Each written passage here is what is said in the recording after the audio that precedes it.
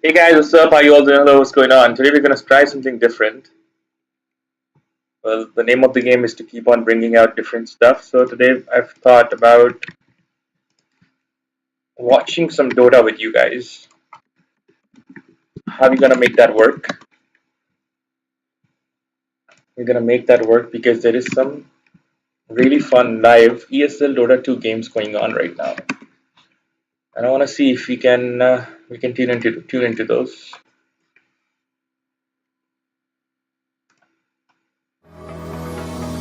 You've got the idea.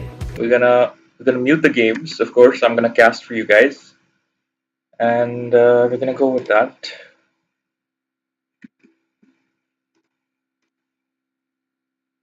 It's Team Secret versus Tundra Esports. Let me see if I can tune into it if it's still live.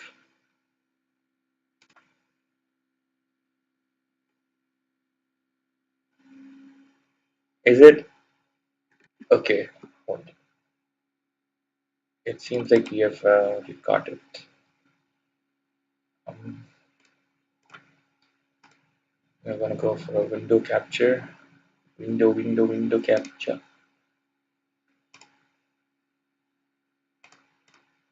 And the title must match with me on the video. Okay.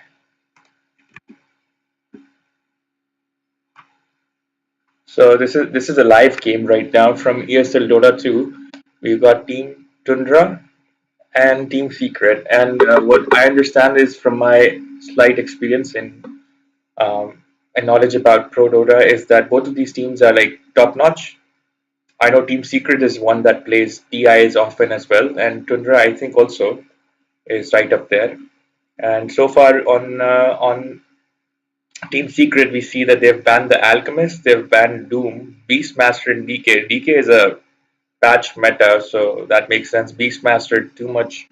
He creates too much crowd, too many units. It's just insane. Alchemist has got that insane farm thing, and I think last 2 days I was able to see some like in passing these pro games, and Alchemist was very often played there. Maybe because of the way he can farm, transmute the scepter and whatnot. And then we've got Doom with his AOE. Doom, nobody wants that single point target skill that directs one hero or in AoE now. And unlike our pub games, these guys will definitely max out the potential of the heroes. On the other hand, we've got Tundra Esports. They have banned a Morphling. I've not seen a Morphling, and I don't know why a Morphling is so OP that it needs to be a first ban, but we learn. And they've got Visage banned. Well, even in our pub games, I've seen that Visage is so OP that I would have banned him personally if I had one of those Visage players, even that was playing at a level of Archon or up to Legend even. So in a Pro Dota, Visage could just be wrecking. Then they've got a TA band, Gyro band, and a Lina band. Alina with a scepter is just she can just walk anywhere. And the attack speed on her is also crazy. The first pick on Tundra is a Nyx, and I really enjoyed playing my Nyx against a mid OD. From early to mid game, it was a total wreck for the OD, but after that, I still need to learn what to do. Maybe make like a level 5 Dagon or something else to burst because that OD kept hiding behind his teammates with range. And on Team Secret, we've got an Elder Titan first pick. Team Secret players that are playing are Maria, uh, is it Becerra or Becerra or something like that, or Becerra? There's so many ways she can be pronounced, especially in an Italian name. Then they've got Bye Bye, Gift of Perseverance, Licked, and Puppy. Puppy is captain.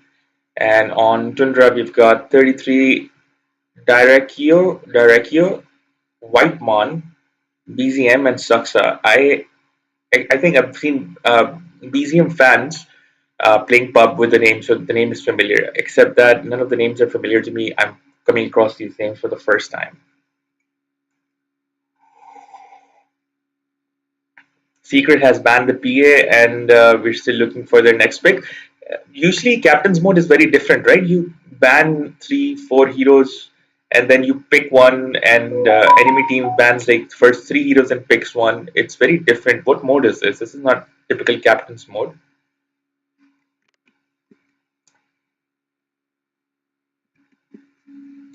But I'm sure we're gonna get to see some beautiful, some awesome dotes. Lion is the second pick for Team Secret.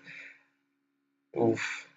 I wonder if they discuss the drafts pre-game as well. I'm pretty sure that, of course, they've got millions of strategies and uh, draft combos and counters discussed like in their practices, and which probably span for the major part of the day, especially in their training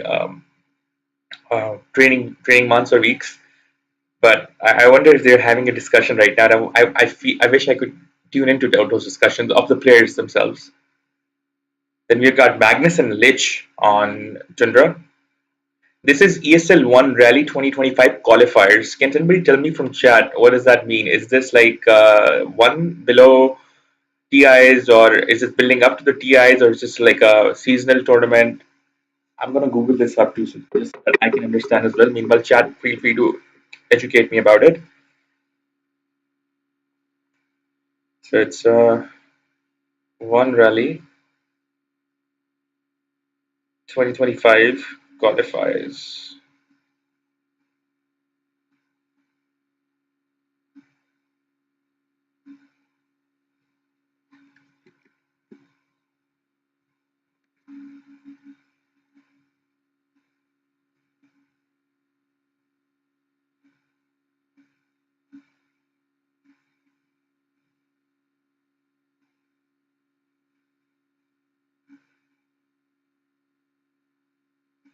There is multiple live matches going on right now. There is a game between Team Spirit versus Nine Pandas that's gone live on their page as well at the same time.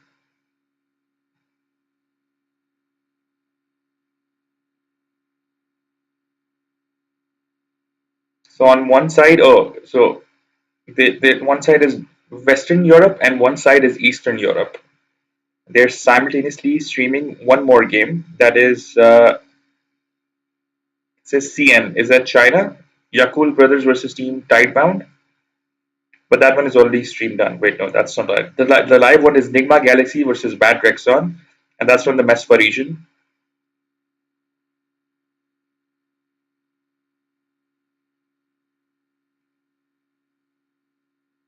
Very sophisticated.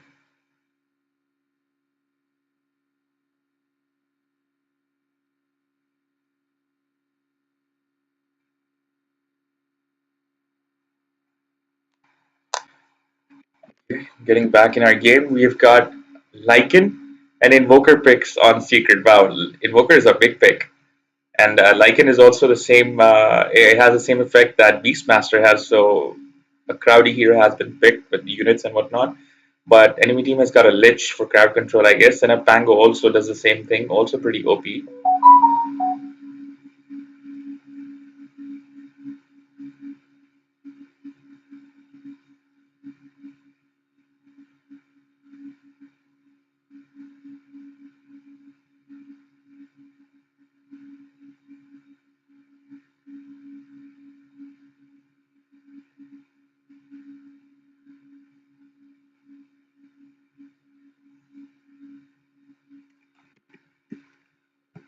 Just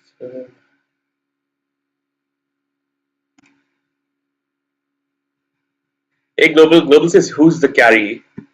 Let's see. The carry pick is still not made, I think. I think the last pick for both teams is going to be a carry pick.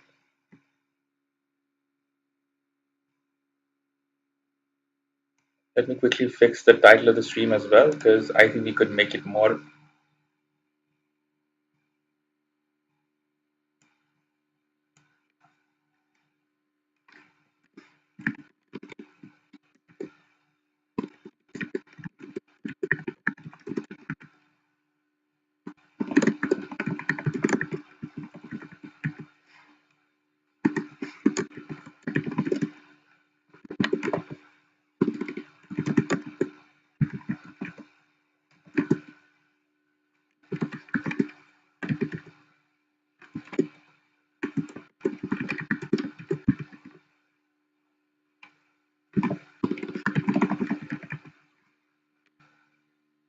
Team Secret versus Tundra, Esports,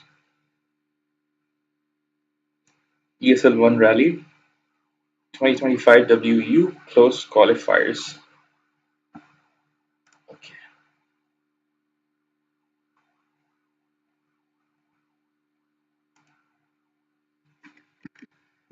and now we good.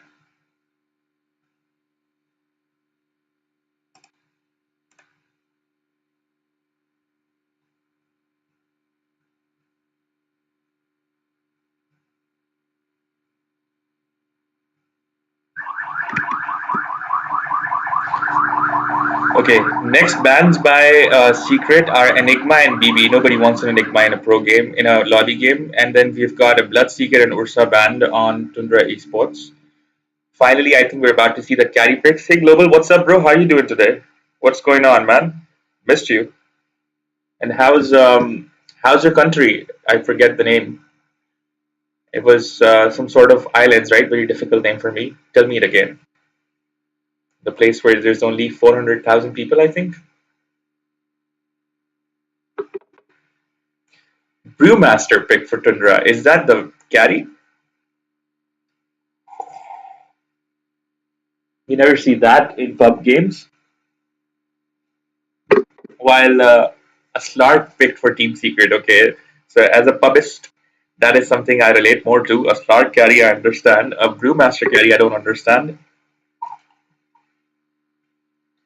But then again, it's my first time, so forgive me. I don't know the uh,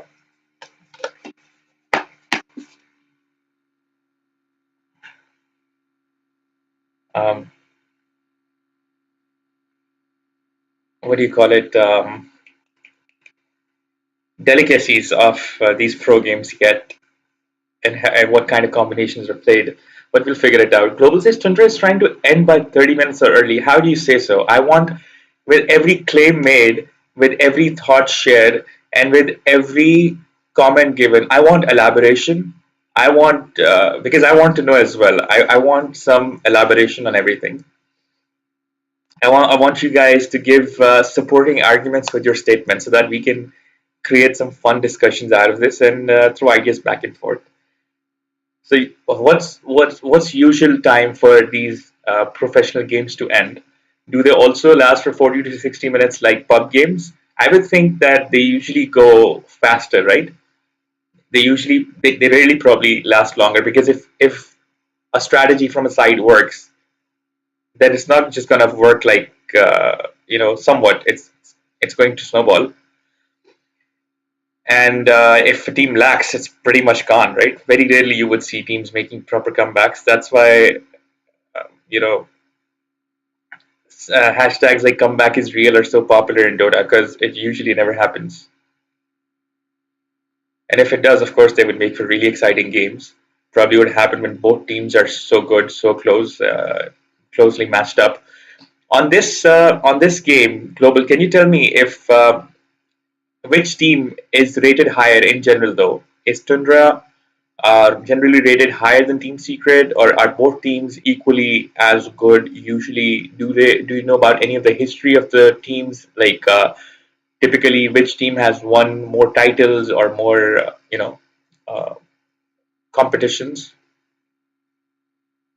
So just off the start of the bat, the Pango and the Elder Titan have tipped each other. The Slark and the Brewmaster has tipped each other. So Tundra is higher than Team Secret. Okay, but personally, on my experience, even as a person who does not follow much Pro Dota but plays Dota, I've seen Team Secret more.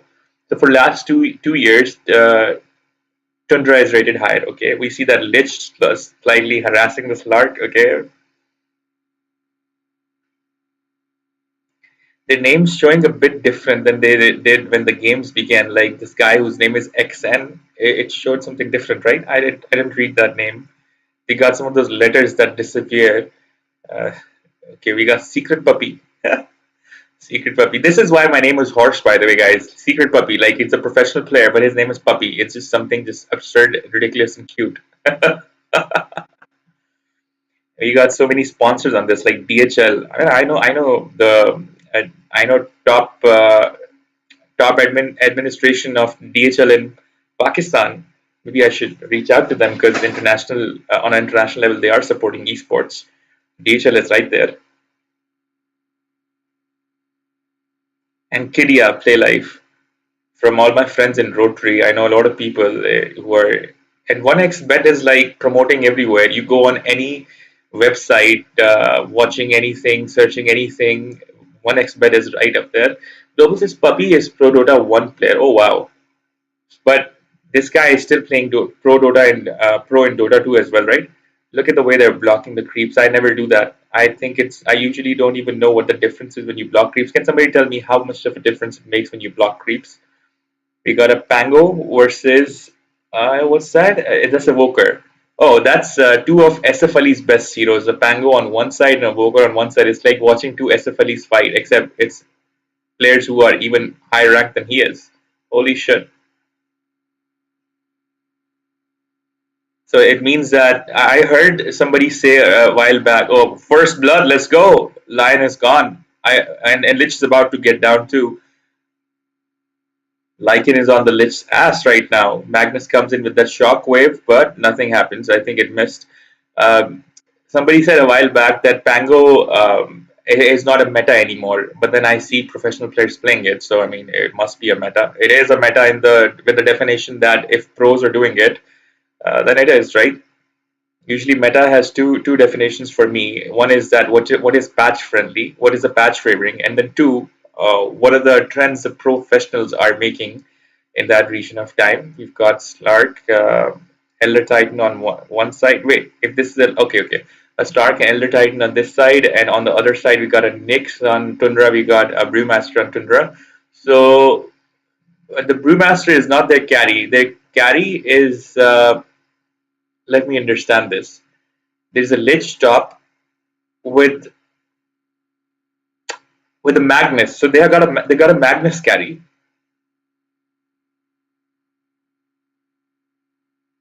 Ooh, that skewer was beautiful. Lich with that Nova. Magnus beating on Lion's ass with the hammer. Boom, boom, boom, boom, boom, boom. Shockwave, boom, boom. And oh, Lion gets away with that stun at like negligible HP, but he's still breathing. My guy is still breathing. Wow, Magnus with those shock waves with Lich Nova, that's a lot of slow, while Lycan with his passive regen and armor and everything is still holding his own, even though Lion is getting in the. There is no other ways for me to express what is happening to the Lion right now, but he is a support. It's good that he's keeping the attention on himself. Meanwhile, Slark is trying to cut the lane. How did he get the creeps in the T2? What the hell is he doing? How did he get this done? Look at Nyx trying to wait for the fountain. He gets the lotus. All right, chilling in the trees. What is he thinking right now? Meanwhile, Pango is inside the tower as well. This is something I want to learn. I want to learn how to get inside the T1. Look how he's made beautiful use of the glyph so that he doesn't get hit. I want to look at this. At level 4, he's just chilling inside the fountain like he doesn't give a shit. But the way he's clicking is probably keeping the fountain's aggro away from him as well as allowing him to last it still inside the fountain. This is something I got to learn. This is something I feel like I always get taken advantage of when I'm playing against higher ranked players who know how to do this and maneuver like that. Meanwhile, Nyx is, I think he's planning to pull at 3 minutes at 40-second mark. He's hit somebody with that mana drain thing. What's it called again? It's called what's Nyx's second skill called? I forget.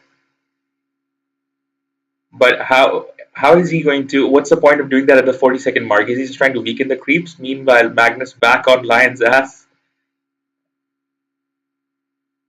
and like he's in love with the Lion. Okay, Lich got taken down by Lycan. Magnus is alone, being mana drained by Lion, slowed down while the wolf pack uh, gets on Magnus. Reminds me of when the wolf pack was after the vampires in Twilight. We got a Twilight series at the top lane, bro. Elder Titan fighting against Nyx. Nyx just roaming around the trees and the jungle, doing something which I'm still trying to wrap my mind around. Oh, it's called Mind Flare, the second one. Okay, so he mind flared the creep, but I don't understand why at 40-second mark, because it doesn't pull, it doesn't stack right at the 40-second mark. Pretty sure he's just trying to weaken up the neutral so that when the carry goes to the jungle, he can take them easy.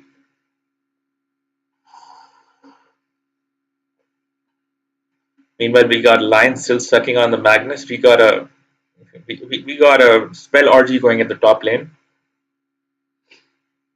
where Magnus is banging on the Lion's ass repeatedly with shockwaves, and Lion is sucking the Magnus with his spells, just taking out his mana.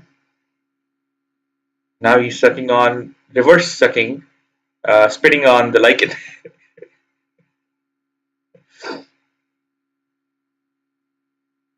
Okay, we see Nyx going to the jungle, ET trying to follow him. He's got him in his vision. We got a very fast Walker taking some hits with a Cyclone and Cold Snap at his disposal right now. He's set with it. Comes in, line stuns. The Wolves are still on. Pango comes in a Cyclone, followed by a Cold Snap, I would guess. There we go. There's an EMP and a kill taken on Pango. Mid has taken a very crucial kill at 6 minutes, putting Walker at a huge advantage. Andy says, looks like tough game for Dire. Radiant keep pressuring. When you say Radiant, we're talking about Team Secret. They are pressuring a lot. On the top lane, we had a balanced fight going. On the bottom lane, we probably had Team Secret with a little bit of advantage. But now that they've taken now that Radiant has taken they've taken the mid. Slark is already high up on last hits, as well as Walker has gained a lot of more CS as compared to Pango as well. Not a huge difference, but slowly taking a lead. Actually, even at the bottom lane, you're correct that Slark was chilling in the T2s. He was putting a lot of pressure, no doubt. But it seems like the supports on the Radiant side, the supports on Team Secret are getting smashed a lot.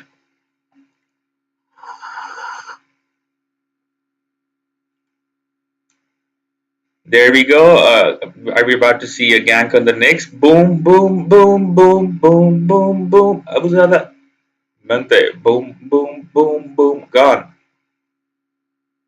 Nyx has been boomed. Meanwhile, Lycan is trying to take some of those beautiful stacks created by Lion. Lich comes in, probably trying to ward. Does he know that Lycan is still here? The Wolves just on. Oh, look at that. The Wolves are not attacking the Pango. They're just giving out the Pango's position. They're just stalking him until the team was ready to gank. That was beautiful. EMP. Boom. Earlier, Global said the Tundra, it seems, are about to just end this game in 30 minutes, and he may not be wrong because they're already at a 3k gold advantage. Now 2, now 3, but yeah, about 2.9k gold advantage on average.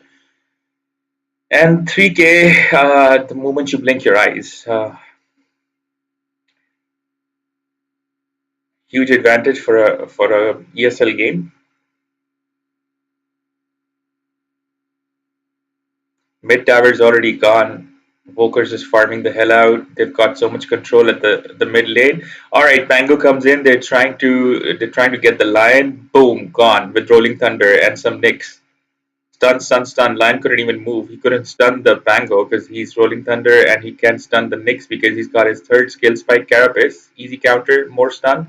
He just got bashed like that. How strong are Lycan's wolves right now, man? They're just biting off Nyx's claws left and right. It reminds me of Plankton from SpongeBob. That's what Nyx looks like right now. It looks like Plankton, poor guy. Global says TS is playing better, so Tundra will try to slow the game. How do you figure that TS is playing better? Like I said, give me more elaboration because from where I see, TS is getting wrecked. TS is getting wrecked. They got their towers taken out. They got their heroes being killed. What's going on there? Lycan back on. Oh, look at that Lion! And what's my guy doing? There's a Voker. He's so fast with his hits. He's so well farmed. But if you look at Team Secret, the Magnus has taken probably some time to jungle. Lane wasn't working, so but he still pulled his net worth way beyond even Invoker, who's Radiant's mid. Stark's got outdone by Magnus when it comes to net worth at this point. Even though Radiant has got a 2k advantage, but Stark is not a part of that lead. Oof, another kill. Another kill. Team Secret's, Team Tundra's heroes getting picked off, and Secret just, the way Secret's killing them reminds me of the Red Wedding. They're just constantly picking off Tundra's heroes. Finally, Voker gets killed. Meanwhile, the lead on net worth on Magnus keeps increasing, and he's finally decided to join the fight. Global says Brew is shut down, so it's issue for Tundra. Let's see. Brew, how badly is he shut down? He is shut down, you're right. But look at ET. ET is way worse shut down. But then again, ET is a support as compared to their offlane. On the other hand, Lycan as an offlane is about 5k net worth, and as compared to Lycan, you're correct. But how about the carry though? As compared to the Slark, Magnus is doing better. It's the Pango. It's the Pango that needs help right now. It's the Pango that needs to do something. See, Team Secret knows that they've. Oh wait, I agree with you. Actually, yeah, you're right. Team Secret's doing better right now. Tundra is not the one ending at 30 minutes. My bad. What I wanted to say is that it looks like Team Secret is gonna end at 30 minutes, bro. I think I misspoke. I actually wanted to say it seems like Team Secret is on a run, on a lead, and it seems like Team Secret is going to be the one ending at 30 minutes. So you're correct there when you say that Tundra is actually going to try to stretch the game, get Magnus more advantage. And Global says either time around 8 to 40 minutes offlane is strong. Okay. Like I said, since I'm new to the culture, I'm not sure. I don't know yet what the time stamps are for and what the time goals are for the certain specific roles and players in a pro game. I'm just out of pub. I'm just out of pub. But I do believe that Team Secret may get a 30-minute win, given the momentum that they have, and they're not letting Tundra breathe. Global says every game in Dota, even pub. True, but at the lower brackets, things are very different, bro. You ever seen one of those Herald reviews by Jenkins, or you ever seen one of my games when I'm playing? It's a whole different game. It's not even. It's Dota 2, but different. It's there's like a Dota WTF, but when I play, it's like Dota. What the freaking hell is that, bro? Nobody gives a shit about the timestamps. And when I play Dota at my brackets, 8 to 14 minutes is when we start the blame game. 14 to 20 minutes are when we start trash talking. So there's a whole different timestamp and marks for what's supposed to happen. Last game I played, we had an anti-mage off lane who started trash talking around 14 to 20 minutes, and then 20 minutes after is when we finally put aside our differences and realized that we're in the same team, so we got to win.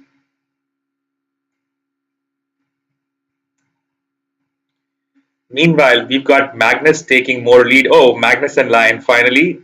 Magnus has 7k worth. That's the richest player in the game right now. Can he do it? 3v1, followed by the Lion, by the Lycan. Oh wait, but Brew is here. Brew is here. He takes on the lion. He takes on the lion and splits, and boom, he's got the lion. Brew gets his net worth back up. Meanwhile, we got a lion and Nyx. Nyx has taken over the lion. Pango comes in with Rolling Thunder, and boom, lion's about to go down. There we go. Tundra has made a comeback moment,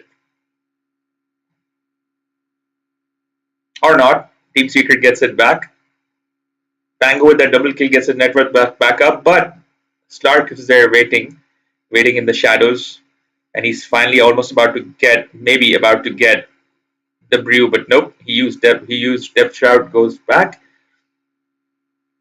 Global says they always try to open map, meaning off lane tower. Okay, that's for Tundra. That's for Team Secret, because this time Team Secret has tried to open up the mid tower, the mid lane. I think both the top and bottom towers for both the teams are still there. 14 minutes in. Let's look at the new net worths now. So both the carries are at 7.1 to 3K. Magnus taking the lead. We've got Lycan at 6.9K versus we have got where is whereas Brew is still at like 5K. So you're right, Brew is still lacking. We want Brew to get back up. We want to see a good, strong game. We want to see it as close competition as possible.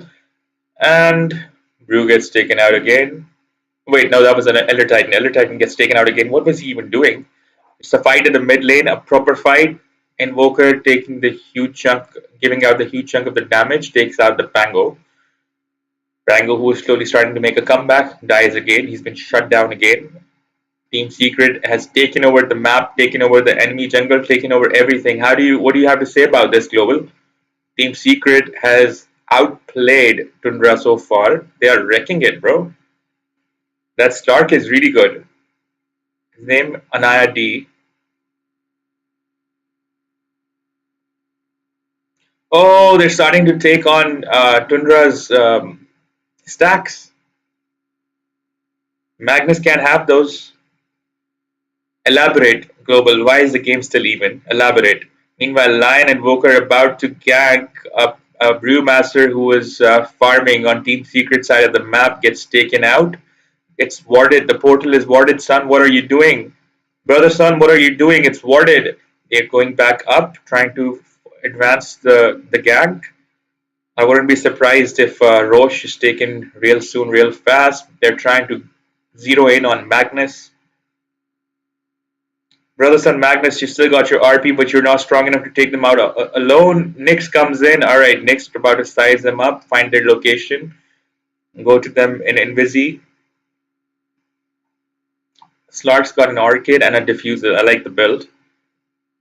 That build is a support killer. Meanwhile, Brew comes in again. Comes in, but at this point, Brew does not have a lot of aura. They don't care as much. Secret doesn't care as much about Brew, but they've moved out. I think they want to take out some of the. Oh, they've got haste. The haste on Slark. This is gonna be lethal. They're zeroing in on ET, and Magnus has been silenced, found, but strong. He's still fighting. He's still standing, but he's dead. There isn't much we could do in a 5v1 situation. Still about. I still have to see a Lich SS so far. And oh, there goes the Frost. Lion is dead, 1-1. Both sides have lost one hero, but the trade has been in favor of Team Secret because Tundra has lost their carry. Meanwhile, Global says fights at tier 2 matter a lot as one good RP and it's team by for TS. So, based off of the potential, you're saying it could still be even, but based off of what we have so far happened already, Team Secret has at a huge lead, 4K gold advantage, 6 kills up, couple of a tower up, and about to get and Team Tundra is about to get a Nyx down as well. Maybe let's see.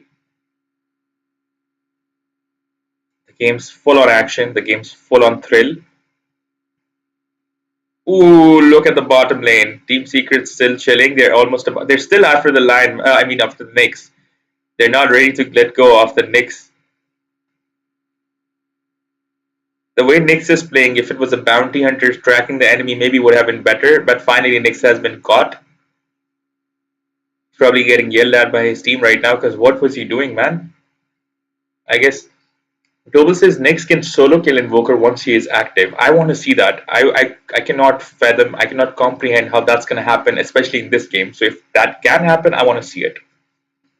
I want Nyx to be active. What would an active Nyx what would the Nyx require to get active? Is it some sort of items? What is exactly what he needs? XP, some level. What are we waiting for on Nyx? Because right now he's getting fried like a cockroach.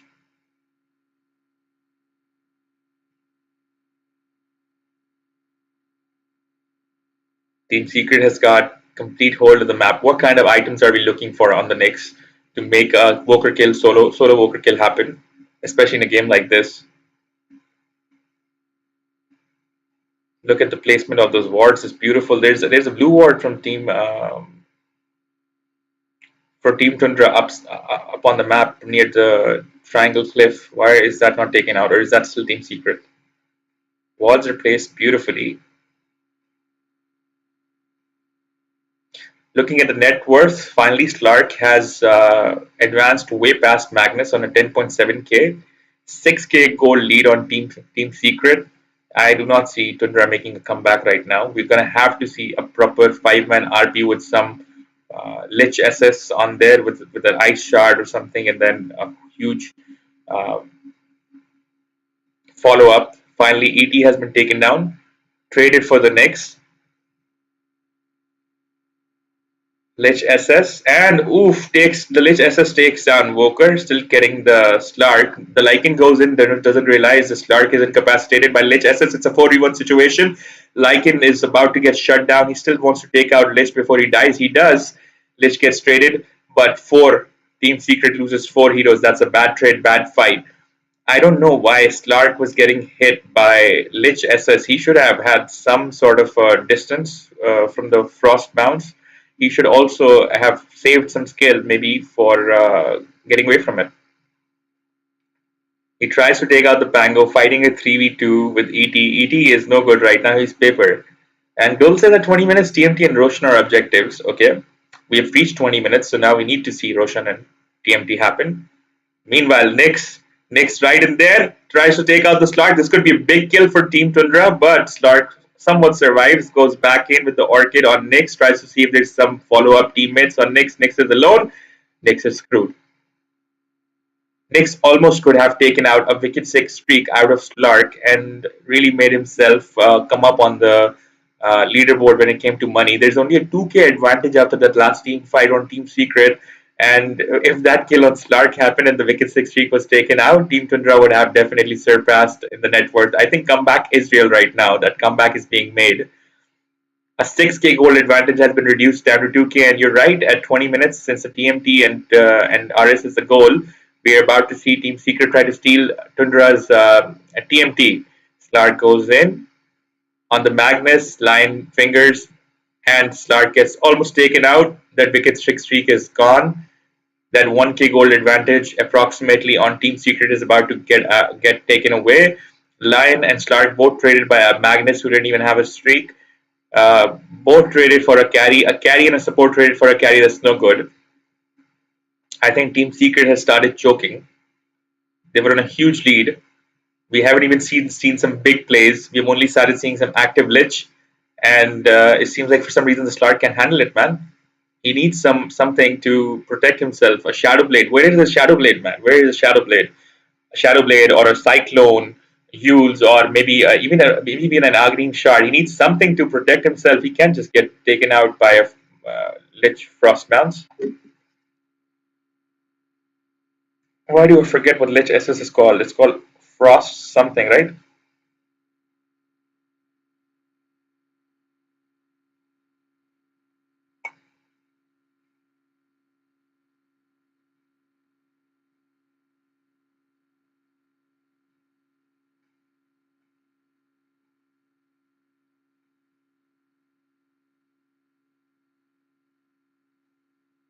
Lich SS.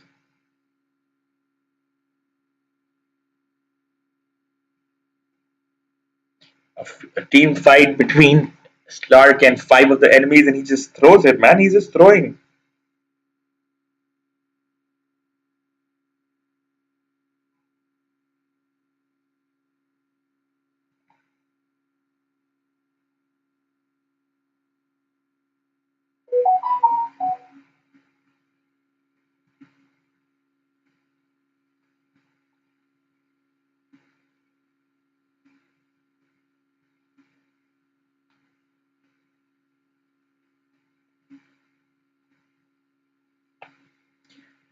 Finally, Tundra takes on the secret side of the map.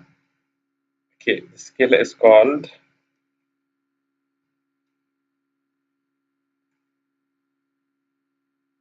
Chain Frost. Damn it, it's called Chain Frost. Meanwhile, Secret goes in behind the T2s of Tundra. Team Tundra goes behind the T2s of Team Secret, fight at the triangle. Lycan comes in trying to save the day. He's still on a BKB, so he's untouchable. But in 2 seconds, the BKB is up. BKB is up. Tundra fights back, takes out the Lycan. Slark is already taken out, trades for a Lich. Global is not joking in Dota. The efficiency was lower on Team Secret side. They were grouping, whereas Tundra were split farming. Yes, but in that split farm, bro, now we've got Team Tundra at a 4K gold advantage. Team Tundra was 6K behind, so basically they have gained 11K in gold advantage after the last couple of fights, which means, far as I'm concerned, Team Secret choked hard. They were in a winning position, and then the Slark threw a couple of fights in a 1v5 situation. Meanwhile, see, on Team Tundra, their support was trying to solo gank, but on Team Secret, the carry was trying to solo gank. Why the hell was a carry trying to solo gank, man? Because if when he died, he lost a wicket six streak. When he died, the the carry was dead, so no farming on the carry was happening. But whereas on Team Tundra, if the Nyx was dead, they didn't give a shit. That was just space being made constantly. If you look at the inventories, the Brewmaster is slowly catching up, slowly but surely catching up. Here's the thing: with the 6K gold lead, if Team Secret fumbled the gold advantage, and now Team Tundra has a 5K gold advantage, either we're about to see that Team Secret has a special, unique skill when it comes to catching up. When you have a race like a marathon or even 100, 200, 500 meters, there are some players that like to stay in the front, but there are some players who are faster. They like to stay at the back. But when you're halfway in or something, they like to chase rather than go forward, and then they finally take the lead later on. But it seems like Team Tundra is that player right now, which has taken that 5K lead. But the question is, can Team Secret take that lead back? Tundra is about to take RS as well. Global says still game is even. Elaborate, Global. Elaborate. To make discussions fun and happen, we need elaborations. We need supporting arguments. As experience is even, experience how? How are you gauging the experience on this point? Meanwhile, we've got a Pango and a Magnus at the top of the leaderboard when it comes to net worth. Fight begins. Brewmaster goes in on the Lycan. Woker comes in and bursts the Nyx. Pango still got that Aegis.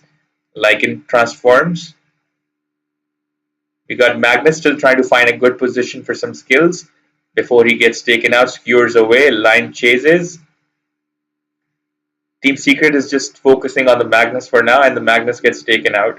We still got the Aegis preserved on Pango, and Team Secret has fought well in this fight, and that's probably made halfway towards their comeback. Global says each hero have their power spikes. Okay, keep elaborating. And in this case, which heroes have and which heroes still have to reach their power spike? What are we expecting in the coming part of the game? Lion goes in on the Pango. Aegis has been used up. Nyx comes in. Drew comes in. They're trying to take the Lion out. Lion gets traded for Aegis. What do you feel about that? Lion getting traded for Aegis, is that good or no? Because Tundra wasn't even pushing at this point, but had the Lion not taken out the Aegis yet, they would have eventually 5-man pushed again. Lich has grabbed the Slark by the balls right now with Sinister Gaze. Um, and Nyx is kiting the Slark well again. Slark again was away from the back. Teams on the Brew. Woker's trying to beat the shit out of the Brew. Brew's dead. Rolling Thunder on the Lion. The Magnus and team fighting against Lion. Woker actually. Woker gets taken out. Tundra maintaining their 3K gold advantage still. We're seeing the Lycan in close-up view. Look at how good the skin looks. Takes the Wisdom Rune. Wow, Lycan has got really interesting items for me. Magnus chasing the Lycan, gets him with the reverse polarity with the Echo Saber upgraded the hook. And that was a really good kill. Global says see each team ultimates. If they have all ultimates, the team is strong.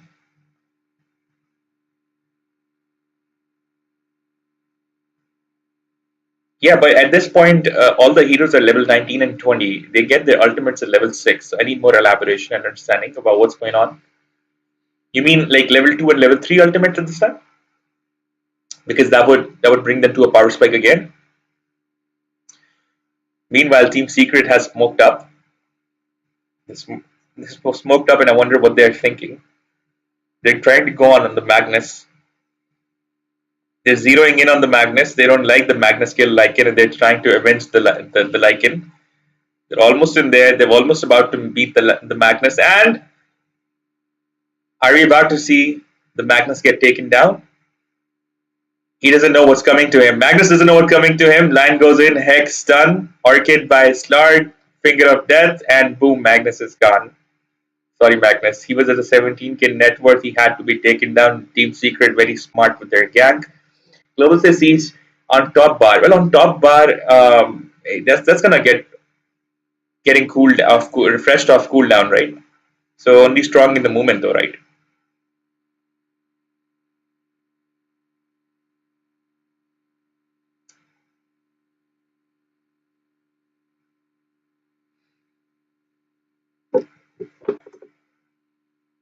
Line is sucking off the pineapples.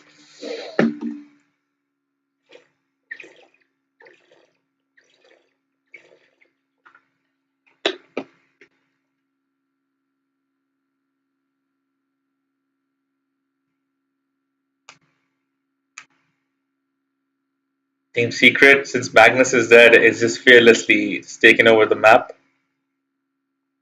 Tundra chilling at the mid lane, Brew farming at the off lane still at the ancient neutrals. The game has safely gone past 30 minutes.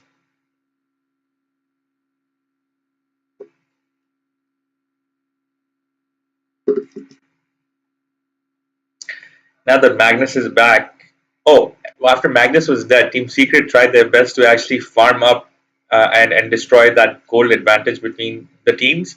The gold balance is at a 1k towards Team Tundra, which is somewhat negligible at the moment. Nyx and Woker. Finally, I think the Nyx is up, and we're about to see what Global was trying to tell us about the Nyx solo killing the Woker. Woker's still alive though. 3v1, but Woker has been taken out. 80% by the Nyx, and the rest 20% by Magnus and party. Magnus and Lich. Team Tundra chilling at the top, trying to go through that. Are they trying to go through the portal? Yep, they try to go through the portal. All the Team Secret heroes are mostly at their triangle or mid. So I guess we're just trying to see a pushback on the off lane right now.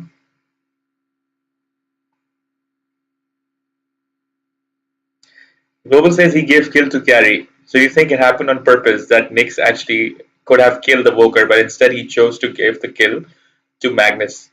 Wow, that's top skill. That is top skill that we need to see in our games.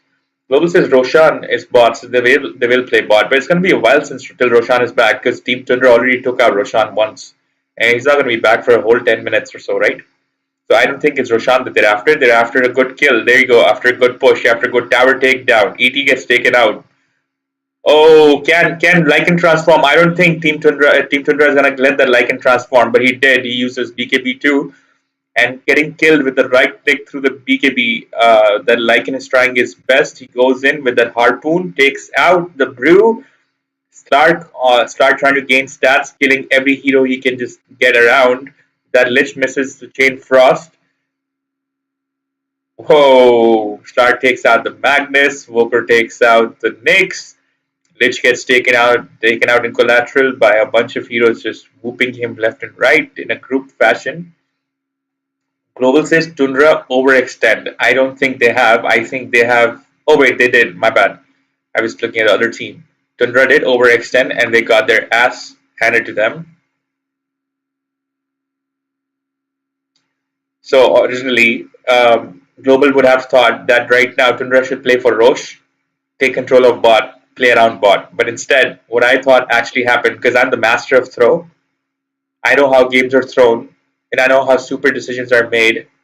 as well as smart ones, but I already also know these ones. So they tried to take out the bottom tower, try to get a few gank. Instead, they got four of their heroes, gave four of the heroes, and a groundbreaking comeback has been made with Team Secret gaining 5k gold in advantage. Finally, that same comeback we saw Team Tundra make earlier has been made by Team Secret at this point. They have actually came back. They have recovered. They've also taken control of the bottom lane. So, according to Global, if Roshan at bot is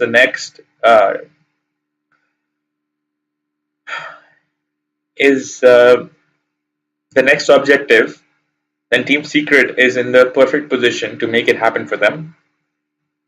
Looking at the net worth again, Lycan has gone all the way at the top, and he's maxed out that advantage that they got with the brew being underfarmed.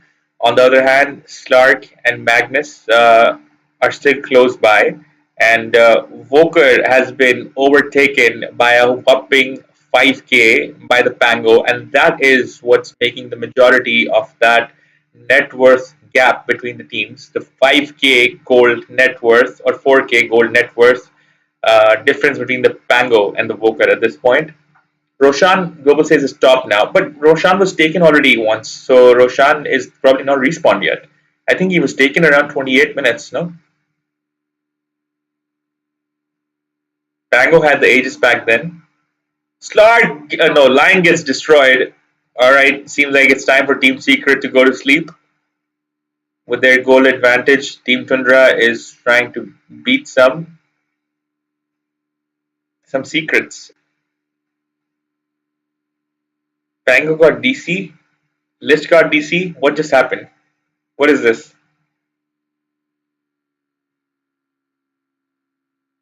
What kind of computers are they playing on? Are the potatoes acting up? We need to send these potatoes to McDonald's so that they can make some fries out of them. Imagine somebody unpauses the game right now. Holy shit. 36.43 Roshan will spawn.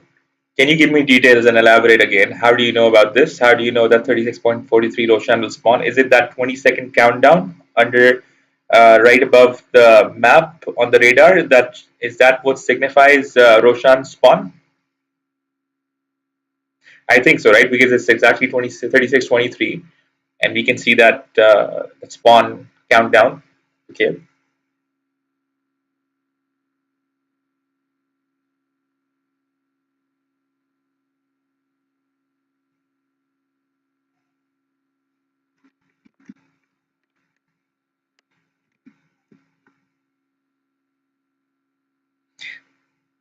When Tango said GWR, go when ready, I read get ready with me, GRWR. No, GRW, get ready with GRWM. It's a habit I've made when I see those posts scrolling on social media. Meanwhile, Team Secret with that smoke. It's a short spawn, says Global. Why so? Can you change that setting? Can spawns be.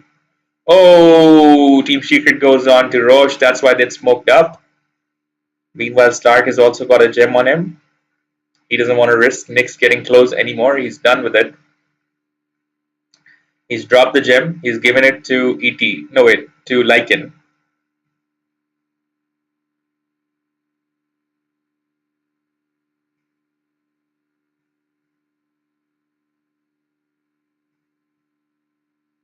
Taken the portal, gone bot. Just for a slight push, make some money. Nyx is still at top. Team Tundra, all of their players are at the mid lane near the T3, while Team Secret is close to the bottom. Global says not Tundra will Turtle. What is Turtle? Tell me all about it.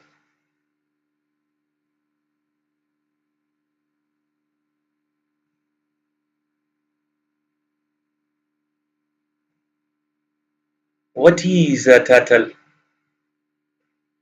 Play safe and hope for smoke gank. Okay. All of them are still farming at the top lane, while Team Secret is the bottom lane. If they don't respond, but then again, Team Secret is just trying to take control of the triangle right now. They're not trying to push in. I want to know why Team Secret with the Aegis has not tried to push in the bottom T3 right now. Do they want to kill some heroes before that? Why is this more of a deathmatch than being taken taking advantage game, right? Taking objectives game right now. Global says turtle means stick together with no gaps. Interesting. Oh, all of Team Tundra is actually at the bottom. They've taken the portal from top to bot, and now they're gonna ambush Team Secret. This is going to be very interesting. But Team Secret already has wards at the bottom, so they already know what's going on. They know that they're not here. Lich is the only one here to take out the T3. They do have information because Slark is slowly making a play towards behind. Bottom T3 has been taken. Magnus chilling at top while Nyx and Brew at the bottom. Team Secret still knows where the Magnus is, so all of them are making their way towards a lone Magnus. Okay, Magnus now knows where the enemy is. He's trying to make a run for it. He's made a push. Can he get back? Can he get back in time? Lich has smoked up. Lion and Stark is also smoked up. Global says, see, Tundra not showing in lane. It's true. True. They're not trying to show in lane. But Team Secret has got eyes on the triangle. And right now, we just saw Pango and Lich leave the triangle. They were almost made.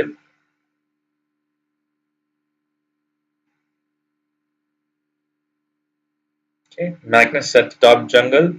Nyx just coming out of the base, going towards the top. Pango and Lich trying to reclaim their triangle. And all of Team Secret at the bottom jungle right now, making their way back towards the triangle, trying to contest for it again. Start goes in, takes the lead, trying to frontline, about to bang into the Magnus, comes back though. Okay, the fight has begun. Magnus takes Slark behind. Ice Shard. Are we about to see a Chain Frost? Meanwhile, we see Lion getting trapped by the Brewlings, gets destroyed. Still waiting to see what the Slark does. Slark still has Aegis, so he's chilling, but he's farming even in such a stressful situation. He gets taken in by Harpoon. A Cyclone goes in. Slark with that BKB. Magnus with the BKB. Lycan trying to find a good position to open up on the supports. He finds the Lich. He's trying to chow down on the Lich. Meanwhile, ET kiting and Stark kiting two of Secret's heroes. That Aegis has been taken down. Magnus and Brew has taken out Stark and the non-Aegis ET. And finally, Lycan now about to come in on the Brewmaster. When everything is used up, said and done, Lycan is about to chase and see what he can do about Brew. We've lost two on each side. We've lost ET and Lion and Stark's Aegis to Nyx and Magnus. The problem is that Brew is still underfarmed and also gets taken out. Global says GG, they'll one more stand AG. What does that mean? Elaborate.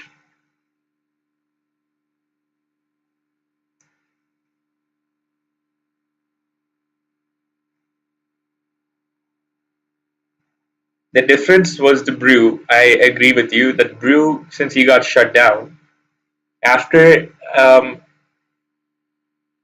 Magnus dies, Tundra doesn't have a lot of follow-up, especially if the Lycan is still alive on the other side, even if Stark is cancelled out. So Tundra will make one more stand high ground, okay, makes sense. But you think they won't be able to hold one more stand? Because the difference is still 3k in net worth. They can still make a comeback. It's not a complete disaster and loss.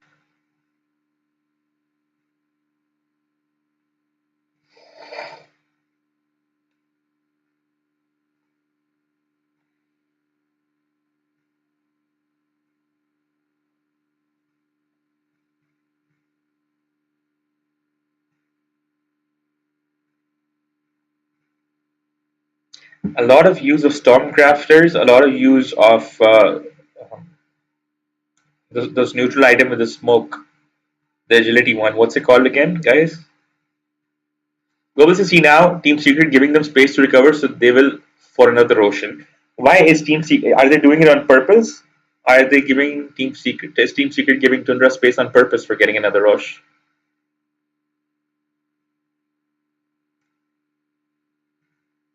Team Seekers got a 6K lead on the gold now too. They're just farming and they're just trying to extend that gold advantage.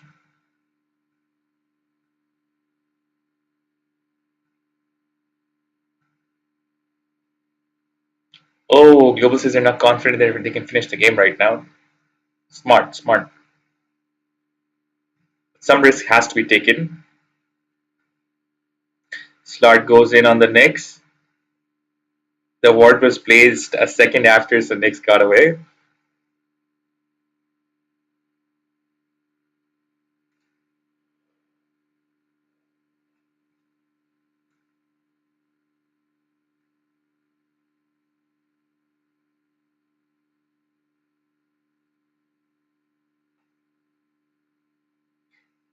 Tundra smoked up at the bottom jungle right now, and they're trying to slowly zero in on Team Secret that's chilling at mid and farming. They have no idea what's about to happen.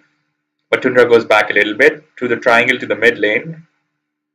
And like you said, exactly they're turtling with the smoke. No gaps in their formation.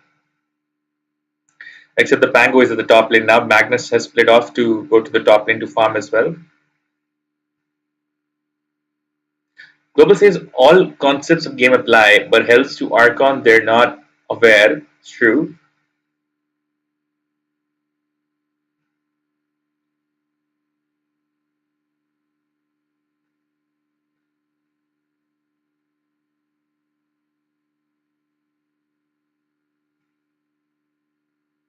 Meanwhile, chat, make sure to hit the like button on the stream. If you haven't yet done so, please subscribe to the channel as well. Share as much as you can. And we've got a 30 super chat goal for today. Let's get that as well. Consider channel memberships too. Global says they don't want to learn. I think they do. It's just that not everybody. This is such a personal thing that not every adult in the world has that humbleness to understand that they still have a lot to learn. A lot of times people get their degrees or they get their graduations or they get a certain amount of goal. They think that if they achieved, they feel like they make it, they get there, and then they stop having the mindset to learn. But they don't understand that life is a lifelong learning journey, and that's what keeps you attractive in all aspects of life, whether it's a social circle, whether it's your family, whether it's how many people want to talk to you, and how you're perceived in the world. Meanwhile, Lich comes in with the ice shard, that chain frost that's still going around, and the chain frost catches Lion again, goes on to Lycan. That was beautiful. But ET has been traded for Lich now. And Global says they just fight without reason. That's the interesting part, that ignorance can be a double edged, not a double edged, but a self harm inflicting sword. And it's funny that the higher up in the lower brackets you go, the ignorance increases because they think, oh, we did something right, so we made out of Herald, or we did something even right, so now we're Crusaders.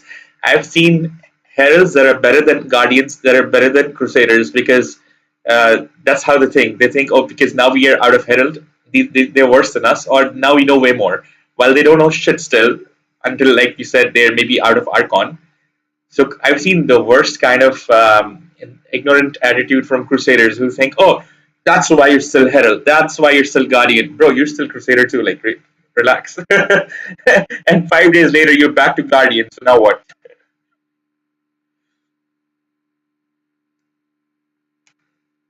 Meanwhile, all my high ranked friends, they're like, oh, let's have fun. Let's play. Let's enjoy. They understand. They still want to learn. They're like, oh, I learned that from you. And I'm like, holy shit. Like, how is that possible? But they're like, yeah, we did.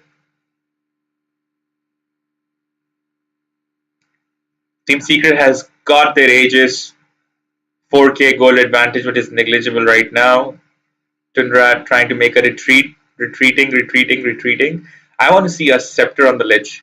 Has the Lich got their scepter yet? It's the role of the Lich in this round is very pivotal. He's got one of those skills that could turn the tide of time, especially with the RP, especially with the fact that Team Secret has got some soft and squishy heroes. Lycan with the Nullifier, the Bloodthorn, Echo Saber, BKB, he is making a build that that removes the concept of escape from the enemy. You can't run, you can't hide. I got max speed, nullifier, echo saver, bloodthorn, BKB, untouchable, unfightable.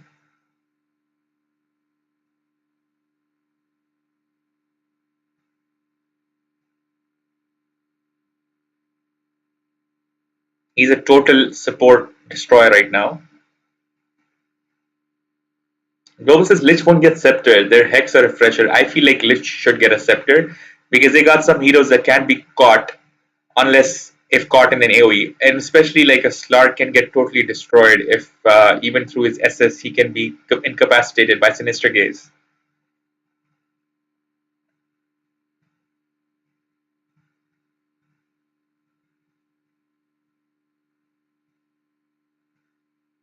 Global says he does not have HP to do that. He he does have enough HP to drop the ice shards in very tricky scenarios, so I think he should be able to do that.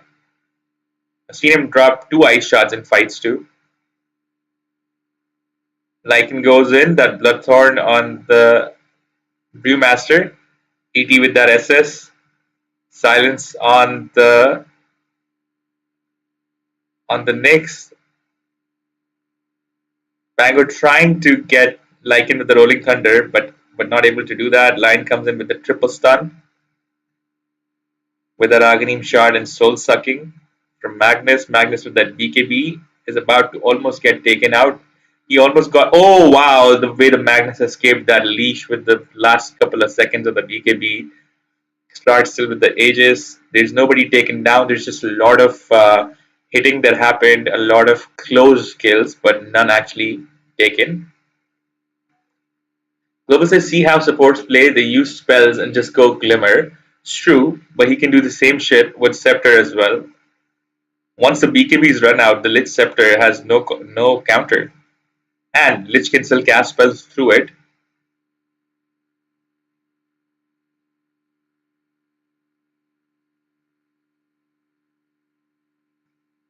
Meanwhile, Team Secret focusing solely on the objectives. 11k gold advantage. And ET gets taken out. I won't be surprised if Tundra makes a total comeback right now. Lich with that SS. Another kill on Lycan. Tundra about to make a total comeback, bro. ET buys back, Lycan buys back. Everybody on Tundra is still alive.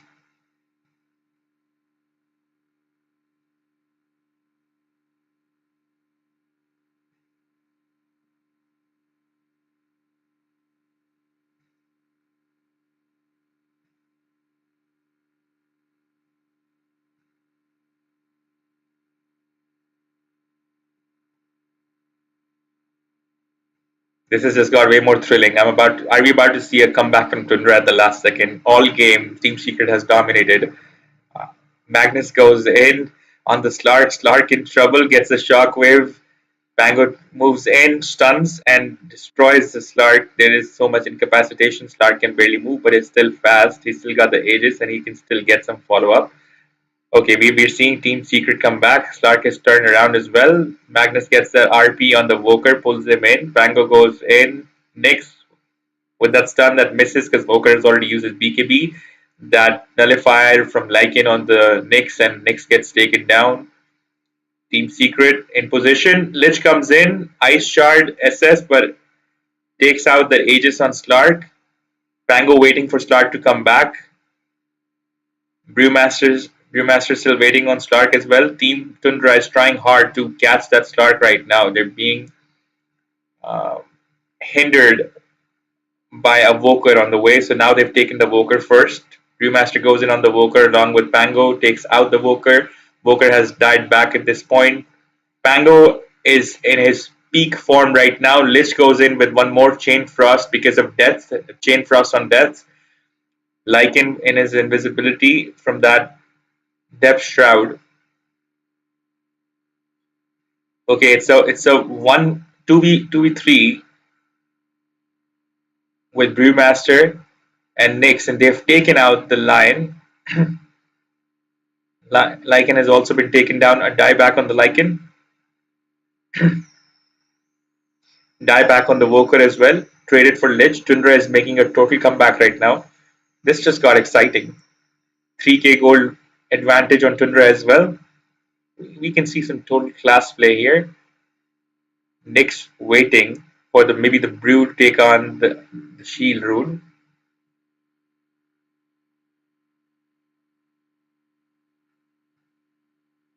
which he does.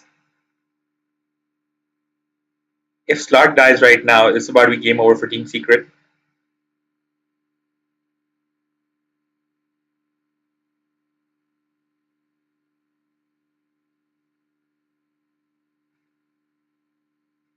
Alright, Team Tundra makes their first high ground move, goes through mid, gets on the Slark, totally incapacitated by the Pango once more.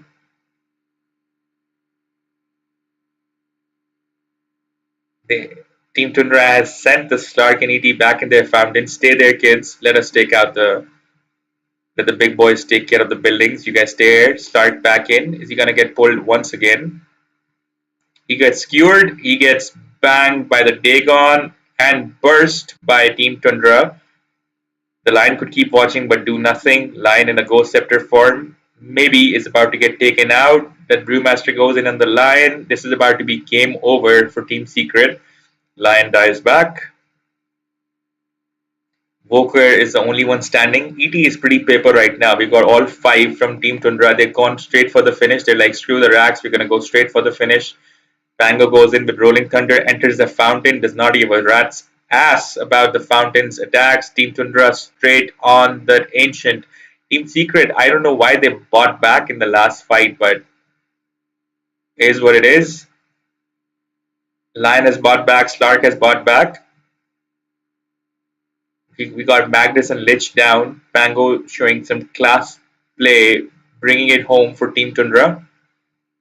A BKB Brew trying to TP out. Can he make it? If he makes it out, this is easy for them, but he was not able to make it. He's used his Refresher's Orb. He has used his SS again, and he's trying to split, making so much space and kiting for Team Tundra.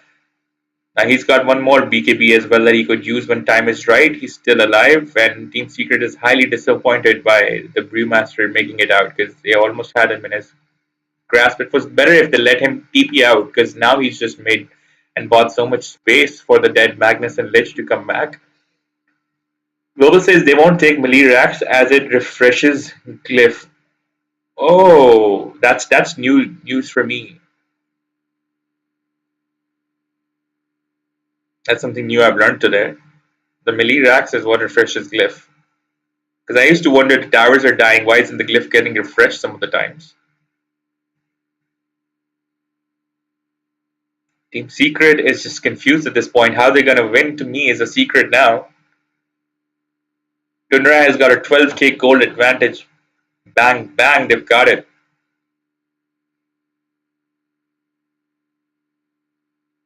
Team Secret goes for Roche. This one Roche is going to be really good because this one probably going to give them a Scepter / Refresher shard as well, right? Yep, it's gave them the Aghanim's Blessing for one. A free one. So now Woker's got a Cataclysm on him too. Wait, it didn't, right? Woker already has a Scepter. What happened there? Oh, Tundra makes a Hail Mary for the Ancient. Holy shit. Holy shit, Team Secret was busy taking the Ancient while Tundra has gone in for the Ancient. BKB up and take out the Ancient. There you go. It's game up, guys. Holy shit, what just happened? What just happened, Global? What Roshan? What extra life? What buyback? Clash? Holy shit. Tundra has just made a run for it. What has just happened? What have I just seen? Holy freaking hell, what have I just seen? What has just gone down? This was epic. Tundra closed the game. Secret got folded.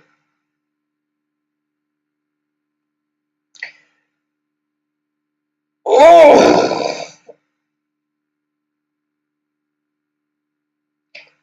Wake up, get ready, and see something like that. Is this beautiful? There is going to be a best of 3. There is another lobby coming through. Global says that Roshan Ward gave information, but that was so fast. That was so fast on the response.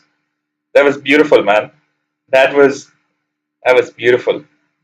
That was so much fun to watch.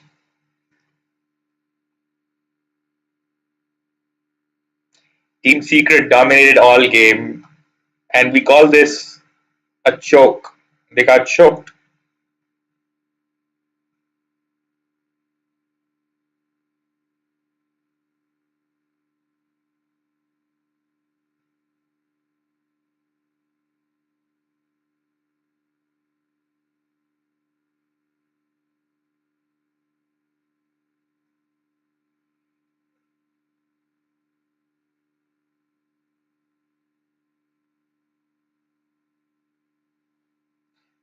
What have we just seen? It's been insane. Are we gonna see the next game right now?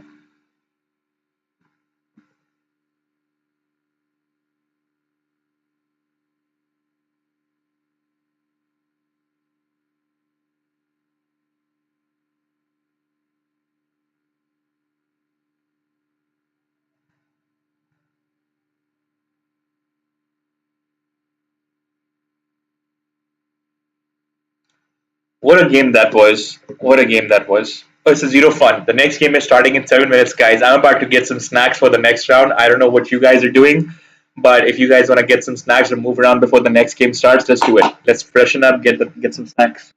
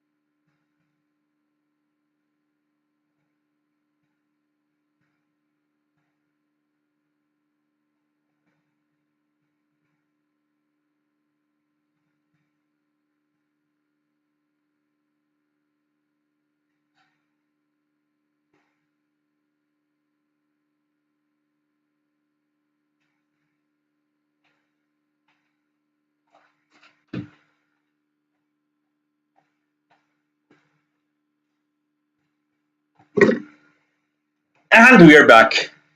Game number 2, let's go.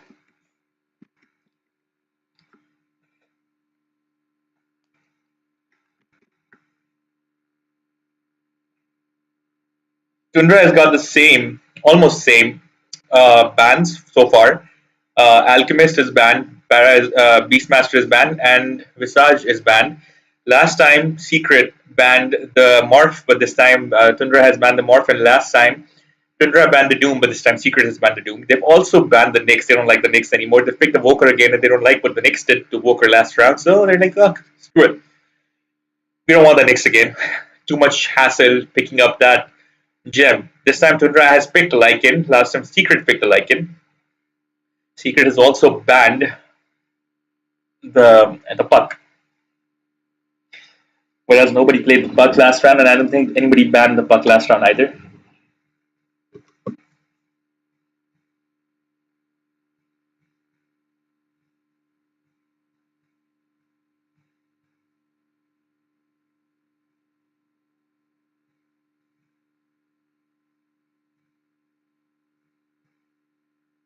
Tango has been banned by Team Secret. They don't want they're giving respect to Tundra's heroes. They're banning the Pango. They're banning the Nyx. That's respect for Tundra. Once again, the players that are playing this game, Tundra, they got 33. I don't think I saw the name 33 in the last round, did I? Darakio, Whitemon, BZM, and Saksa. While Secret has got Maria Becerra, Bye Bye, Gift of Perseverance, Licked, and Puppy. Oh, my bad. It's reversed. My bad. So Tundra did ban. Um, okay, interesting. It's reversed, but last time Team Secret actually banned the Alk, Beastmaster, and Visage. And this time Tundra has banned them. Team Secret played the Pango and Nyx, but they have banned the Pango and Nyx themselves. No, wait, my bad. I was right the first time. Tundra did play the Nyx, okay. Even though it's reversed, the bans are still similar. But this time Tundra is playing the Lycan. Tundra is playing the Lich again. Team Secret is still playing their Voker again. They played a Muerta this time, interesting. They've banned the Ember Spirit while Tundra has banned the Chen. ET is being played by Team Secret again. So it seems some of these heroes are metas because they're played over and over. In totality, if you compare the last game, both teams was this game both teams Lich, Lycan, ET, and Voker are repeated heroes. Even in round two, must be something special about these heroes, yeah.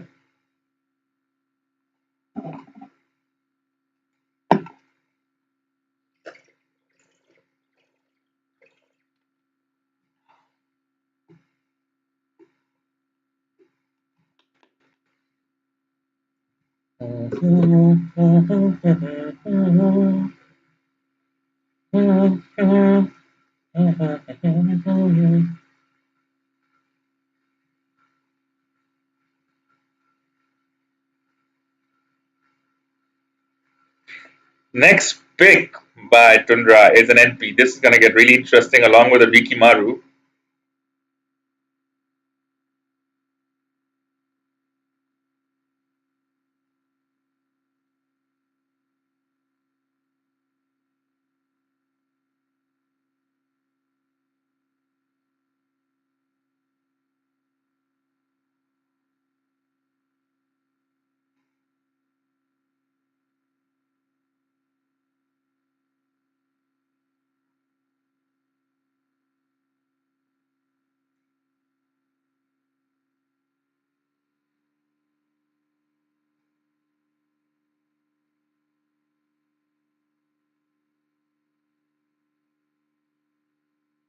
We're waiting for the next pick from Team Secret. The next pick is a bristleback, okay, very traditional.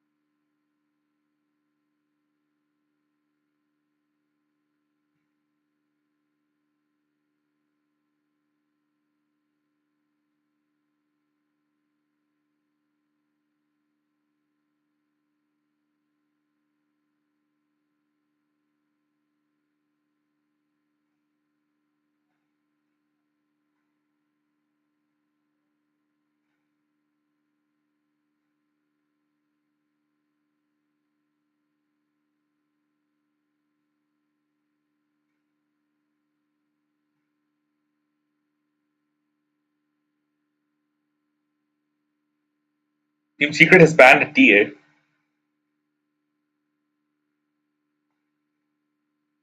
Next ban from Tundra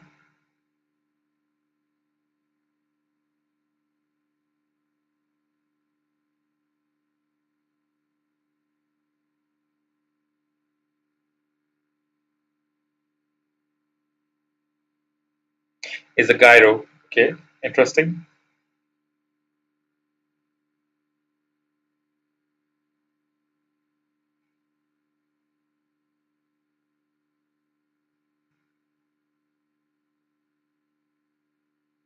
Monkey King banned by Tundra next.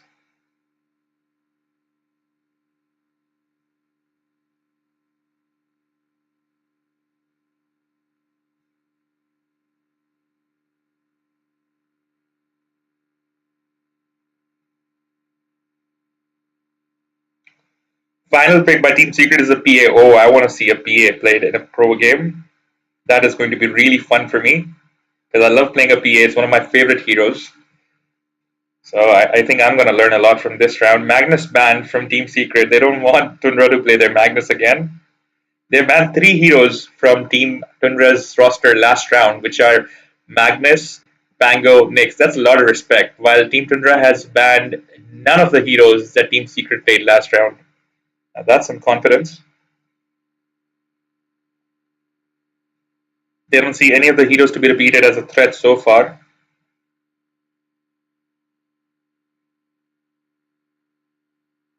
That is some flex.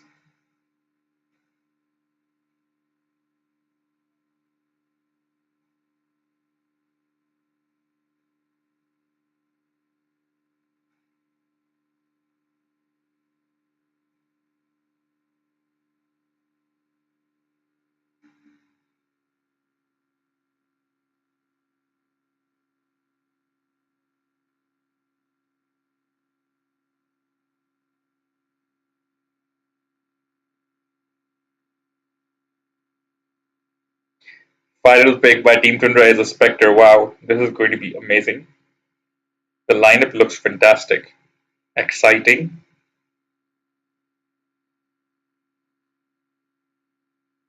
Ooh, look at the skin on that PA. That is epic.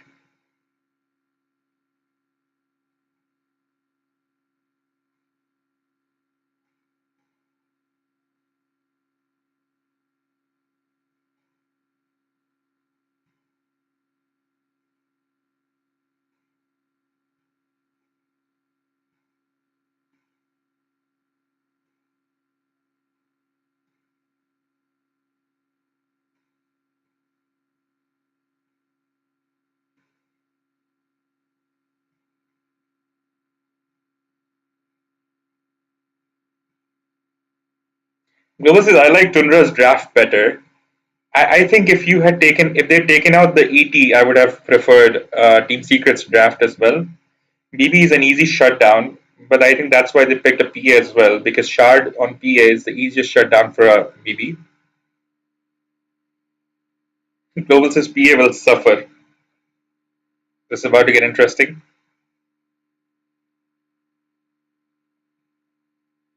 I wanna see the PA in good action.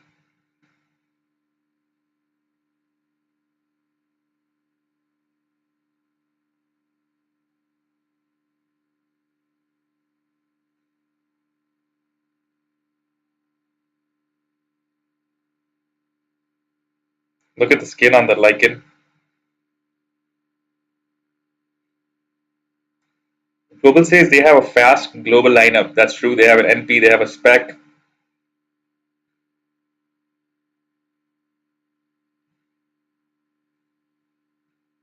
But then again, there's a Voker on Secret as well.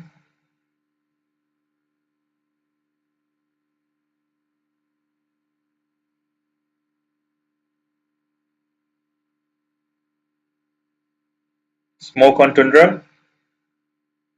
No wait, Smoke on Secret. Smoke on Secret.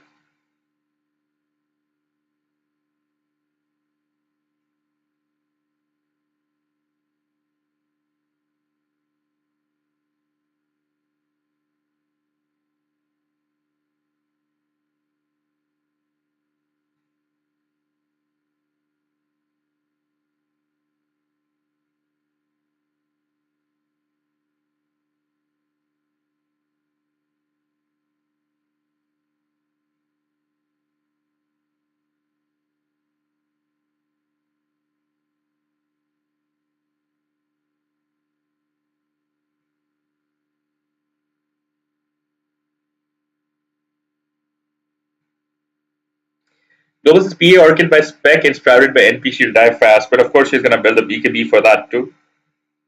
Maybe even a Manta style. First fight goes down. 2v2. PA and Lich versus Muerta and BB. The BB is strong at this point of time, but he's got a nasal goo instead of thorns. Lich almost about to get taken down. Wait, it's actually Spec, my bad. Spec and Lich versus BB and Muerta. BB gets traded for Lich. On one side, Spec has got some XP and farm. On one side, Muerta is still suffering. 1v1 between Muerta and Spec. Spec tries to retreat. He's almost about to get taken down, but uses a fairy fire, gets back. Oh, and is taken down. The game has started on a 1-2.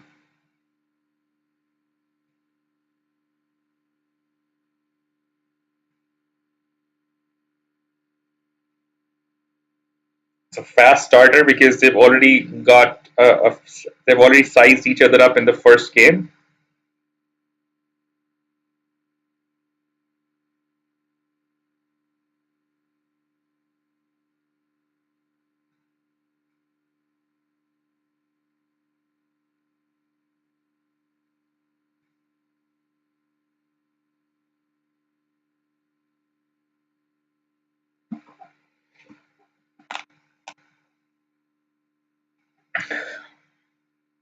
So we got a Ricky along with Lycan laning at top. So wait, is Ricky playing? Who's playing the offlaner? Lycan, right? Do they have a Ricky support? Interesting. While Team Secret's safe lane is a PA as well as an ET. Tundra's off. Tundra's safe lane is a Lich and a Spec. The Spec is getting his ass busted by the Muerta along with the BB. Muerta support, I guess, and a BB offlane. But Muerta is making the big bucks while we've got Invoker with NP at the middle lane. I didn't think the NP was gonna go mid. I'm surprised NP is mid. Ricky takes out the ET.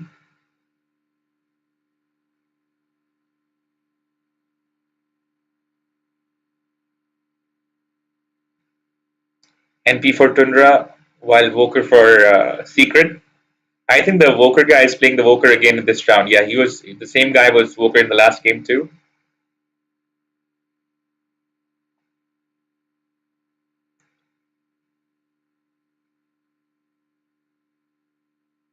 $33 and Puppy. 33 and Saksa in the off lane for Tundra. Global says NP should be mid as he needs levels for fast lineup. It's been a while since I've seen an NP mid in pubs. NP usually goes as support or a safe or safe lane or something. Not safe lane, but usually as a support, a post 4 usually. Another kill on Ricky. Ricky is fighting fast at deathmatch. He's killing and getting killed constantly. There is no scaling hero attribute stealer like in last game this time. So fighting to death for no reason is not the best. Global says with rats coming around 6 minutes. Interesting. It'll be hard for PA to farm the jungle, says Global.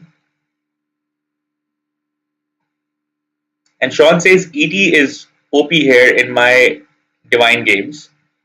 Yeah, he's been played twice already. He's been played the last game and this round as well. But last game ET was pretty paper. This round we see him different. The aura Sean says is nuts. Elaborate.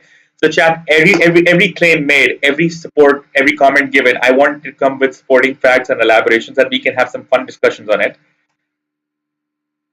And so that players who are starting out, they can actually understand what's going on and what's being talked about. So the aura, I know that it strips off all the elements of a hero, but what exactly still it does, I want more detail.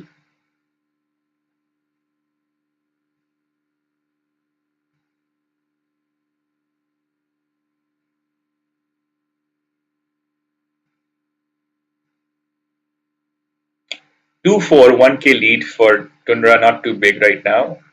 I mean, for Secret, not too big right now. Secret is known to take a lead early game. The chances every 1 second that enemy heroes stay under the effect of the natural order, their armor is reduced by 1. So it strips off the enemy of their armor, and magic resistance is reduced by 1%.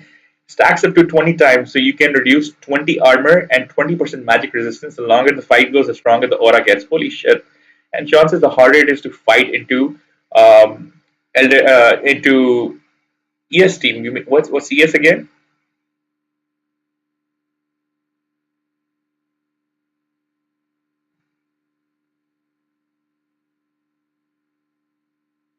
You mean ET, right?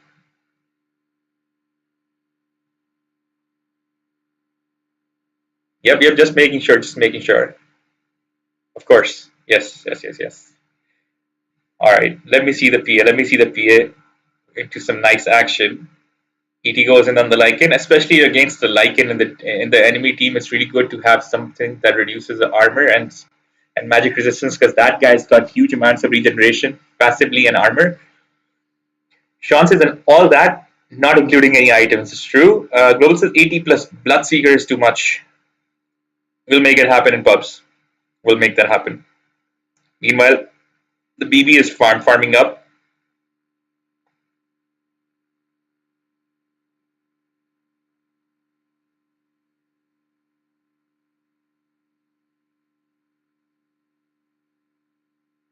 So far, PA is on track. PA's got the highest amount of CS. He's on track, and a farmed PA, at least in pubs, is unstoppable. It takes a lot. It takes Smurfs in pubs to shut down a PA that's farmed well. We always talk about how if a carry gets 50 last hits in the first 10 minutes, you're doing good. I want to see in the pro games what is a good amount of CS to have, because already there's 38 last hits that the PA has already got in 7 minutes.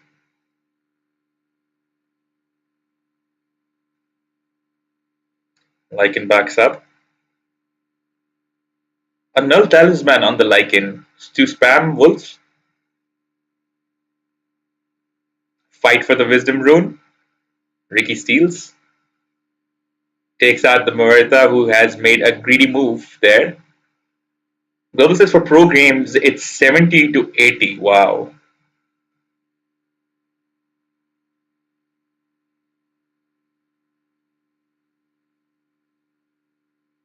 Lycan also has a howl skill, right, that reduces armor on enemies.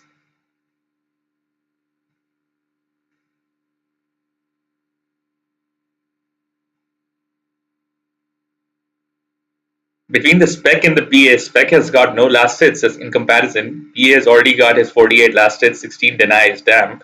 While Spec has got 1 deny and 30 last hits only. I think the BB has wrecked the off lane, and I think this time around, Team Secret has got a good chance, because it's not just that they are ahead and they got a huge lead last time around too for the early game, but this time around I feel like they've got heroes that scale better in combination as well. They got very traditional heroes, same ones that exist in Dota 1 as well, and I can definitely imagine BB and a PA getting like a huge advantage along with the heroes that they have got like Murtha and Boker. They've got everything covered. Ooh, PA about to get taken out by the Lycan in wolf form. Lycan takes out the PA, destroys him. 53 last hits on the PA. PA gets shut down. Huge advantage for NP in mid, as he's outdone the Boker by a lot when it comes to farming. He's got a 20 last hit advantage. BB is at the top of the game when it comes to net worth, followed by for Team Secret, followed by Tundra's NP, followed by Secret's PA, followed by Tundra's Lycan. Followed by Tundra's Spec, and then Secret's PA, followed by Tundra's Lycan, followed by the underperforming mid Voker player for Tundra.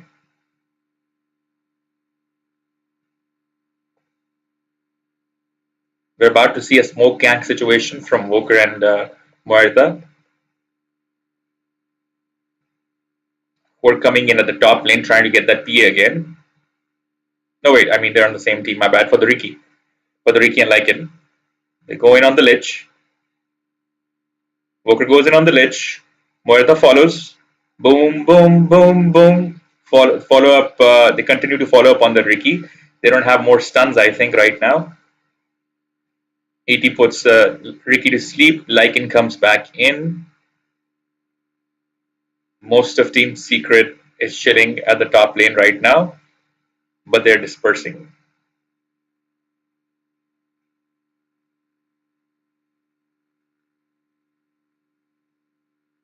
NP chilling at mid, still trying to farm up. The BB is keeping the net worth up for Team Secret. Other than that, the Spec and NP from Tundra are getting up on the net worth scale. Spec is now outdone the PA for money. Has already got his blade mail. Goes in on the BB, who has got most of his spell damage in the form of physical damage. Gets taken out, and Spec is at the top of his game right now. This is gonna get really difficult for Team Secret as soon as Spec and NP get their SS. I agree with Global what he said earlier that once Spec gets his Orchid and Bloodthorn, it's going to get really hard for the PA to survive. Spec's at the top of his game, has outdone everybody when it comes to farm. His own mid NP, he's outdone him, as well as the BB offlaner for Team Secret.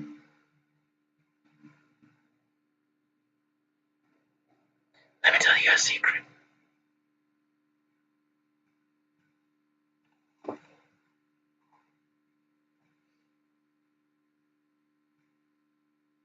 Ricky chilling in, infiltrating the enemy side, trying to get some vision and put some deep wards in. Lycan's already got his hand of Midas, but he's still lacking on net worth in comparison to Spec.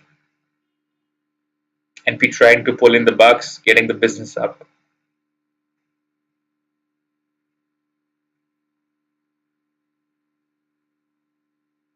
Spec goes in on PA. This is exactly what we thought would happen to the PA. His fate Lich and Spec take out the PA. He has been stopped to farm. Meanwhile, BB and Muertha take out the ancient stacks. Wait for the wait for them to reincarnate again, spawn again. Woker trying to get those large creep camp.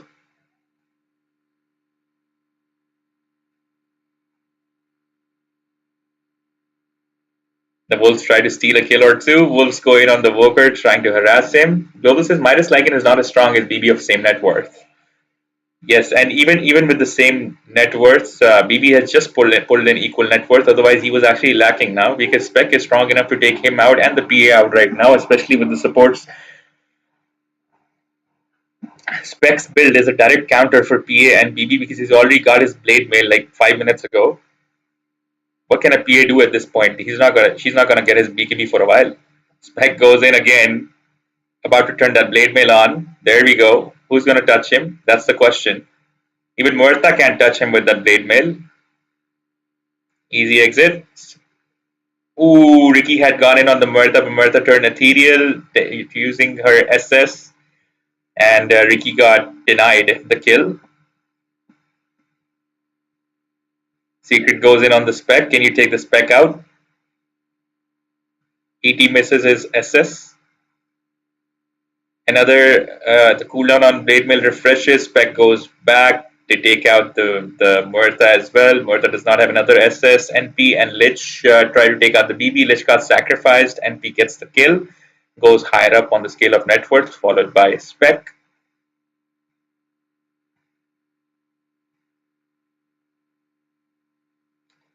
I think Secret is getting snowballed right now.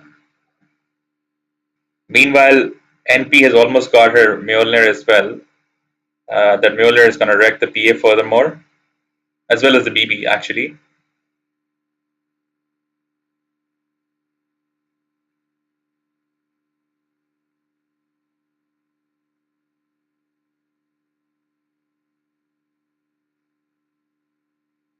Let's go Wolfsies. They're going to try to go on the PA. Ricky closes in. We're about to see a Spec SS. Are we in a Spec SS on a cooldown? Not anymore though. And Spec goes in on the PA. There we go. Are we about to see a kill? Cyclone comes in from the Woker. They were waiting for the Spec. They knew the pushback was going to come. PA takes out the spec, finally gets some money. And oh wait, he doesn't actually. It wasn't the spec. He just took out the illusion. Holy shit! Spec has juked, but being killed from the PA. Types in GG. Global says, see how Ricky is scouting the PA. Yet not just the Ricky, but even Lycan's Wolves are always scouting the Invoker. Spec goes in with that Blade Mail, and they take out the Woker. Trade it for Lich and Spec, not so good. PA comes back in with that Power Treads on Strength, interestingly enough. They prefer the farm, Muerta helps out, Lycan's Wolves going after the PA again. PA has already got his Power Treads, his Battle Fury, he's being haunted and chased by the Wolves. Why are the Wolves so strong, man? The PA is like getting harassed by the Wolves so hard.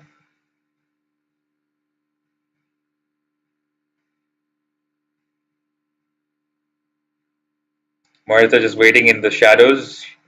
Little does she know that Lich is just around the corner. Muerta goes into her SS trying to fight off that Lycan. Lich with that Ice Shard. With that SS. Woker tries to help with the Sunstrike, but Spec goes in with the Blade Mail and tries to neutralize it. PA on Spec. Finally takes out the actual Spec. Great. BB, ET, PA. Chasing that poor little Lich. Take the Lich out. Alright, seems like Team Secret is on top of their game right now. Come on, Team Secret. I'm actually rooting for Team Secret on this one. I want to see a final game too. Also, I have a huge bias towards a Phantom Assassin as a hero.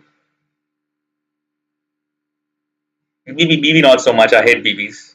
I feel like BBs are really good at lower ranks, but like if you know how to shut it down, which a lot of people don't, they're just done for. Just take break, man, and they're gone. But because of the PA and because I want to see a final, I'm going to root for Team Secret this round. The commentator, the caster is biased, guys. I'm sorry, the caster is biased this round, just for this round.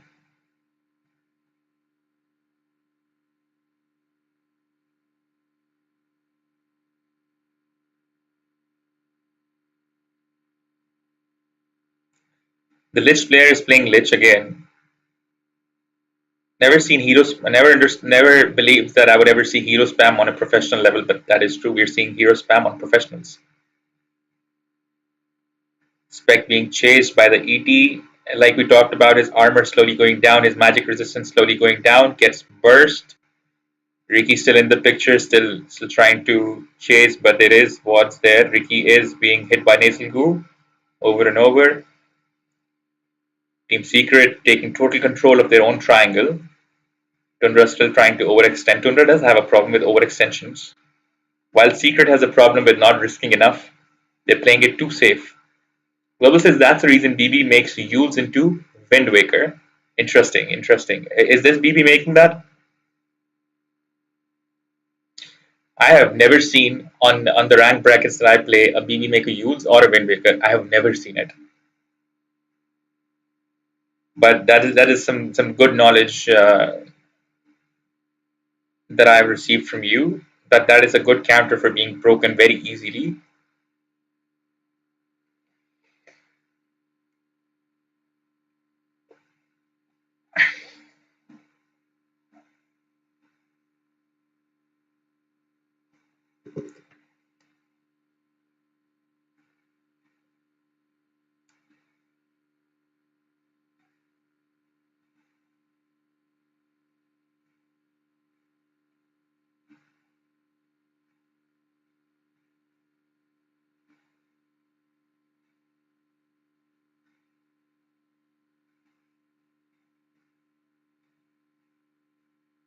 It is about to get exciting. We've seen NP go in on the PA. PA reverses with the BKB, takes out the NP first, and then goes in on the Rikimaru, who's hit by a he dodges the Sunstrike. PA slowly going back with the blink. ET covers him with his SS. There's a pushback on a counter attack on the Lycan.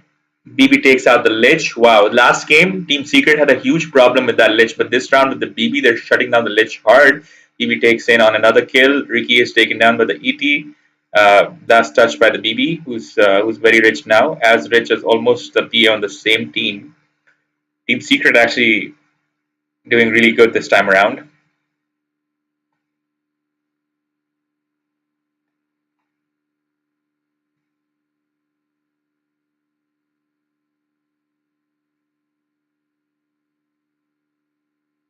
Catalyst on Voker. Is that skill is called Catalyst, right? The one where his attack speed increases. Ooh, PA takes out the Lycan, and even if he didn't, there was a Sun Strike on Lycan's head. I love seeing a good PA play, man. It's so annoying to have a good PA on the enemy team, and it's so great when you're playing a PA that's hard farmed. It's PA is one of the heroes that I find to be the best in the game, man. Just love a good PA. Early attack on Roche by Team Secret, 20-minute mark. They're going for it, and if they get the Aegis right now, that's going to be such a huge advantage with their lineup. Team Secret on point right now. I am feeling it so good. Team Secret trying to bring one home. I just want to see some lifesteal on the PA ASAP now. And Global says after break, you just use yourself an easy counter for break for BB. Question is this BB making it? Specs got his Radiance BM at 21 minutes. I would think for a pro game that's very late. But then again, they're going to make the most out of it because they got their farming item late, but now they have it. Meanwhile, PA is fight ready for a while. Ricky gets taken out. He's scoped too deep. What is he doing there? Come on, Ricky. Oh, Lich with a double SS on PA and Lycan. Wait, is that a Lycan or a Voker? Hold on. Ricky paused the game. He's rage quit, guys. He's rage quit. It was actually a Voker, my bad. That Lich was trying to get the PA and the Voker. Lich got taken out. Voker and Spec have tipped each other out.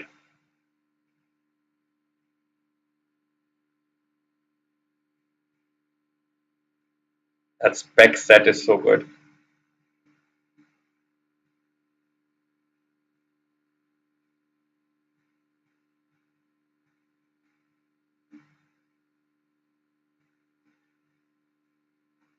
Meanwhile, Ricky's reconnected.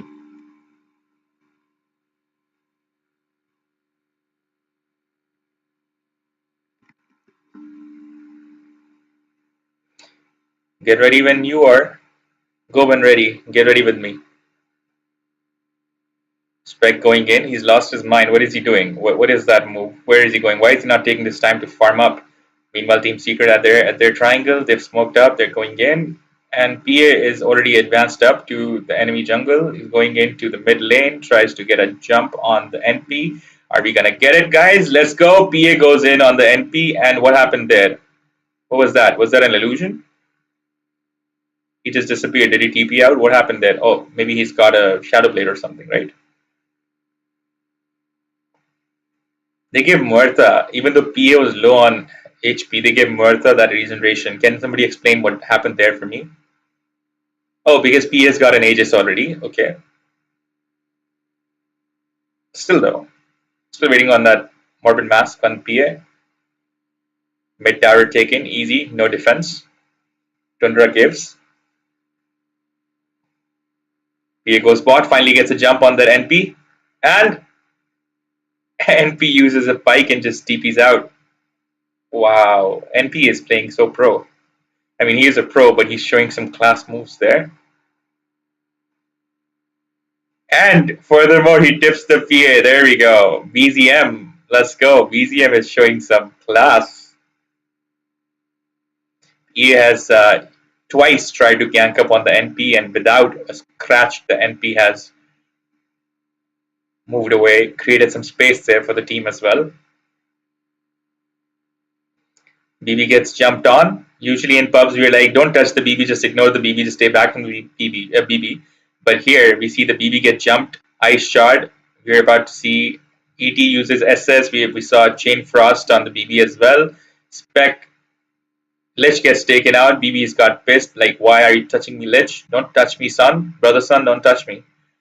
Meanwhile, Seems that the rest of the heroes have TP'd out. We see a PA with a BKB still trying to get the NP, but Ricky is around. Ricky is around, guys. He doesn't understand that. Ricky is around. He's broken the Ricky in hopes that the Ricky won't be able to go invisi for a second. We've got backup. The Wolves are here. ET is still here. The Nature's Prophet's strength are so strong that the Wolves and the Trents just by themselves have almost taken out the PA there. Global says late game PA falls off. I don't think so, man. I think a late game PA is gonna be a drill machine for the enemy, bro. He's gonna drill them down. Once PA gets his morbid mass, which he has now, he's just waiting for his Aegis still to chill. I think the PA is an unstoppable hero, man. And I think the PA played by it's Anaya is just kicking ass.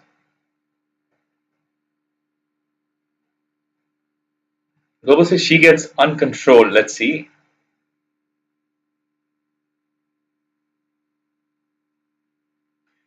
I think a PA with an Agni's blessing and a Satanic as well as a BKB, there is almost nothing you can do about her. I think the PA is going to be really good. I think the PA is an unstoppable machine in the late game, farmed well, with the kind of advantage that the PA is getting right now. Oh, you're saying she gets uncontrolled in the sense that she is unstoppable?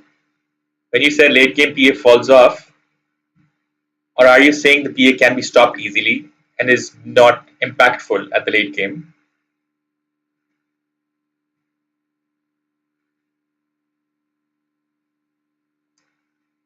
I think late game she is unstoppable.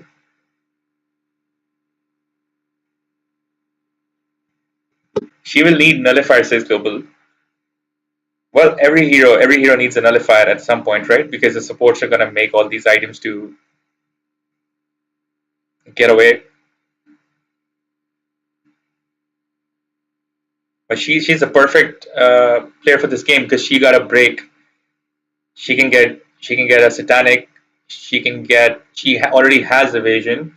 She can still get a BKB as well. And with the scepter, after every kill, her skills get refreshed. He is too OP as a hero. Maybe trying to zero in on that spec. Spec gets almost hit by. Oh, PA goes in on the spec. Let's see what happens here. Spec has got a radiance of her own. PA has already got her Satanic as well. This PA is going to be unstoppable, guy. This PA is going to be unstoppable. Even through the evasion from the radiance, the PA has killed the spec. Spec is the main counter, main competition for the PA as well. So this is about to look really good for the PA. 1527 with a 1k net worth, but a huge gap in kills to deaths for Team Secret in the lead right now with a 20k net worth on the PA compared to a 13k net worth on the Spec, who's totally shut down in this game. And things have not gone for the Spec as chat had expected. I think that PA is about to steamroll Tundra. Let's go Team Secret. Go Team Secret. Let's go. Go Team Secret. Let's go. Go to Team Secret.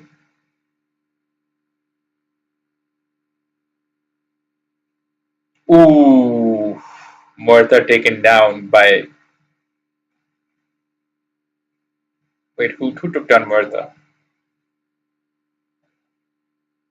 Liz tries to TP out. Is she gonna get stopped? Gets cold snapped. Holy shit! Woker versus Lich. Woker takes out the Lich. Easy balance for that Martha kill.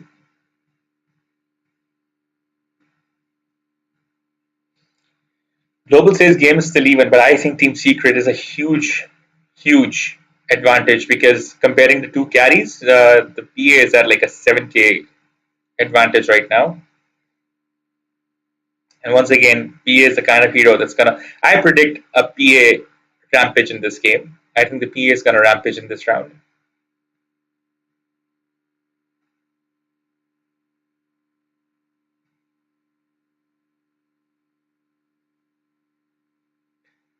I think the PA is exactly where she needs to be to get that beautiful rampage.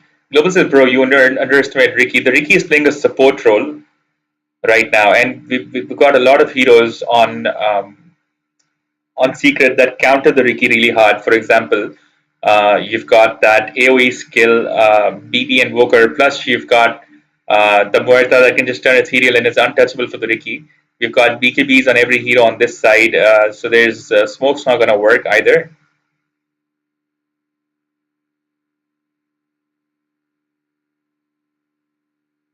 Plus, the Ricky's net worth is like 8k at the moment, so even if the Ricky does have potential, I don't see it being materialized in this round.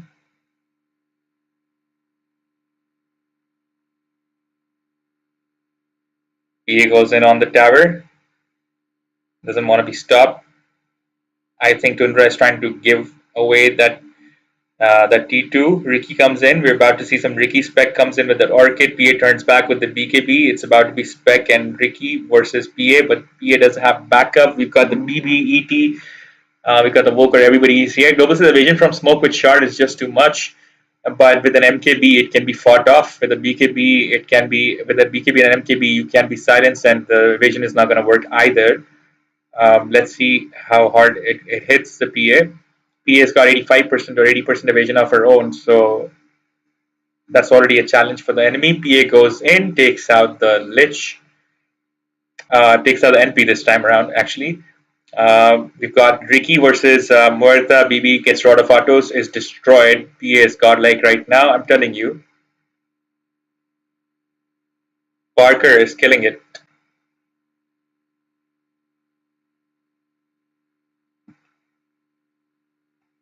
I don't underestimate the Ricky, but I understand the potential of a good PA because, like I said, it's one of my main heroes. And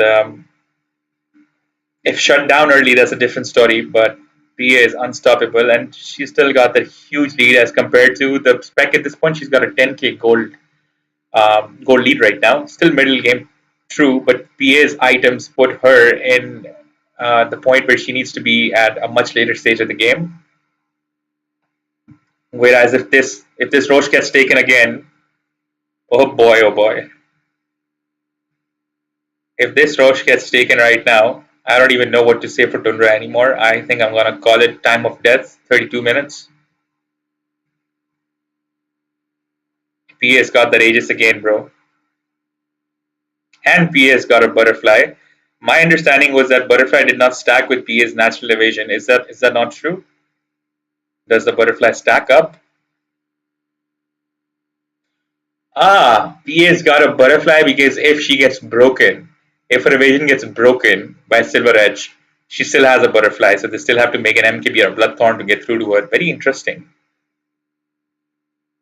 I used to think that butterfly tones down her evasion, it doesn't stack, it stacks depreciatingly, so butterfly would be a stupid item, but I think it's starting to make some sense that she can be broken.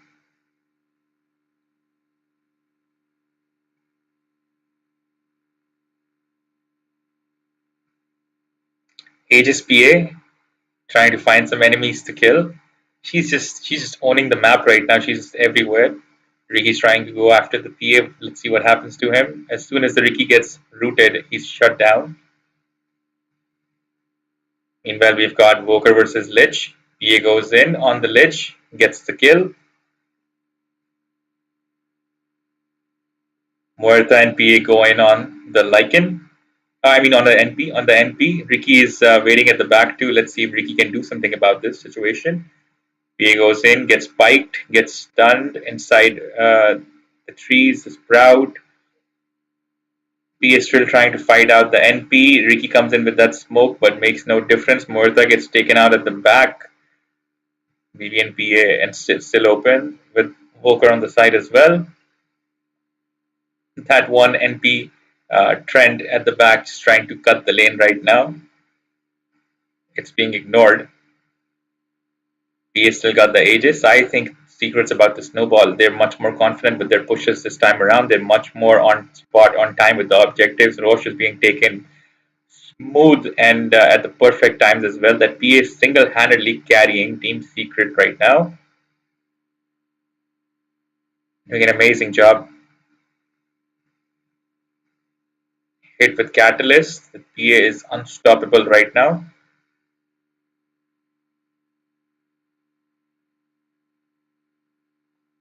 This time they're not making the same move that Tundra made last time by ignoring the melee racks, taking out the melee racks as well. That's now the real spec. Spec trying to create some space for their team, but it's not happening. NP with those beautiful pushes with those treads.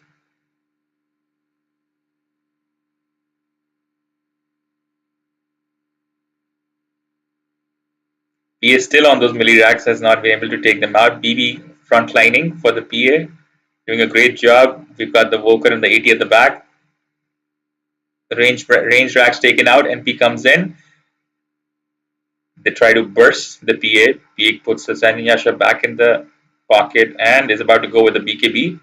Goes with the BKB. Can he do something about it? He's still, I think, leashed. He heads back a little bit. He's still got the Satanic that can still make a difference. PA at a huge 10k net worth lead as compared to the Spec. Spec takes out the Murtha. He's got a Bristleback's got a gem of his own right now as well, so he can see the Wolves and Ricky as well. Lycan, I believe, has got some sort of a Shadow Blade or a Silver Edge or something, so he's chasing an Invisi. Silver Edge he's got. He is still farming, keeping his net worth up. 21-32 kills to kills, even though Team Tundra has got a 5k net worth. Team Secret still got 10 extra kills on Tundra.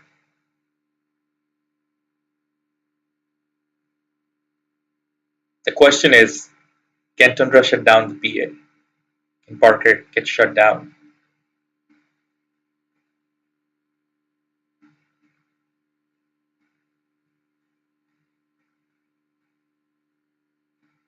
Global says Tundra is still strong. I mean, that's kind of obvious now that both the teams are, I mean, they're world class teams, so they're still going to be strong till the end. But it seems like if you look at the details, if you look at who's got one hand up on the other one or who's like one or two steps ahead, it seems like right now it's that Team Secret has got an advantage. They've got more confidence as well right now. They've got heroes that are scaling up much better as well, and they're shutting down key heroes on Team Tundra as well right now. The Spec is getting shut down, but slowly Team Tundra has built up a net worth advantage. Now they're at 7k up.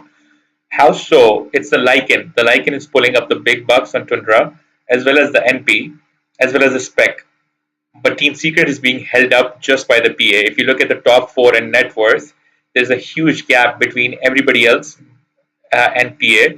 And then you've got Lycan and NP together holding up the net worth way up. BB needs to farm up better, and not Muerta, but Voker needs to come up because Voker is at a 10k net worth difference from the enemy mid. NP is 10k up from Voker.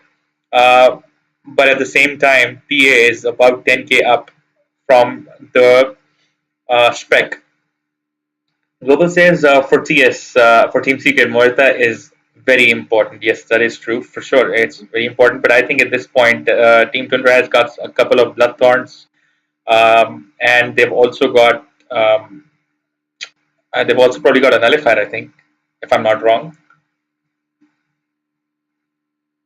We need to confirm that Nullifier existence because I saw Tundra take out the Muerta very easily earlier. They've also got a lot of spell damage, so even if the Muerta does go ethereal, they've got the Lich with the Chain Frost taking huge advantage of the situation. They've also got Ricky with the smoke that's going to turn down the Muerta real easy.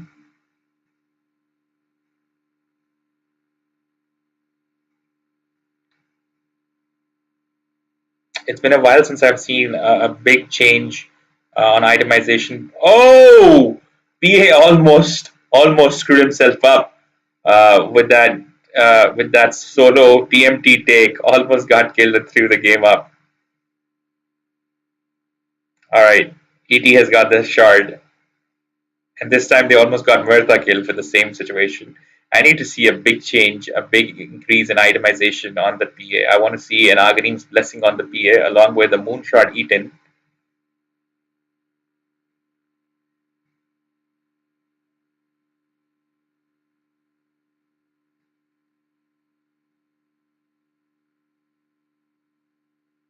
Meanwhile, BB has got a Glimmer Cape, interesting, along with the San and Yasha,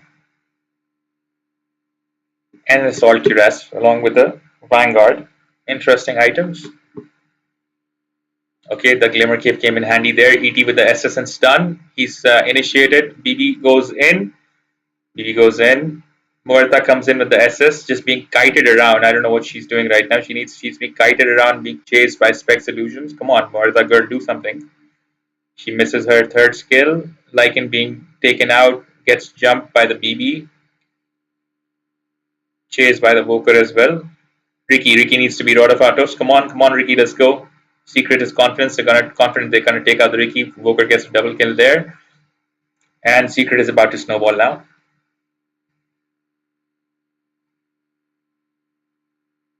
PA is already in position for that push. On point. He's also got that MKB right now, which I was expecting he would for that smoke. He's got the BKB and the MKB, so smoke is not a problem. Ricky's smoke is no problem, as well as Spec is not a problem. They're going straight for the T4, screw top, screw bot. They're going in. This is the first time I've seen Team Secret touch Tundra's T4s. So we're very hopeful and positive that they're about to take this down to a final round.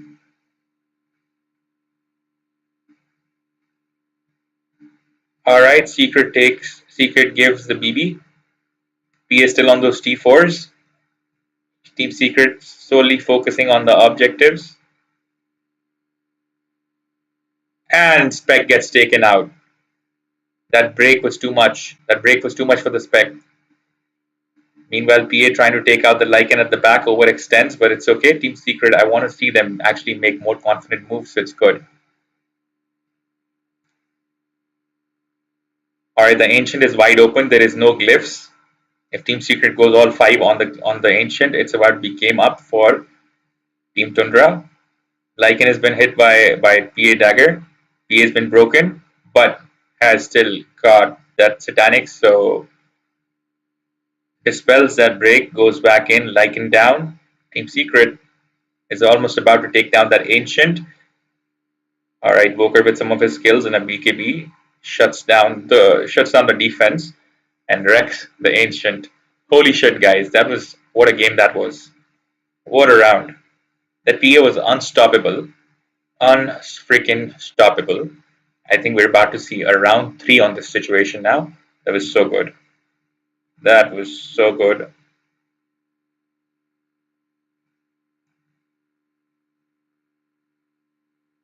So far, Tundra and Secret is 1-1. I'm going to put a poll in the chat for what you all think who's going to win the final round.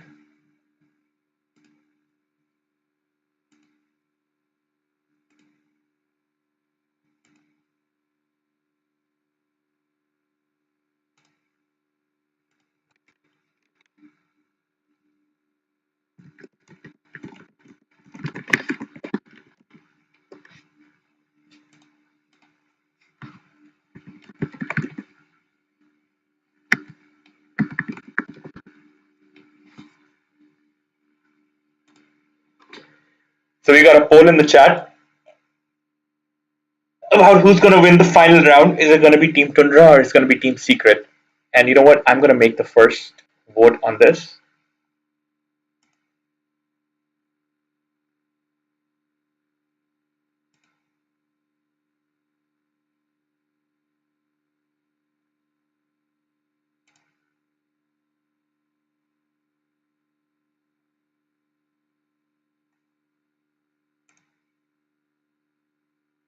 So we already have a first vote for Team Tundra.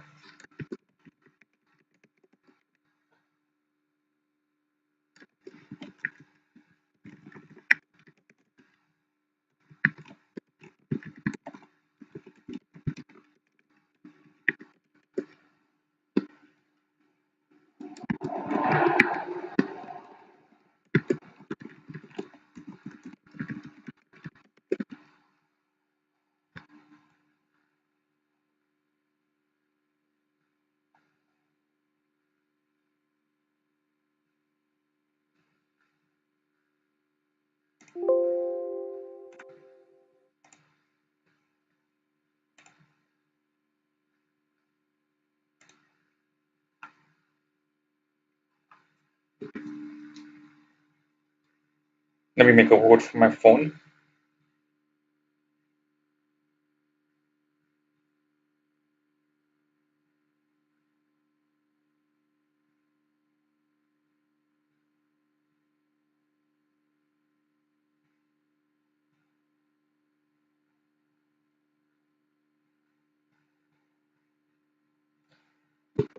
I forgot my Gmail password.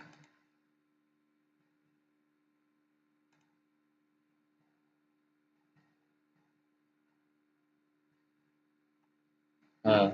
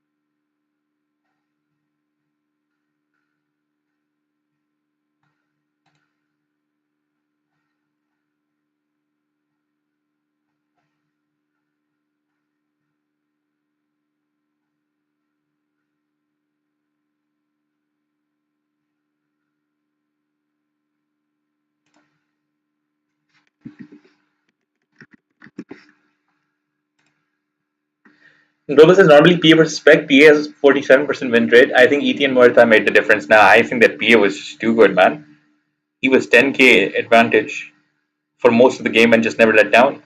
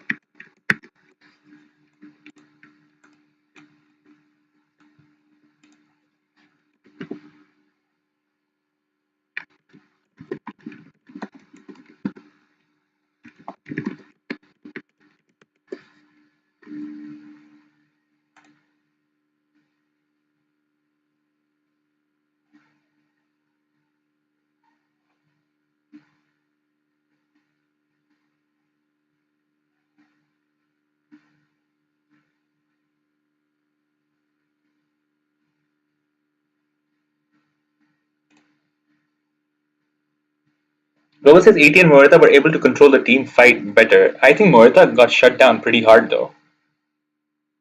It was the BB that did a lot, as well as the Voker, I think.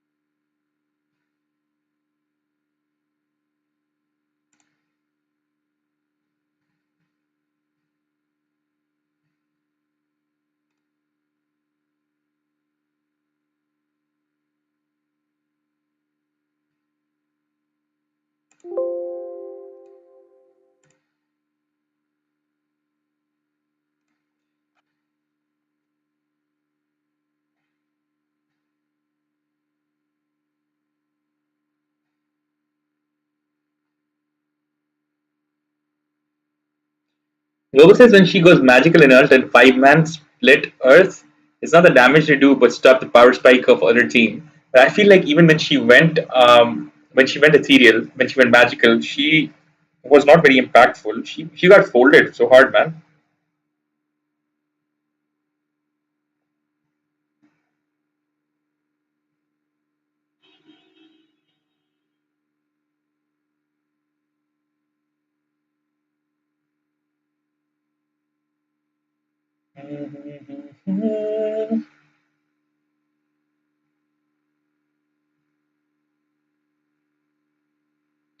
Before next round, I'll be right back in a minute.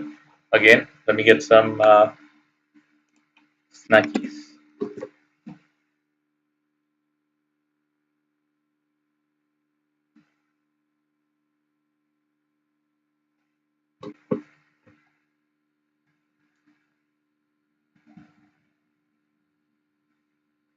Meanwhile, chat, get your votes in. The poll is up. Who do you think is going to win the final round? Team Tundra or Team Secret?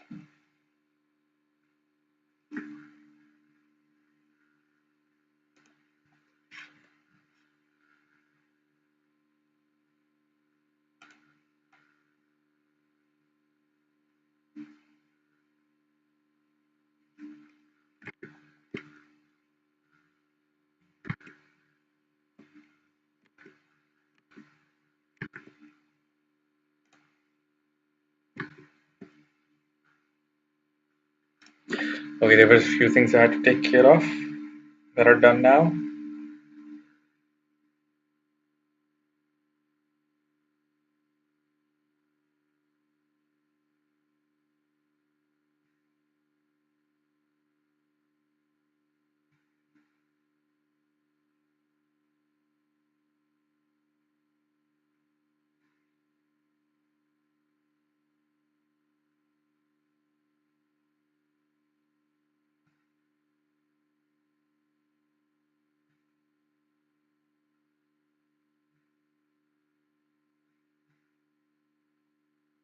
Okay, just let me be right back in a second, real fast.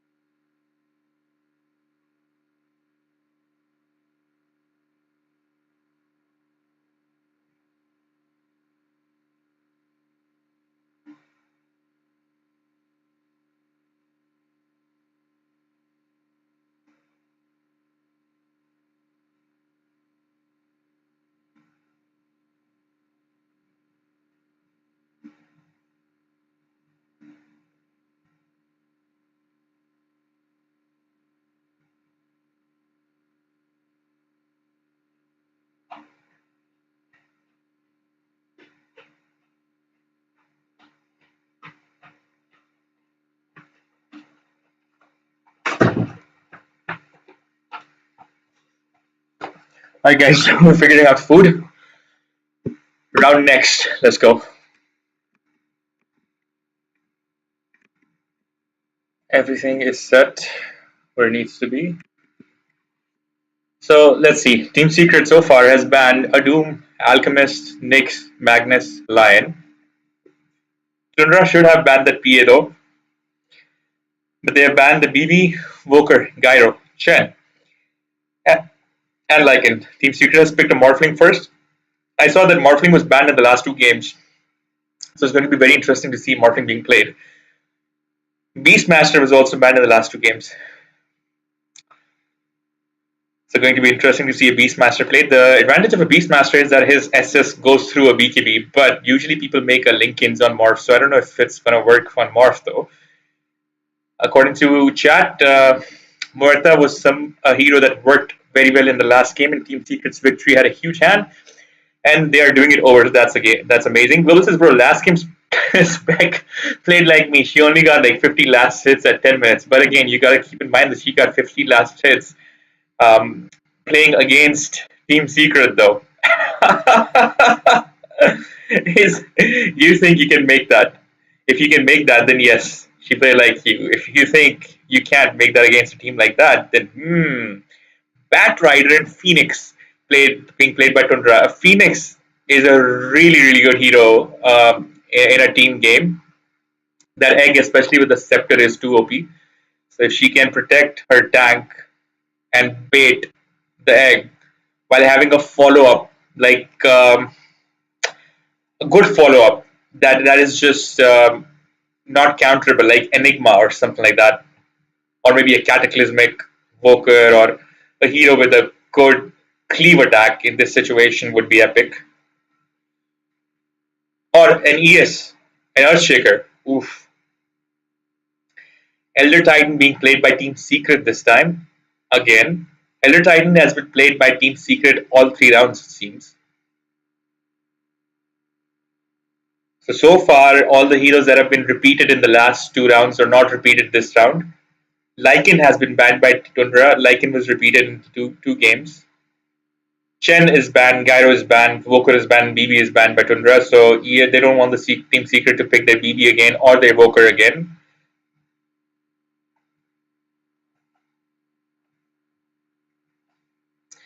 BB, BB, Invoker, and Lycan have got respect. Meanwhile, on the other side, Magnus and Nyx have got respect.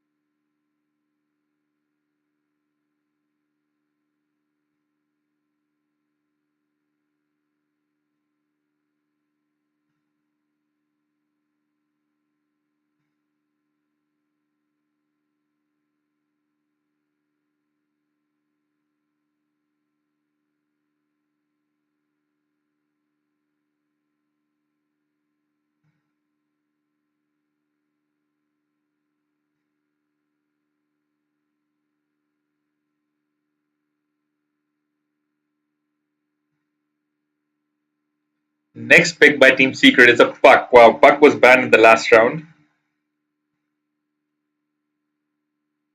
Puck, if takes off, is a killer pick.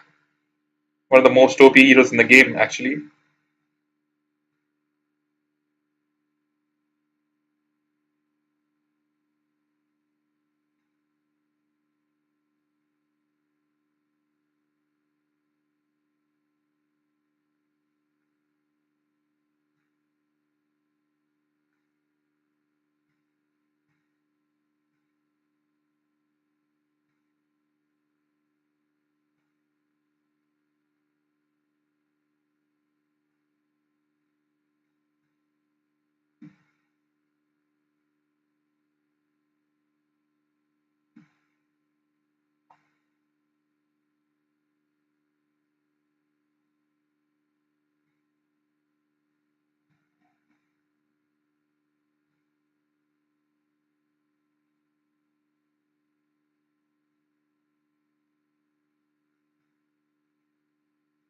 Once again, going over the players and the teams, we've got Maria Becerra, Team Secret, Bye Bye, Gift of Perseverance, Licked, and Puppy, while Tundra Esports have got 33, Darekio, White Mon, BZM, and Saxa.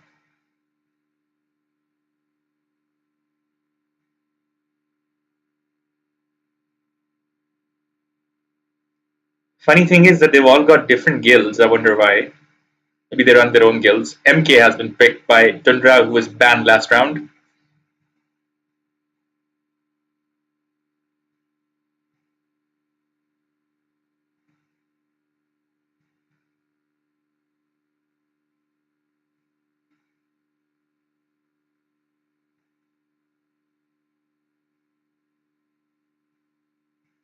Dawnbreaker banned by Tundra.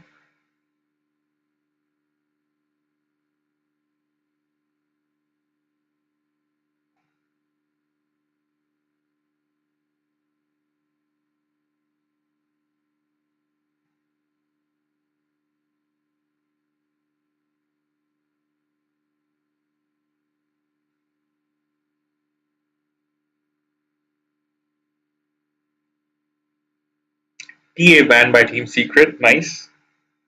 TA has been banned each of the games. I wonder why nobody wants to fight the TA. Chad, why is it TA not? Why TA doesn't want to get killed? Global says 33 will play BM Beastmaster. Who played the PA last round? It was in the game. It said Parker. Was it Maria?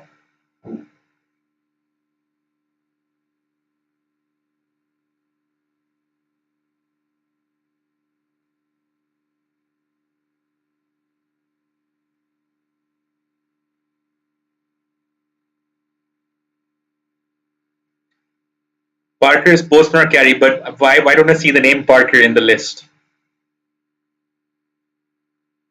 Which one is Parker right here in the lineup?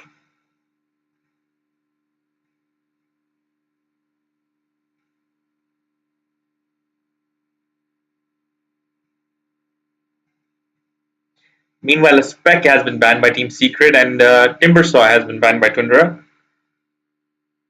Final pick made by Tundra is a Dragon Knight. Wow, a Dragon Knight should have been kept out.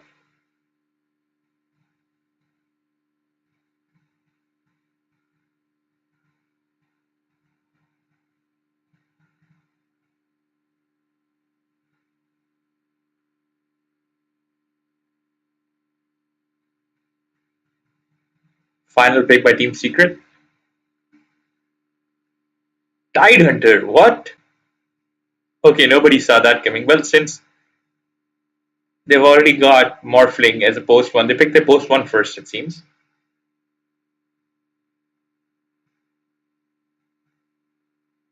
BZM is playing Dragon Knight. 33 is playing Beastmaster, you're right. Iraqi is playing a Monkey King. There's Puppy on Elder Titan. The Voker guy is playing the Puck this round.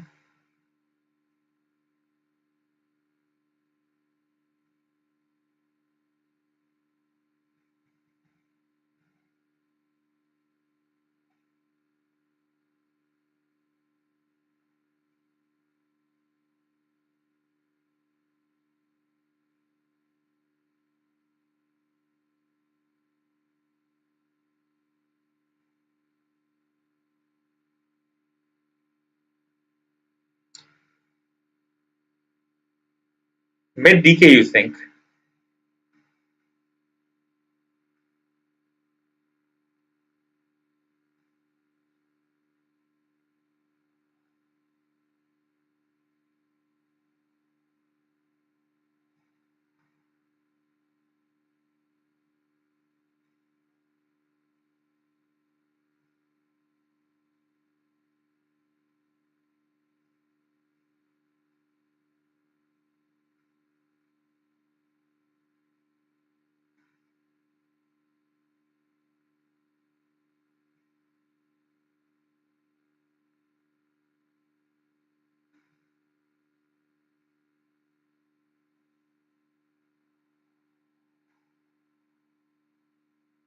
You think that's the only way they can lane? Okay, tell me, out of the names that we saw on the main screen, which one was Parker at that time?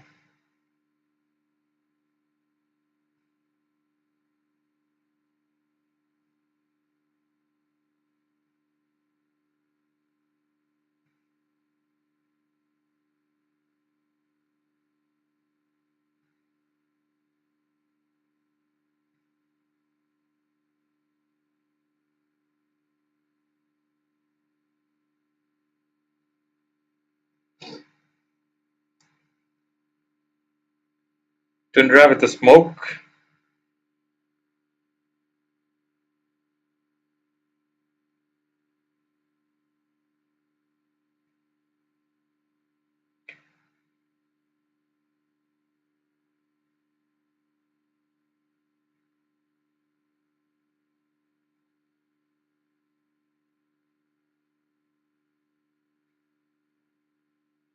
Zeroing in on that Bat Rider, but not really making a huge effort.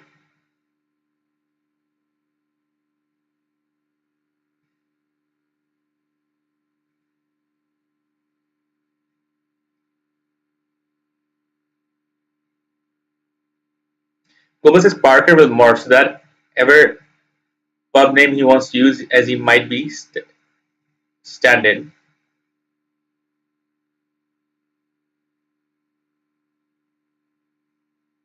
Easy kill on the Phoenix, who has used, uh, it seems, a ward to block the ancient camp. That's a new strat.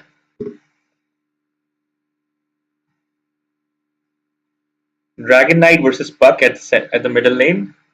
Okay, you were right about the mid being DK this time around.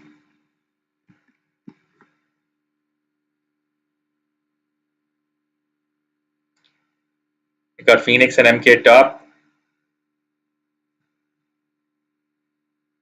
Morph and ET bot.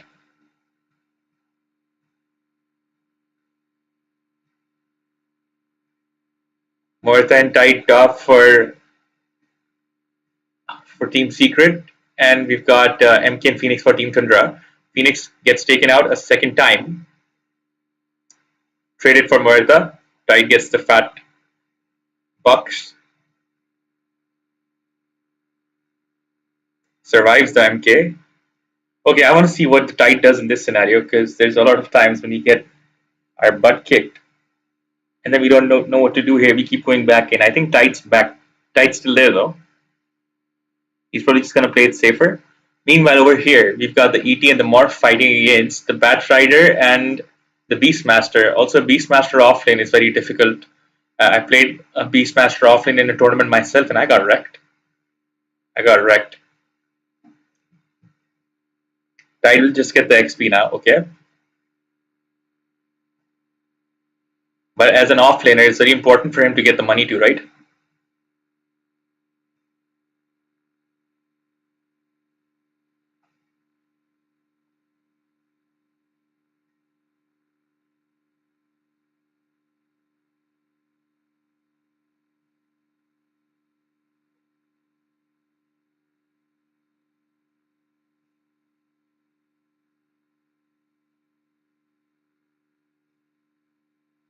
Global Sports 4 will make stacks to recover. Makes sense.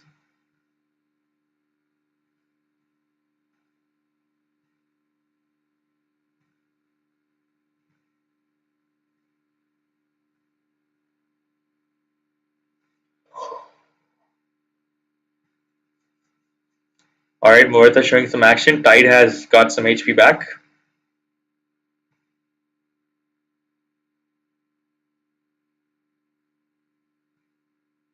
That MK Phoenix safe lane is very difficult. Globus' low bracket supports are a problem, not the cores. Elaborate. Tide and Muerta going on a monkey game with the Jingu Mastery. It's still not enough at this point to have the monkey fight 1v2 right now.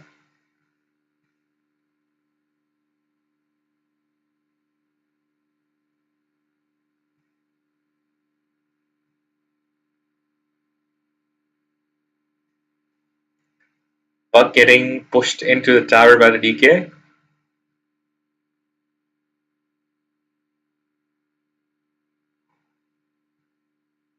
Morphling being harassed hard by the Batrider here. But switches stats, she's still fine. Batrider moving into the tower. Morphling in trouble because Batrider is covered by the creeps too. Global says they just don't trade. They don't use all spells and don't block camps. Interesting. I've seen camp blocking happening. Camp blocking does happen.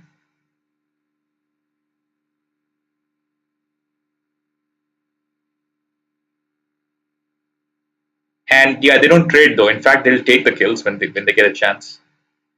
They'll get fat and useless later on in the games. And they don't use all spells. Very interesting. Yes, that's also true. Morita versus MK. Morita misses a shot. The slingshot is missed.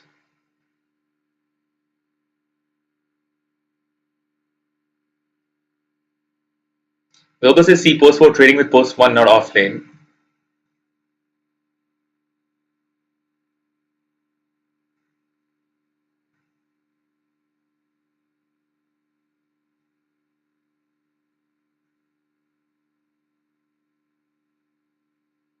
Tide kites the Phoenix a little bit. Morita goes in on the MK. And there's a kill. Puck comes in for that gank, putting the Tide ahead. Great kill. Also, that's something that doesn't happen. When the enemy overextends at the T1 or inside the towers, your teammates are supposed to TP in and take advantage of that.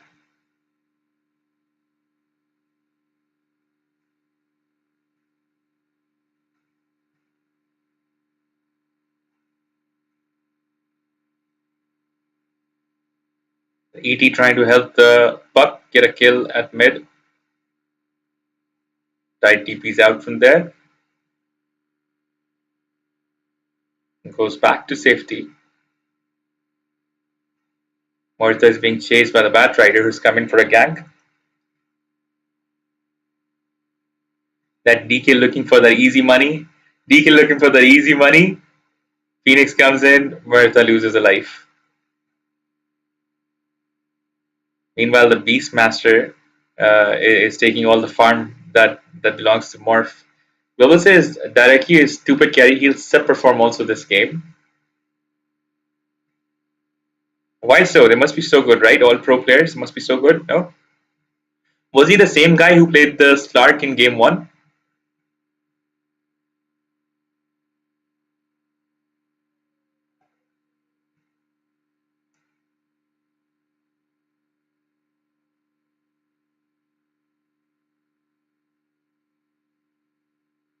Ooh, we're seeing a beautiful overextension by Tundra at the Wisdom Steel. There's a huge fight.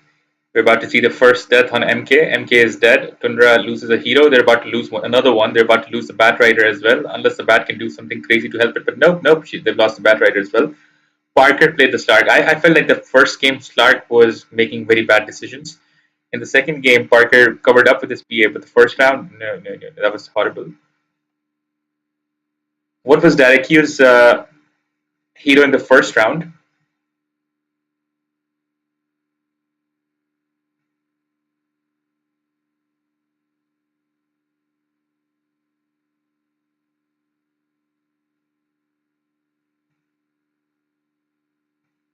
Magnus. Yeah, he played a bad Magnus. Not bad per se. Like he played really good initially. He had a lot of potential, but then he got destroyed. Still not as bad as that start though. SF says horse. Is this the first time you watching pro games? Um, First time I'm casting. Yes, I've seen like a minute or two in passing earlier, but never properly like this. Never cast before like this.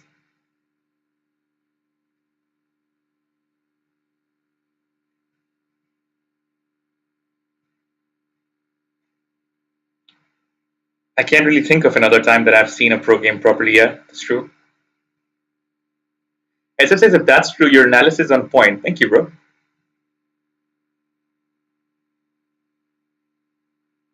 But yeah, it is true. And he says your casting skills are also very natural. Sweet, making conscious now.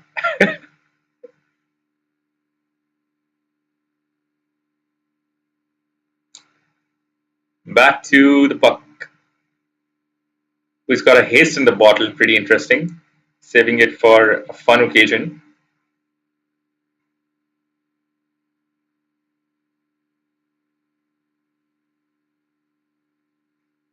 I gotta get better at taking compliments. I feel like as soon as I get compliments, I'm like, oh, game over.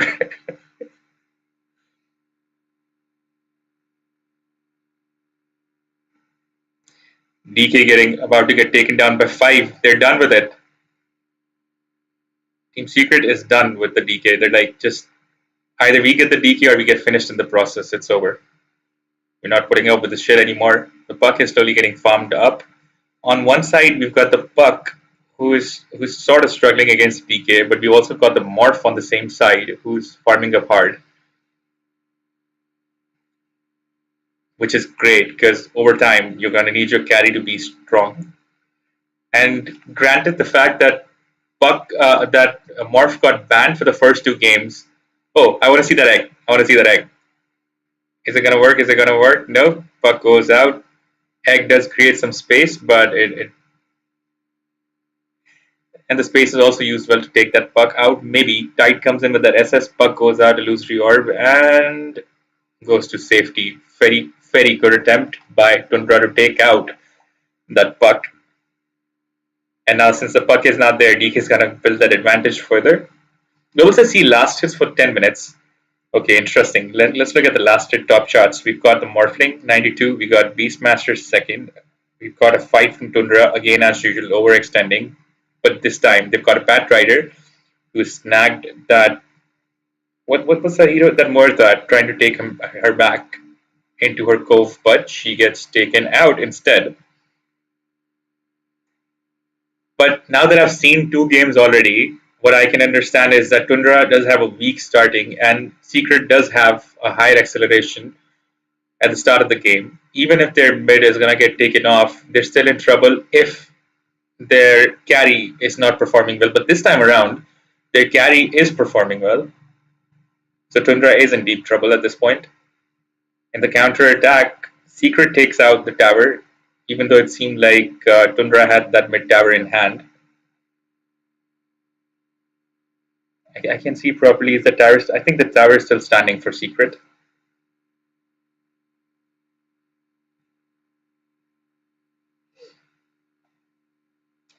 I really wanted a final round of this cast, and it's really fun that we get to see a final round here. Because it's a 1-1 means that both the teams could win.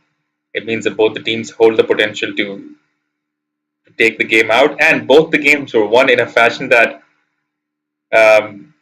seemed like both the teams have the potential to overpower the other. Tundra has a bit more calm on their nerves, especially in the late game. They're ready to take those risks. Meanwhile, Team Secret needs that sure shot confidence. If they're 80% or more sure, then they'll go for it. Beastmaster slowly overtaking the Morph for money.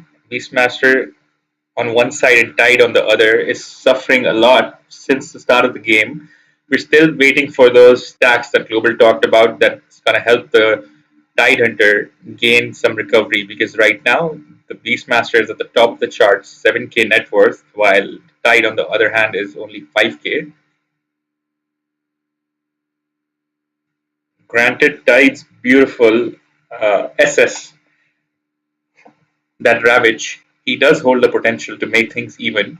But on the other hand, we've got that Phoenix with the egg, and if he makes a Scepter up, it's gonna get furthermore tough for Tundra to even capitalize on that Ravage.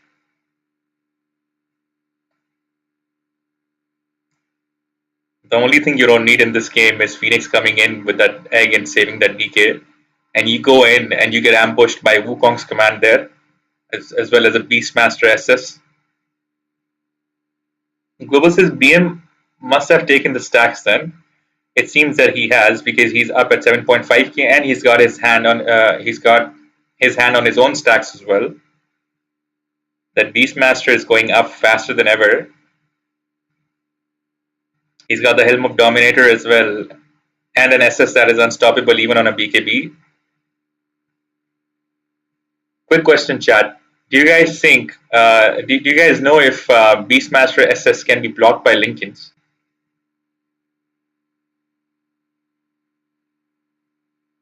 Because I understand that Puck and Morph are both the kind of heroes that will make a Linkins at some point, and if that's true,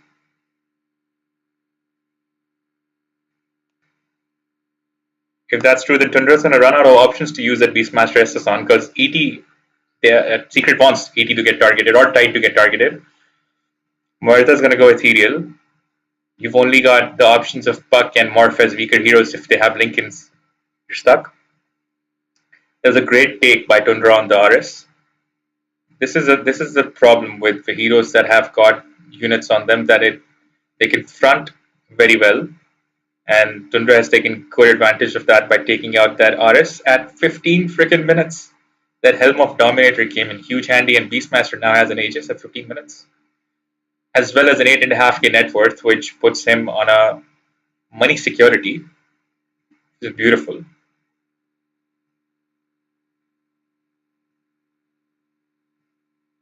Right now, we've got the carry on Secret doing well, and we've got the offlaner on Tundra doing well. And the problem is the carry will get cancelled out by the offlaner. That offlaner is existing to take that carry out, especially a hero like Morphling, where if she's stunned earlier in the game, early to mid, and she hasn't got her stats switched properly or is caught by a surprise, she's done for. She can disappear in a matter of microseconds. Because if Morph makes Lincoln, then he won't have damages already made Vlad. Well, if she doesn't make Lincolns, then she's gonna get screwed over by that Beastmaster SS, and she's not even gonna be able to do anything. Bego says Horse Official is caster now. I always was a streamer slash caster slash player. I'm everything, bro. I'm in one and all. We're doing a double PhD in Dota.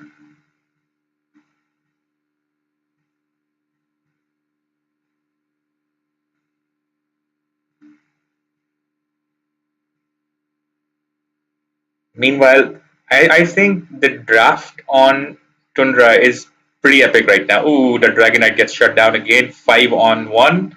Dragonite is gone. The draft on Tundra is pretty good still, though, because you got the MK and you got the Phoenix combination in just general skills where she slows down attack speed. He gains advanced on his Yungu Mastery stacks very easy, and then he's a bit unstoppable. You've got the Bat Rider who can pick off anybody, especially when Phoenix uses Egg. Is Phoenix about to use Egg? She's silenced, gets taken out in the silence. Great take by Secret. And then you've got the DK, who's still to show me what he's supposed to do. That DK was farming well early game at mid, beating the Puck for CS, but what is the purpose of the DK right now?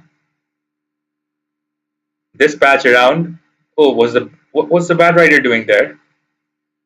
Bad Rider he was just standing there doing nothing and gets taken out. We had the Beastmaster with the Aegis. Aegis gets used up, but he's surrounded by 5. He's surrounded by 5. He's got nowhere to go. He's got taken out again.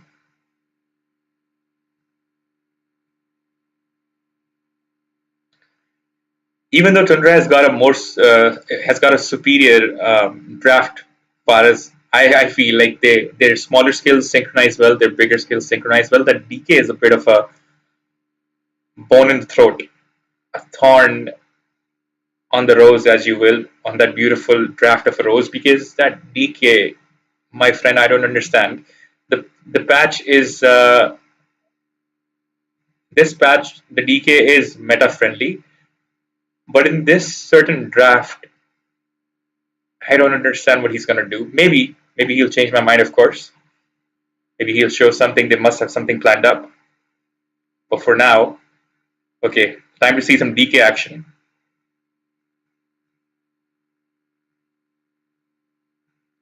Egg creates a safe zone for a bit.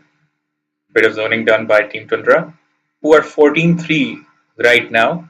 Still a 1K disadvantage on net worth, but when it comes to XP, I'm sure that Team Secret is long ways ahead because they've got like 11 extra kills. I want to see a bit of a fight from Tundra. This is around the time when Tundra is most efficient. Early to mid game, sometimes they do give ahead a lead. They've got a 1K net worth advantage now as well. But mid to late, they start making some smart moves, start coming together. Maybe they fought. Maybe after last game, they had a fight in between the players. So this round, they're completely off sync.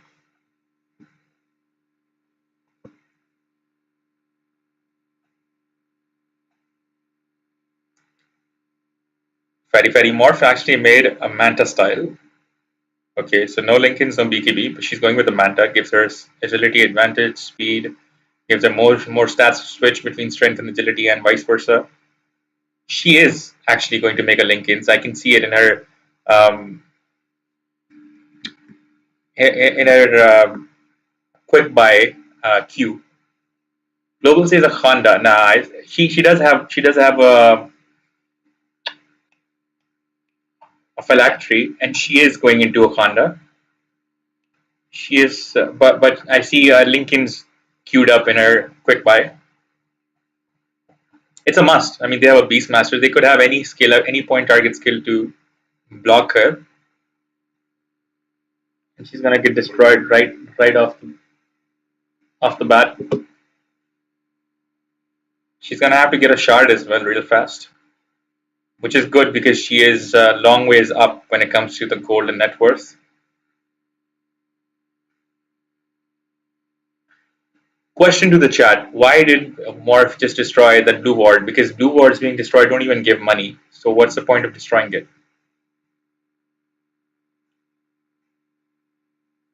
Wisdom Drone about to come in. Take it. There's a lot riding up on that Beastmaster right now.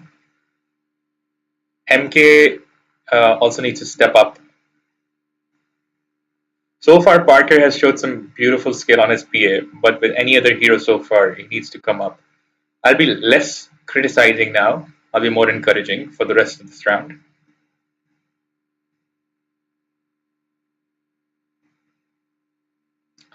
We're seeing that Tide's skin is just like Bowser from Mario games, from Nintendo. He looks exactly like Bowser.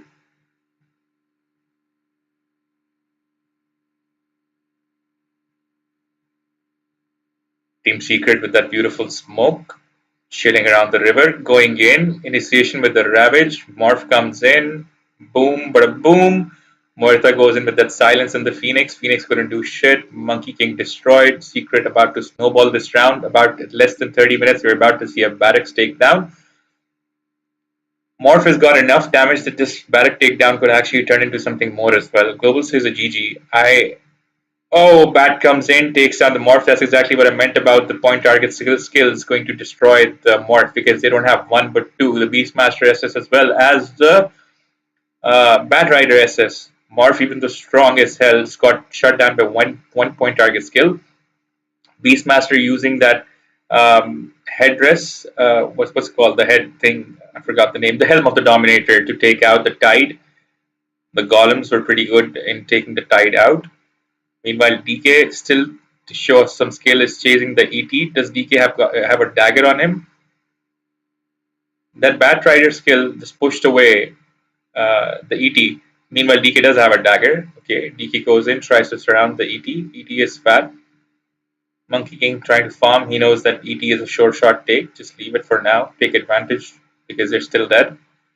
Huge comeback moment for Tundra. This is the thing. Mid to late game, Tundra makes some very smart moves, very risky moves, and they're very confident in taking in capitalizing on any gaps, any mistakes. Just looking out for the mistakes, and as soon as there's a mistake made, they're out to get it. 1 minute or less for Roshan to come back on. I know this because I play like that too. Early to mid game, I'm just screwing around, even in my brackets. and a lot of people think those games are just done for. But I'm very confident because I know that mid to late game, I know exactly what to do. Tundra doing that at a whole another level though. At the kind of skill level that they're playing at, doing the same move is insane. Dragon Knight finally showing me what he's picked Dragon Knight for. More than 88 taken out. MK chasing the Morph. Morph switching those stats to strength. Almost unkillable at this point. But DK comes in. Wrong dagger because Morph just goes exactly where the DK was a moment before. Beastmaster chasing the Morph. The whole team is trying to kill the Morph, but she's just so much strength, so many stats attributes shifted. Meanwhile, we got the Tide, who's abandoned by that puck. Tide so fat, every single hero on Team Secret is very difficult to take down. That Morphling has got a huge amount of strength. That Tide is just naturally fat. Puck so slippery, and Team Tundra is making every ounce of fight, giving every ounce of fight to take out all those very resilient heroes out. Tide has been taken out. Morphin Puck has been taken out. Murtha's just backed down. Since Team Secret still holds their T2s, the racks couldn't be taken. Otherwise, this was a rack losing movement. Team Tundra goes back to mid. Builds an attack on the T2. 3 heroes still dead. Morph still dead. Tide still dead. Puck still dead.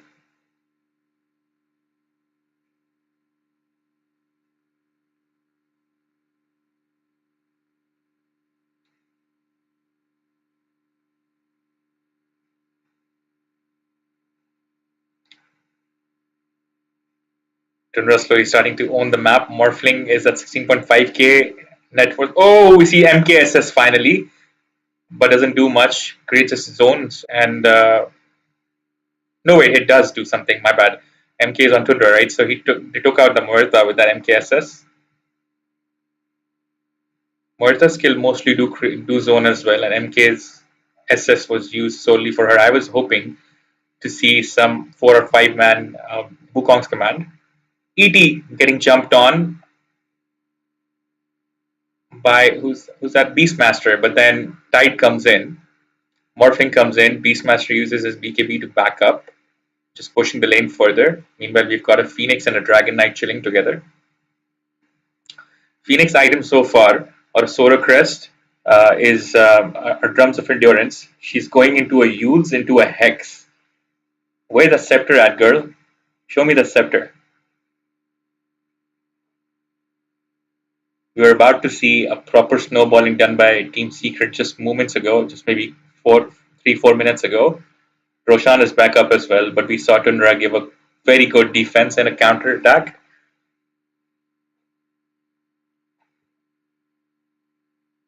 Before this round started, after seeing the comeback, because I wanted to see a final round, I was definitely rooting for Team Secret. I even voted for them on the poll. But I think as the games progressed, I definitely want Team Tundra to win now. Always siding with the underdog, even if they're not generally the underdog compared to Team Secret. Maybe they're better ranked up to. But in this game, Team Secret had the most advantage earlier to mid game. And it's really interesting to see a team come back from a position like that. And usually Global always says that the teams are matched up evenly, even now, no matter how much the games progress. But even he called it a GG when Team Secret was besieging the mid tower.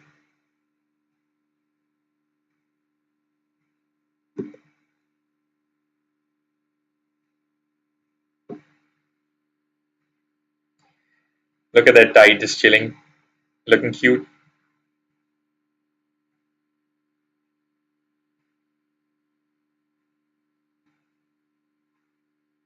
Team Secret's got 2 cute heroes. Their ET and their Tide are both kind of really cute.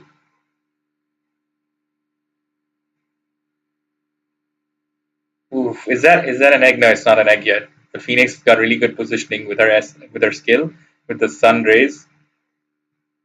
That's what it's called, right? It's called. Is it called the sun ray? It's some sort of rays for sure. Puck got taken out solo.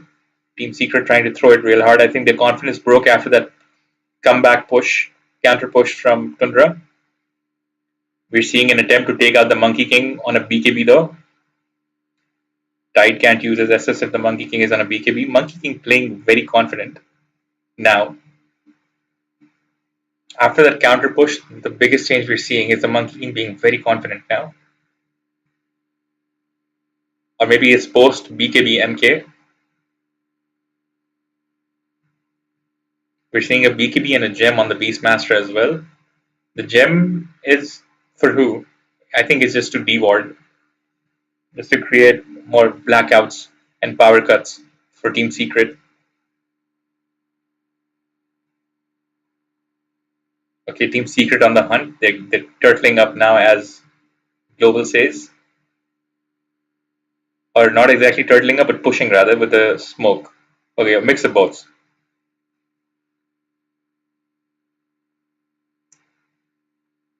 Meanwhile, Tundra is trying to make a move on. No, they're not trying to. They're playing defensive. They're just letting the carry farm. It's just creating space for him. Is MK gonna get caught? MK trying to run hard. This is gonna be a chase. Is MK going to create a lot of space for his team, or is he gonna get taken out? He TP's back, wastes the smoke on Team Secret. Team Secret gets kited hard. For some reason, Bat Rider had come to support the MK for no reason and gets taken out. Meanwhile, DK Phoenix and BM have all gone smoke too.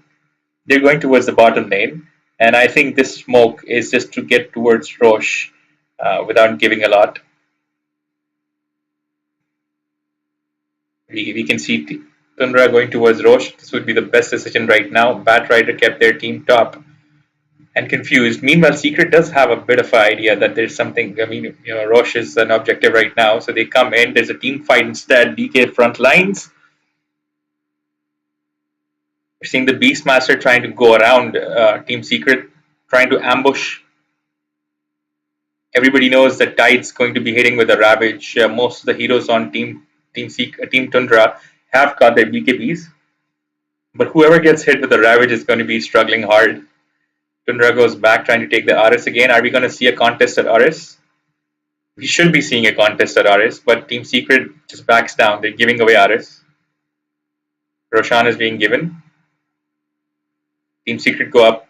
Rather, in the first game, we saw that at a very crucial moment of the game, Team Secret was going to go for RS. They went for RS, 2 or 3 of the men, and Team Tundra just took out their ancient. They just didn't waste a breath, and they charged the ancient. But in this case, Team Secret has just done nothing. They've just given away Roche. They've given away position.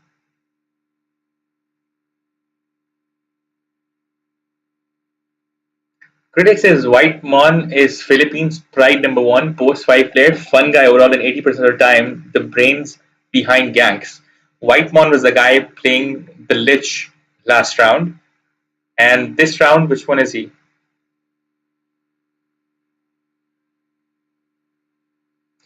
And critics says if he's still thinking Tundra has high chance to win. Tundra is definitely ahead. Tundra is not behind anymore. Tundra is 13k net worth up. It's Team Secret that needs a chance to win now because they're screwed over. Tundra has got the Aegis. They're 13k up.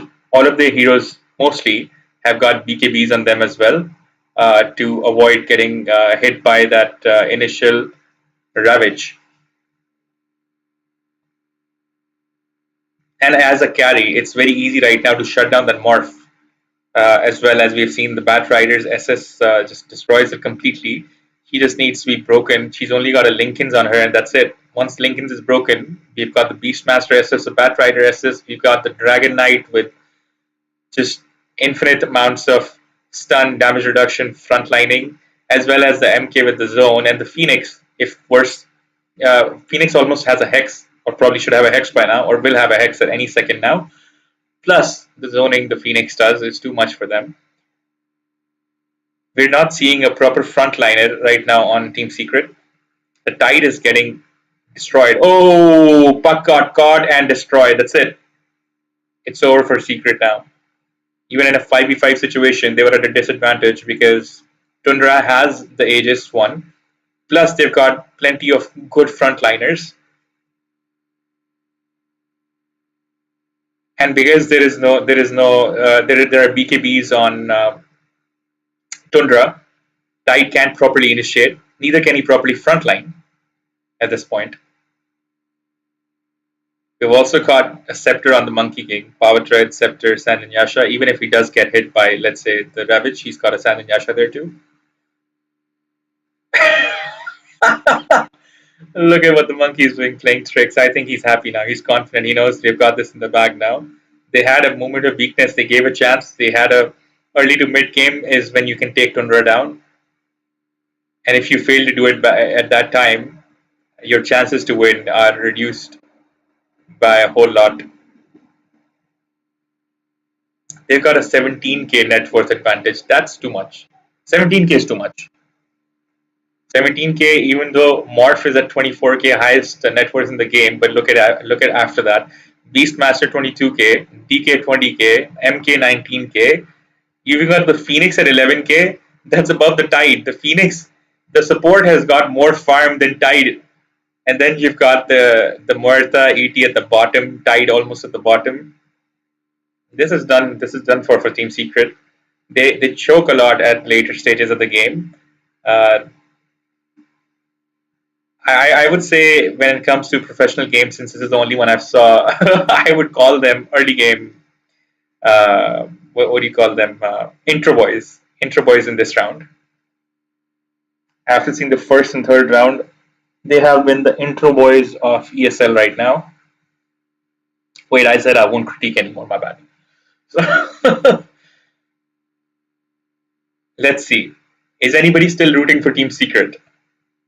I want somebody to be rooting for Team Secret so that we can see what happens. We need somebody to be happy if they win.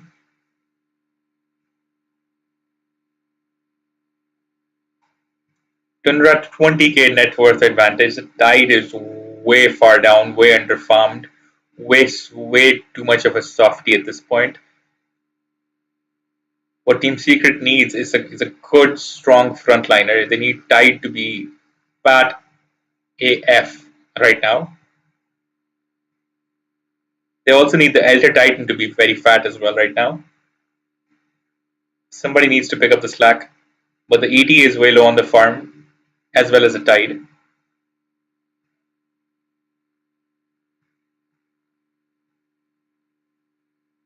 Morph needs to be hiding for a good part of the fight before she shows. But she's being taken first. And there's just so much more potential on Tundra heroes right now. To just create situations where they can just recover in the fight. That egg with the scepter, I'm telling you, is insane. And if we see a hex on the Phoenix, which he was already queued up to make, then we've got the Bat Rider point target, Beastmaster point target that just can't be helped. And then if you see a hex on the Phoenix, what's left then? All the DK needs is just free hitting. That's all he wants. And he's also got a Bloodthorn on him. So they've each got these fatal point target skills that just can't be blocked at this point. Buck about to throw it. Hope she plays safer. Tide comes in with that Ravage. Good initiation. But look at how fast his health is going down. MK comes in with that SS and a Scepter. ET has done a great job with his stun. Kept a lot of the enemy's zone. Tide has got nothing to defend himself. That's about to be a GG. ET dies, Buck dies, buyback on Muerta and Buck. Buyback on ET, buyback on Tide. Morph died. 4 heroes killed, 4 buybacks. 5 heroes killed and 4 buybacks. So far, Team Secret had saved buybacks, and maybe that'll help them maybe slightly fend the game off for maybe a minute extra. Tundra hard on the objectives. Don't go for finished, but go for megas. They've taken bot already. Monkey King goes in again. He's already got his scepter, so even if the Wukong's command is used up, you know that the offlaner has screwed up when the carry can solo the offlaner. And MK in this case is just beating the Tide like a shepherd beats his sheep. Look at that. Move along, Tide, move along. Look at that. Smack on the butt, smack on the butt. Go, go, go, go, go. Tundra is unstoppable at this point, and they are way ahead. There is no way to stop them now. There is absolutely nothing that will stop Tundra from getting that win. They're almost trying to jump the fountain at this point. They're just playing a little bit as well. Something we call the Archon dive made at the pro levels. I think Team Secret has called GG. They didn't even wait for the game to end. They didn't fight till the last second because they knew that there was nothing that could be done at this point. Ho ho ho. That marks the end of the best of three series between Team Secret and Team Tundra.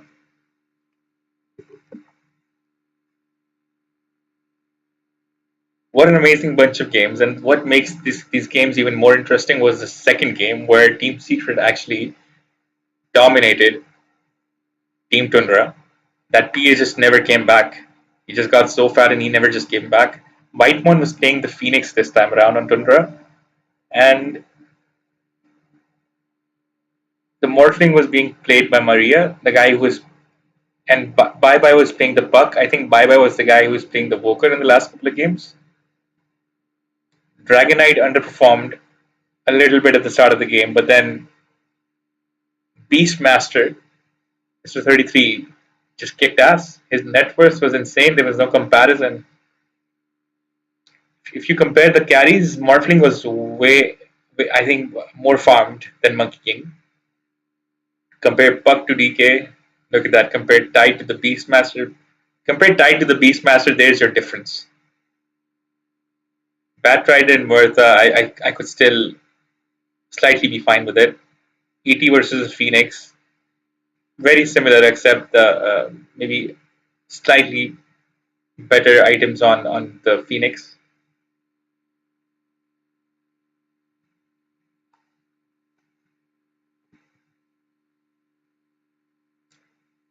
There has been a wreckage.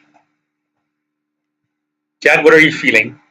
Are there more games going on right now? Some games to cast, or do you guys want to get down to playing a little bit now?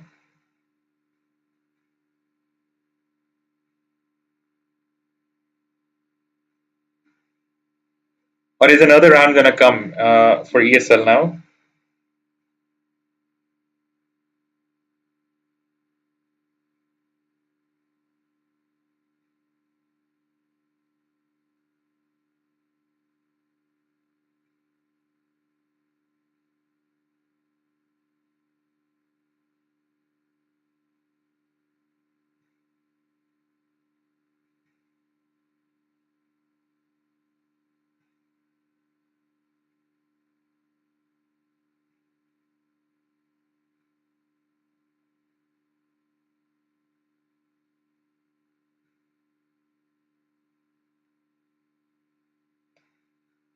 You guys will watch League of Legends, right?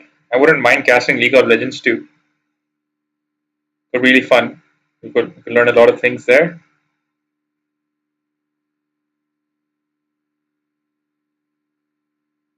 The big question is what's next here.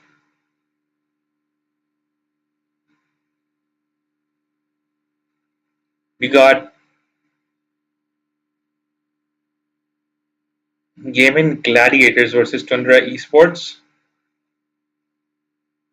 Okay, so there is another round. So the next game is going to be Gaimin Gladiators versus Tundra Esports. As Tundra has progressed in the game, so you know what, we need to update first the title.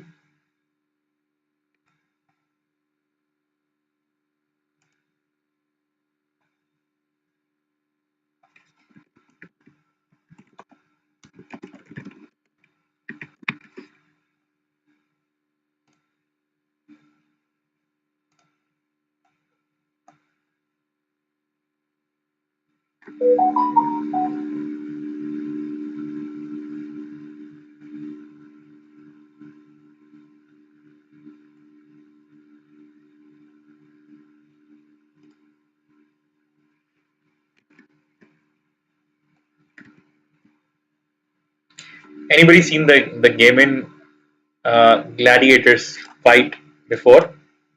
What do you think about the team? Most of the chat voted for Tundra, and Tundra did get the game, so that's great.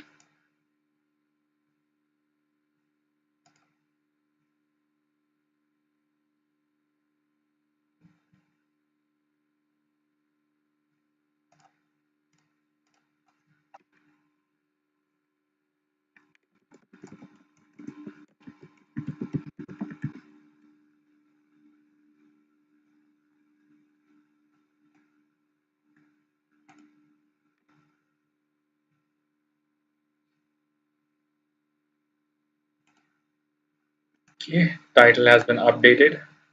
The next match starts in 20 minutes. Interesting. Between the Gaimin Gladiators and Tundra Esports.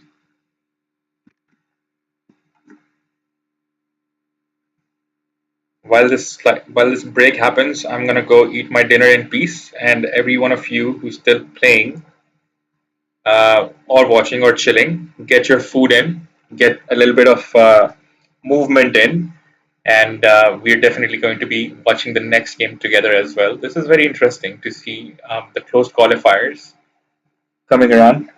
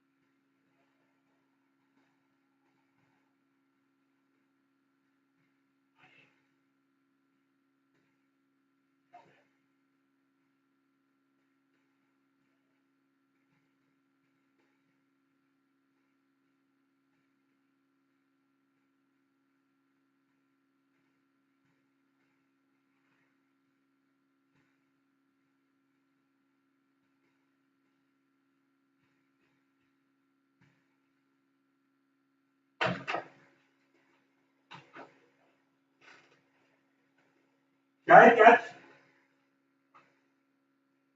Right,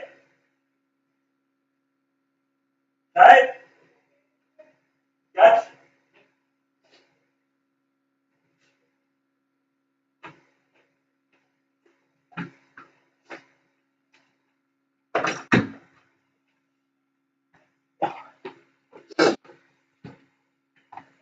Okay, done having dinner. Was the perfect time for the first game to end. Whew, for me to have dinner.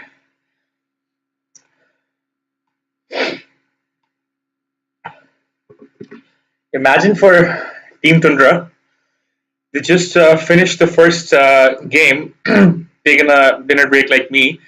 They're about to play another one. If you look at the positive, they probably have an advantage in the sense that they are already warmed up. Uh, and if you look at the negative, they should be slightly tired as well because best of three Dota round lasts for at least approximately 2.5 to 3 hours, at least. In their case, it actually didn't last for too long. If you, I mean, there was like a 10, 15 minute, 7, 8 minute, maybe 10 minute break after one game ends. That's half an hour by itself, and then you've got the games that lasted on an average of 35 to 40 minutes. So yeah, that's still 2.5 hours still. Tundra loves banning that Alchemist. They've also banned that Morph. Last round they had Team Secret play that Morph, and I can understand why they banned it. It's very difficult to kill. Ends up making a lot of space. While we've got the Gaimin Gladiators banned the Nyx and the BB. Gyro banned by Tundra. The players that are playing once again are 33, Darakio, Whitemon, BZM, Saksa, and I've seen a lot. I've seen 33 fans and and Whitemon fans in the chat so far. On the enemy, on the gap, I said enemy on the Gammon Gladiators is because we've already been sort of associated now with Tundra because we've been following them with them from the first game. It sort of felt like we are in a way on their side, but that's not true. We just don't know Gammon Gladiators yet. We will get to know them. They've got Watson, Celery, Ace, Tofu, and Quinn. Quinn is a name that I see a lot in the pubs as well. Meanwhile, Tundra has banned that Pango as well. I can also understand why.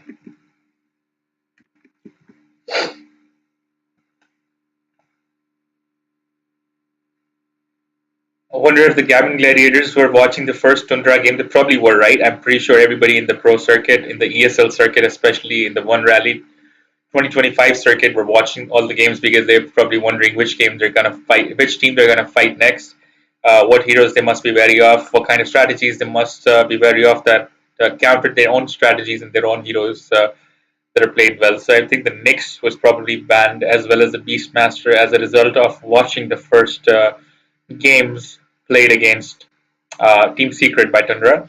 We've got the first pick by Gaimin Gladiators. We've got a Dragon Knight. We've also a Doom was banned in all of the games between ESL and Tundra. So it seems that Doom has slipped through the cracks. It's a very OP hero with the steal on skills from neutrals as well as that Doom. I mean, it's just OP. And a Scepter Doom. Oof. So for a regular Doom, you could even make a Linkins and get away. But with a Scepter Doom, what are you gonna do? What are you gonna do? Put that Scepter Doom on one of the carries and or even the offlaner.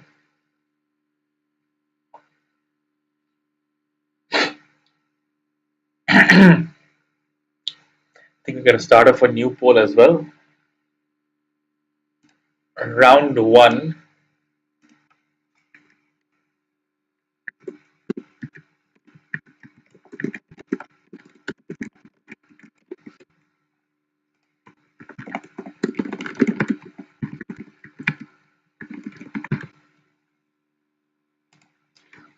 Round one. Who's gonna win? Gavin Gladiators or Tundra? The poll has now gone live.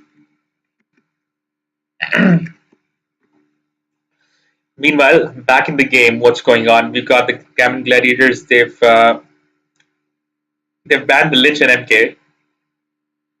Tundra played an MK in the last round and played Lich in the first two games against Secret, I believe, if I'm not wrong. I'm a little dicey about the Lich because I think Lich was played by both sides. No, Lich was played by Whitemon mostly. I think first two games, and then Tundra also has got Pango banned.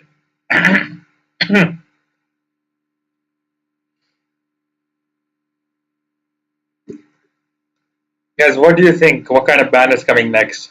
Do you think there's a pattern to the bans as well? The Voker has been banned by Tundra. They don't want to see a mid Voker anymore. Tired of it. I'm kidding. It's because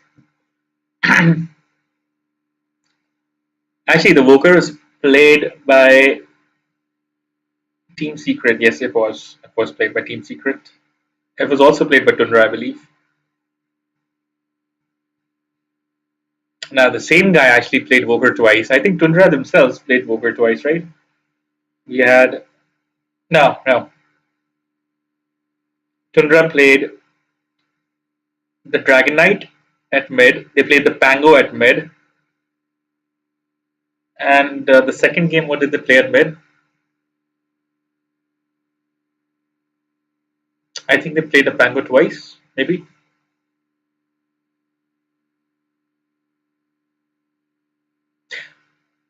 No, I think the second game, Tundra played the Voker, while Team Secret played the NP, I think.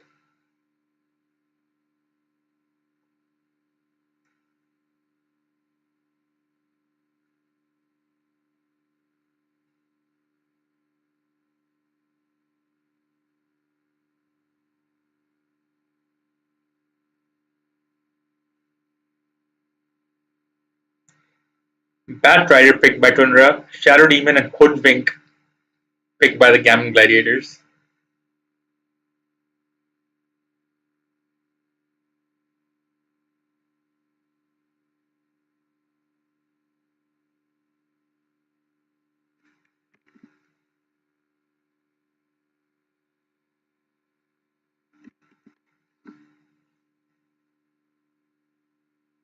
Next pick by Tundra is a Chen. Nice.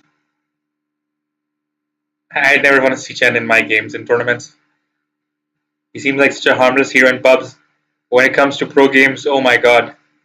Lobby and tourney games. I would never want to see a Chen again. A Magnus once again by Tundra.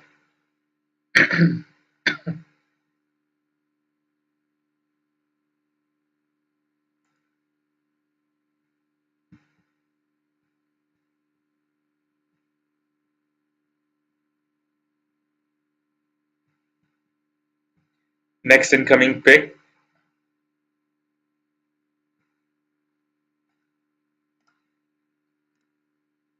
Also, our super chat goal is almost about to go live again. Super chat goal goes live in 5, 4, 3, 2, 1. Gone live. We've got a 30 super chat goal that's gone live once again. Alright, MK banned by Gaimin Gladiators and they've picked a QOP for themselves. Very interesting. I devoured my food. I almost felt like number one from Stranger Things. Vecna.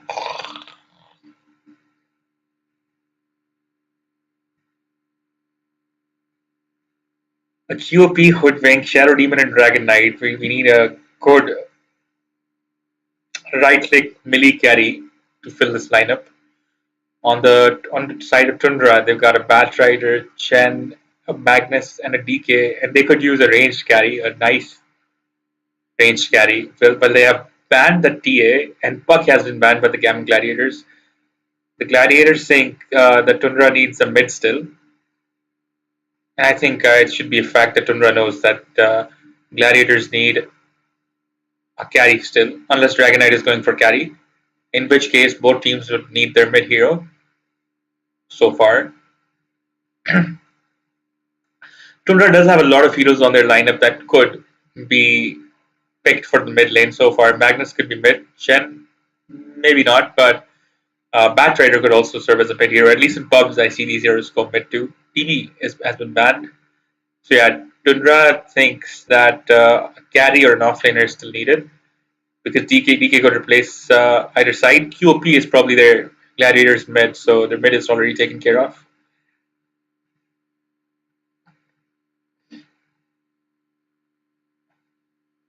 TB could have also gone for 1 or 3, so and DK is one of those heroes too. So that first pick DK is a little confusing. It's a little throwing off for Tundra because they don't know if the Gladiators are going to use DK as a carry or a safe laner. I mean, as a carry and offlaner or an offlaner.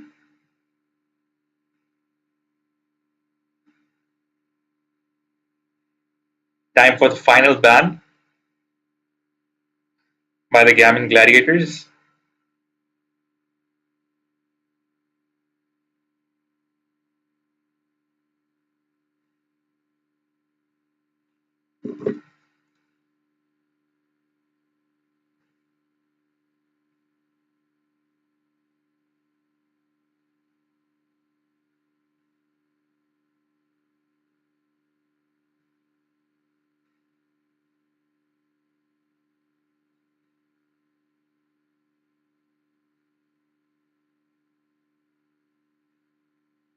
That final ban was Alina because they know that Tundra still needs a mid.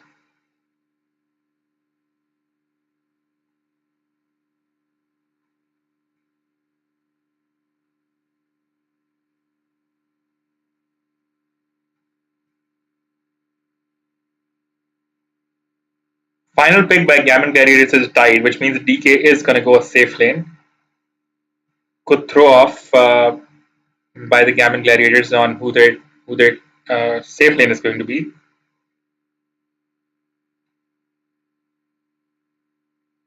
It kept us guessing till the very end.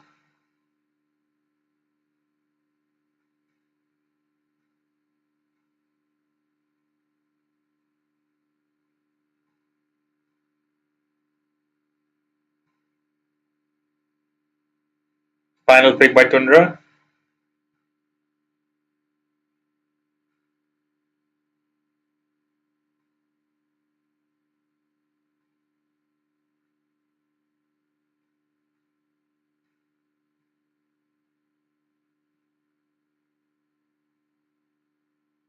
Is a nature's prophet interesting?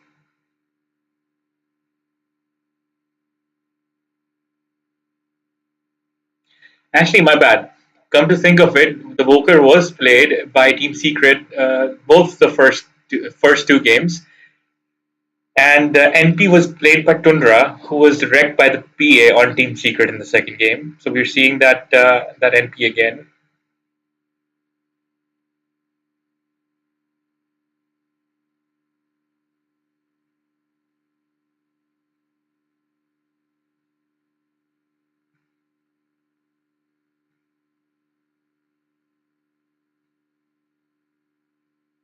Finally, the lineup is complete. We're seeing Darakio on the Magnus BZM on the NP, Whitemon on Chen, Saxa on the Bad Rider 33 on Doom, but we got Watson on DK, Shadow Demon is still being decided, Tofu on the Hoodwink, Quinn on the Queen of Pain, Ace on the Tide Hunter. So this leaves Celery for Shadow Demon.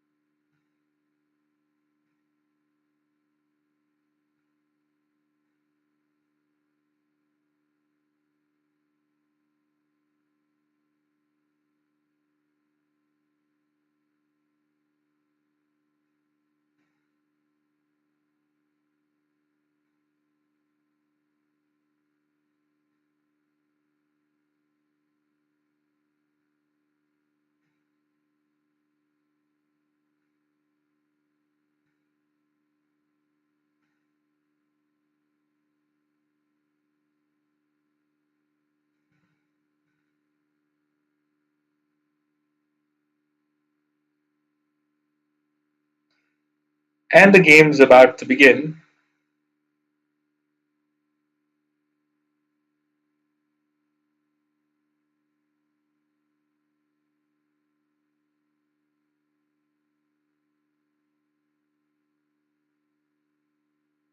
The Gladiators on smoke already, making the first move. They want to make a statement.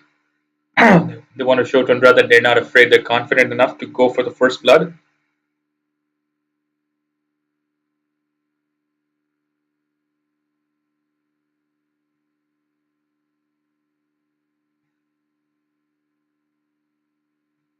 Everybody in Tundra just got DC. Some fun network disabilities at the perfect time there.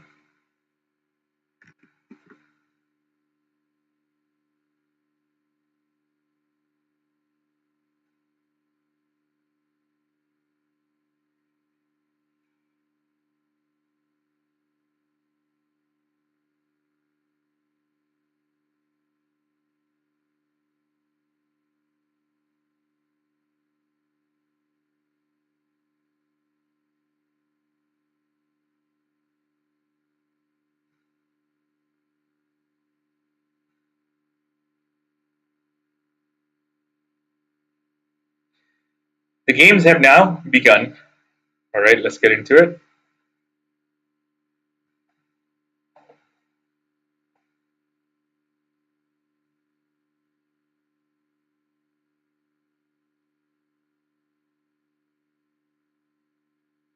All of Gladiators team is at top. All of Tundra team is at bot. NP's just dancing around. He's trying to hump the trees for some reason.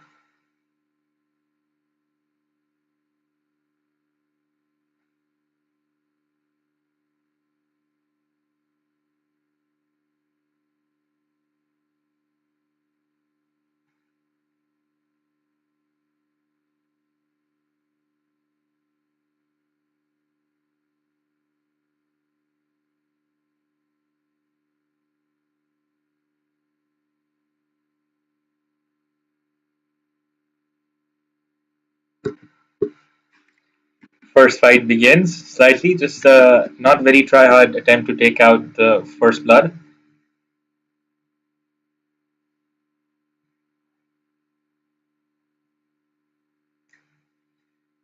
Except at the bottom, we see Magnus and who's with Magnus? Chen trying to take out the hoodwink.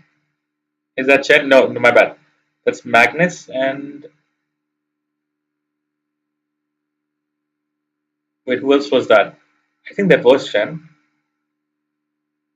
Yeah, that was Chen. Magnus and Chen were trying to take out the hoodwink. How is Magnus standing behind the Tide Hunter?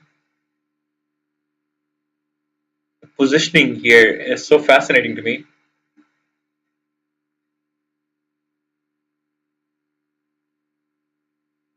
Chen's already got his first creep and he's using it to kite the hoodwink to get as much harass as he can. At the top lane, we've got Doom on and Batrider on one side, we've got the DK and the Shadow Demon on the other side. The Batrider is being harassed nicely. DK being kept at the back, not being allowed any CS. Poor guy's got 3 creeps right now. Come on, Shadow Demon. Demon up a little bit.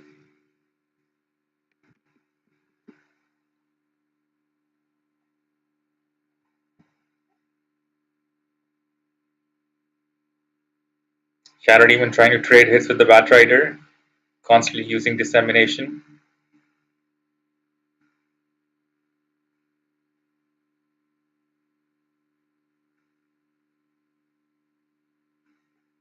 Plants the blue ward, takes out the blue ward right before the time of the small creep camp spawn. But since there was no stack, what difference it made? Meanwhile, Magnus goes on hoodwink. Hammer, hammer, hammer! Dead. Kill taken by Chen. He would have preferred that the kill be taken by Magnus, but Magnus, even on his last hit, was about to lose the kill.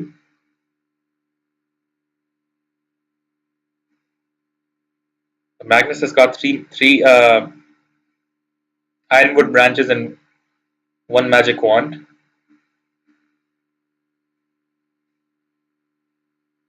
NP also has 3 ironwood branches and 1 magic wand. Add a gloves of haste and Tango to it on top.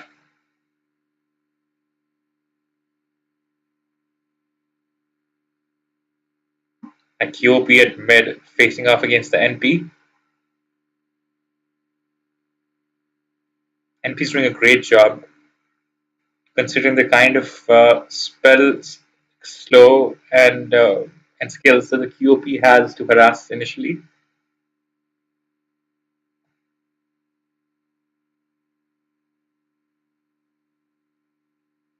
Bat comes in, gets in DK's face. At the bottom, Tide's gone too deep. Tide's gone too deep. Hood trying to capitalize on that harass that Tide's given in, trying to bait the Tide and trying to see if she can get something out of this.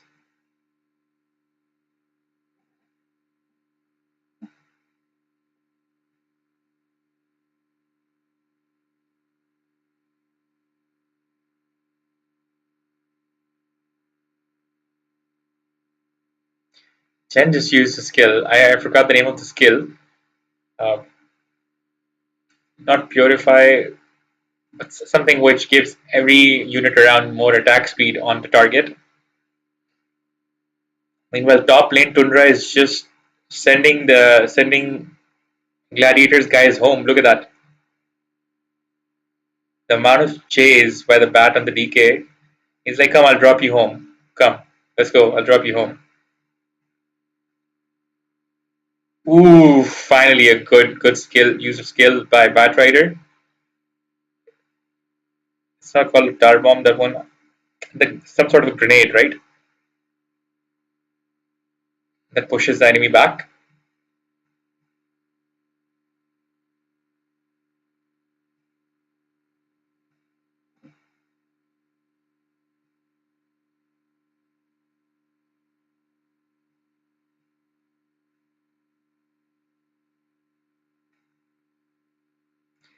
Chen and Magnus and Chen's control creeps. They go on Tide.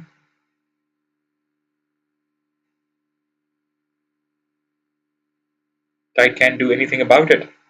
He's just running away.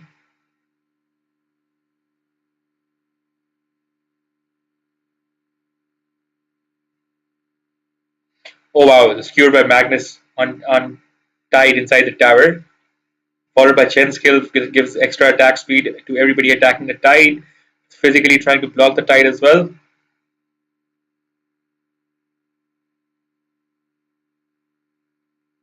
Once again, use of skills. Chen's skill is called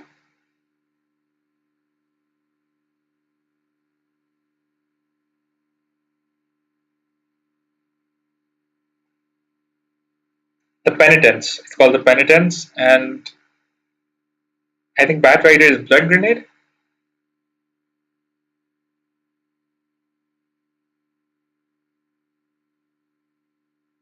Explosive Cocktail, but what's it called though?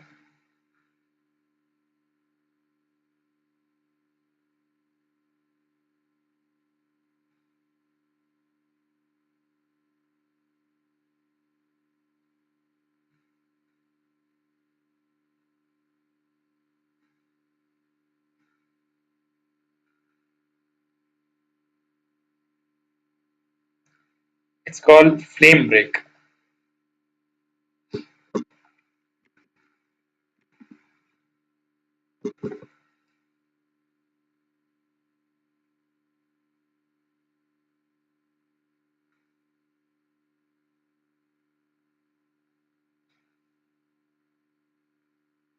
No, it's not called Flame Break, my bad.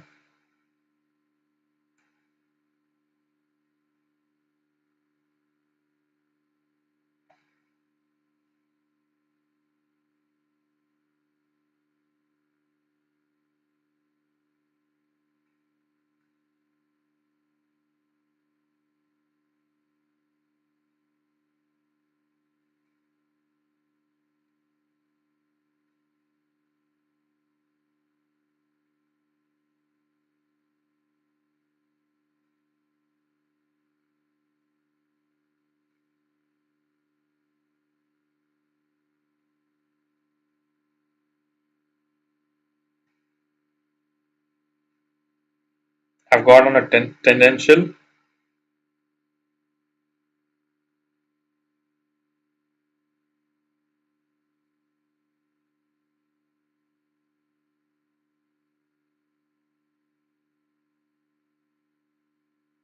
It is called a flame break. Anyway, anyways, back to what's happening. There's a 4-2 situation going on.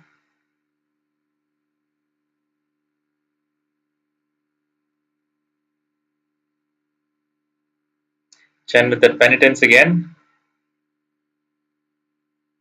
Batrider trying to take out uh, the Queen of Fane who TPs out. Magnus still on tight finally, who uses his Ravage with DK's help, takes out Magnus. They both go on that Nature's Prophet who is waiting in the shadows trying to hunt the Magnus with the Tide. Penitence on DK, everybody goes on DK, all the creeps, all the neutral creeps, all the control creeps. Boom, gone.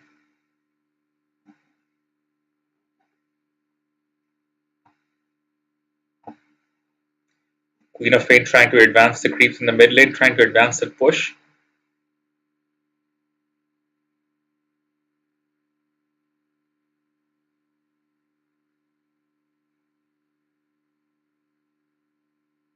Meanwhile, Magnus is rotated to the mid.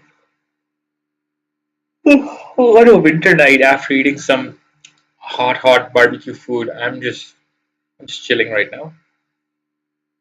I'm so cozy. Queen of Pain goes in on the Magnus, instead gets RP'd with all the control creeps from Chen. She was about to get taken out, but she blinks out. Shockwave by Magnus on ST.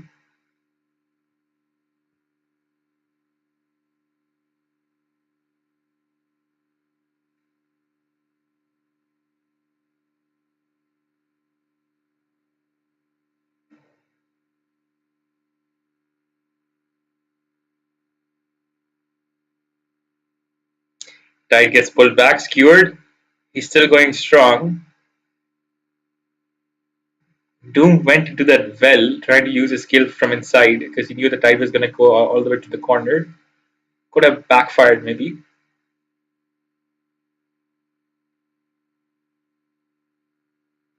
7-3. Tundra beating the shit out of Gaimin Gladiators right now.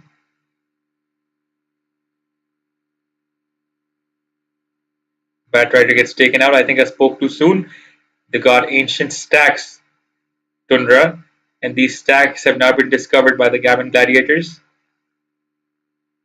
Meanwhile, Chen almost killed the Shadow Demon by his pineapple, and now he's chasing the Hoodwink. Magnus comes in with a shockwave, helps finish the kill. NP trying to chase that Hoodwink. Can he get the Sprout? Hoodwink dodges the shockwave. Nope, nobody can catch the Hoodwink. Not when she's close to the trees. Meanwhile, we're seeing the QOP who's just caught by the greed on those ancient stacks. He just can't let them go.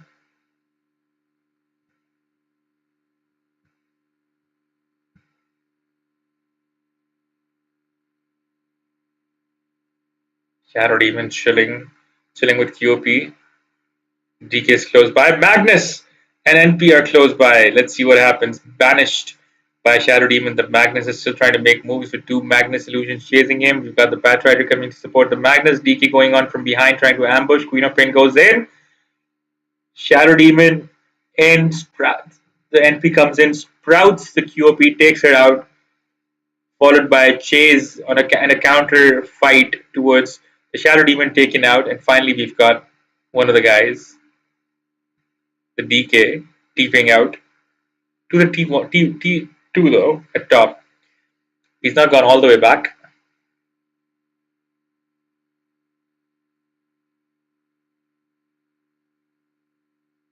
Wow, these games are so fast. There's so much happening all at once. Look at the top tower being taken out right now by after the counter fight. There's a counter push as well from Tundra. With Team Secret, they were getting taken down early to mid game, but against Gaimin Gladiators, they even have the early game in hand. They got too many heroes that are increasing with too many units, too many pushers. They got the Chen, they've got the Doom. There's too many. Doom can eat the creeps out, but Doom can't control the creeps, though, right? But they also got the NP with the units.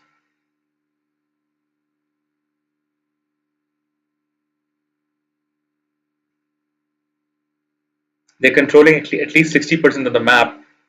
Meanwhile, we got Doom at 6.5k net worth along with NP at 6.1k. There's a fight. Batrider and the fight. Hoodwink has been taken out first.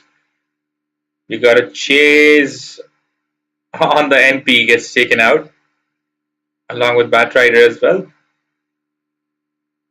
Tundra giving it hard. Still trying to catch the tide. QOP flees already. There's a shockwave on tide. I don't know if he's still holding on. No, he doesn't have a ravage either.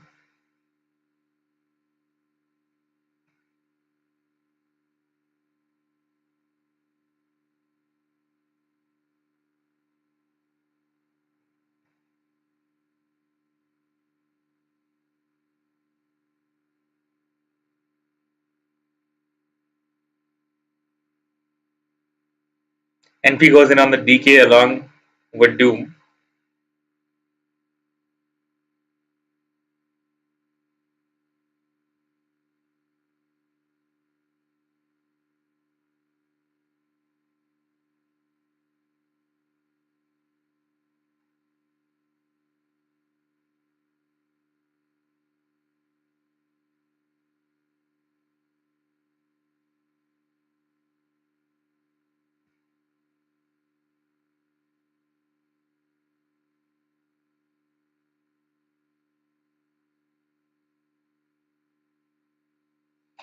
Everybody's chilling, laying back, farming, resting, building up.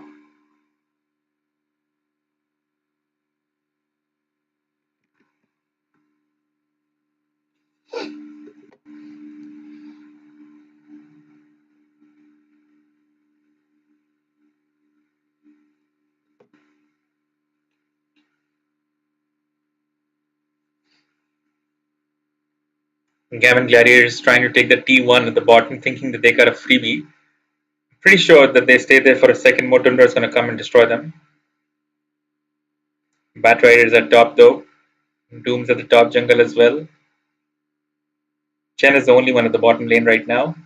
They're completely using their T1. Tundra, they're using their T1 to just create space for them.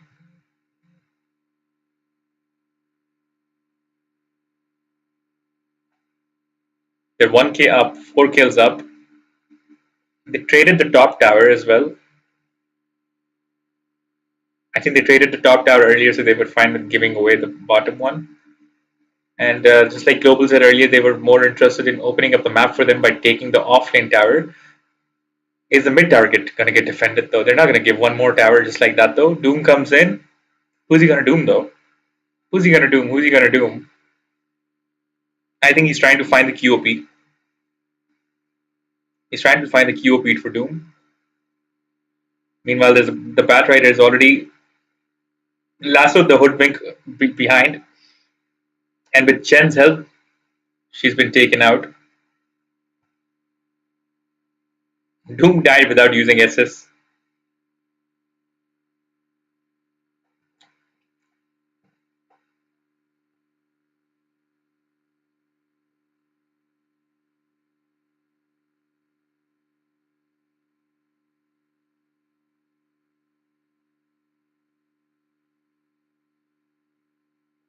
Quinn chilling at the bottom. I fought a lot of QOPs in pubs named Quinn. I think a lot of people are fans of Quinn, but inspired. Chad, what do you think about this game? What do you think? Who do you think is going to take it?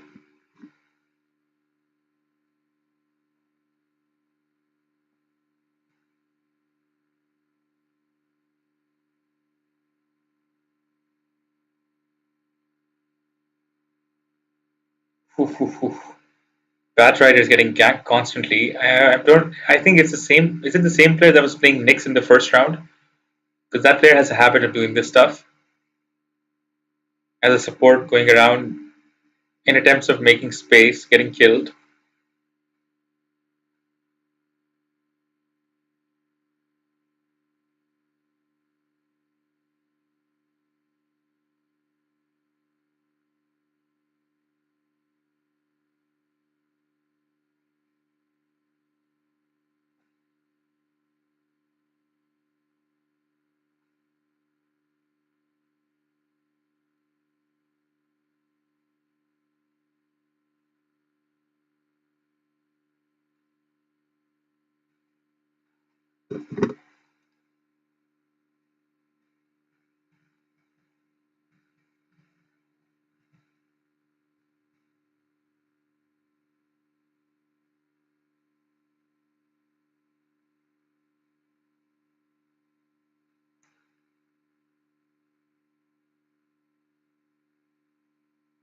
A team fight goes down.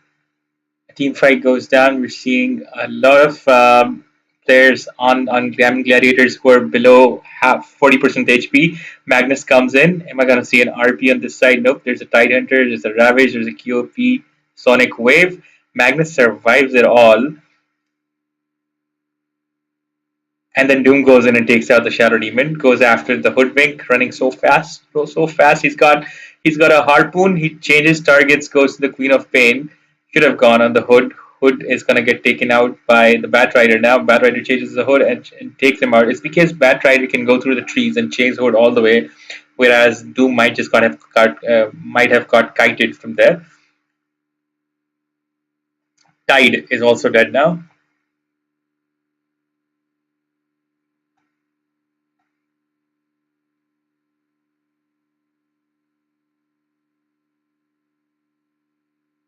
Batrider goes in on the Shadow Demon, and P comes in from behind. Am I going to see a Sprout? I do, but I see a Sprout at the very end. Shadow Demon disseminates himself and is shaken out.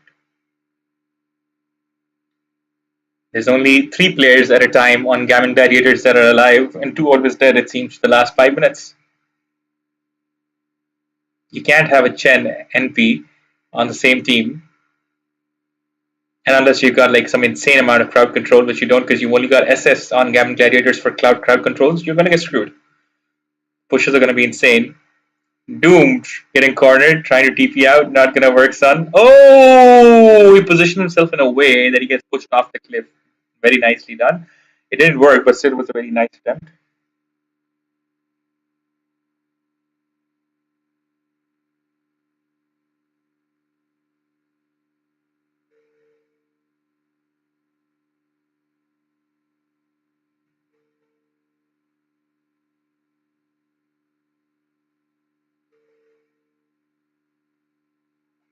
Hey, check your WhatsApp. Check your WhatsApp.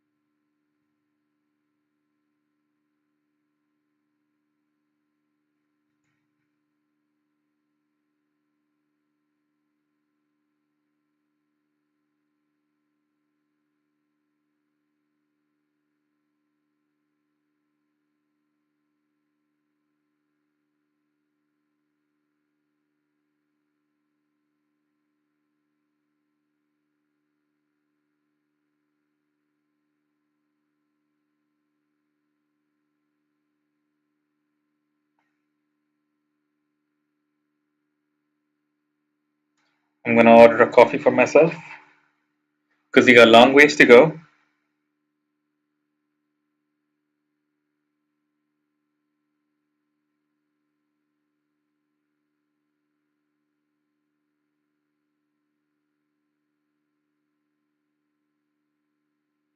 And I still need to wake up. Also, I ran out of my coffee at home. Ah, shit. Coffee place is closed.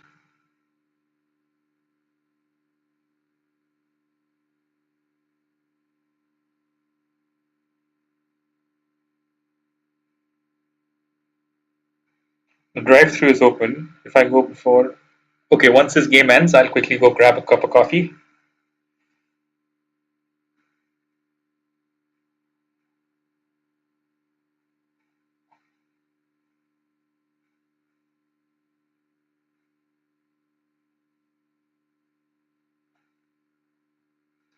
After this round, I go to get coffee.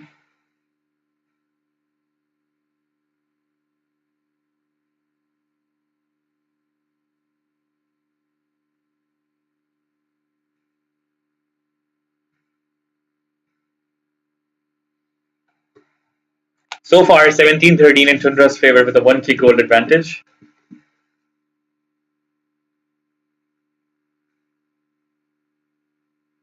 The coffee place is like 5 minutes away, but I'm gonna have to go after this round to quickly get myself on. They have closed for deliveries, but they're open for pickups.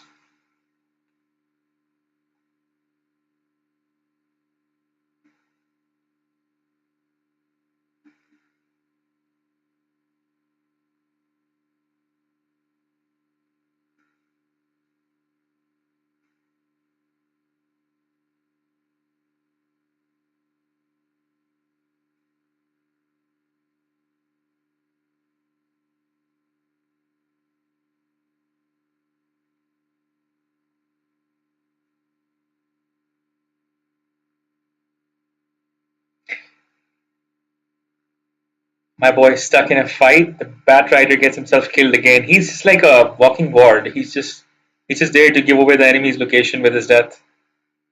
And then his spirit goes and talks to his team. Aegis on Magnus. Magnus has got an Aegis. He's got an extra life while the team have got one less player at this point. What's going on, son? Bat Rider, wake up, bro. Brother son, what you doing, brother son?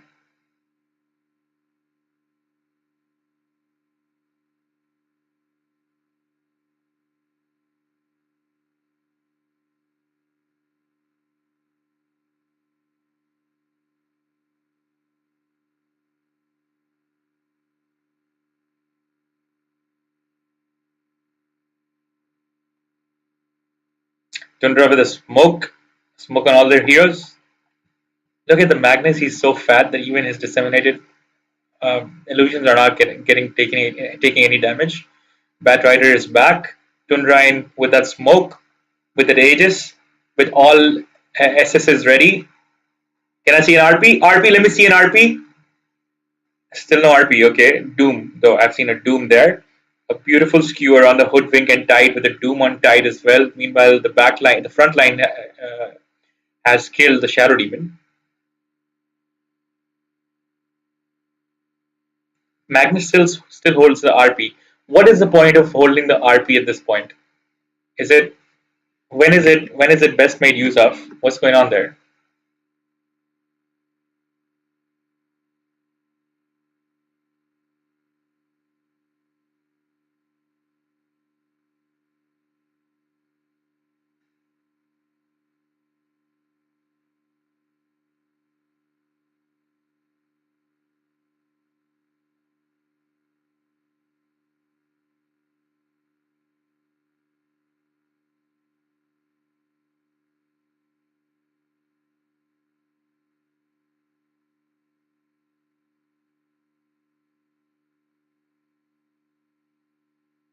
Wow, DK takes out the Magnus. For some reason, Magnus baited the death of himself by using a TP, even though he had an Aegis. I guess he foresaw getting killed twice. He's done. So is the Bat Rider. As always, Bat Rider, no matter what happens, Bat Rider is dead. Even if Tundra is gonna win the game with rampages, Bat Rider is still gonna be dead, is my prediction. Who's playing the bat again? Meanwhile, the Gaimin Gladiators have got a slight advantage there. They have made a slight comeback there. They're still 4K gold down, but they're looking good now.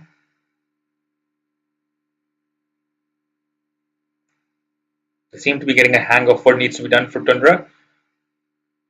Also, giving Tundra a bit of a head start at the start of the game, and then matching them mid to late. That is actually the kind of strategy that will get you a win against Tundra.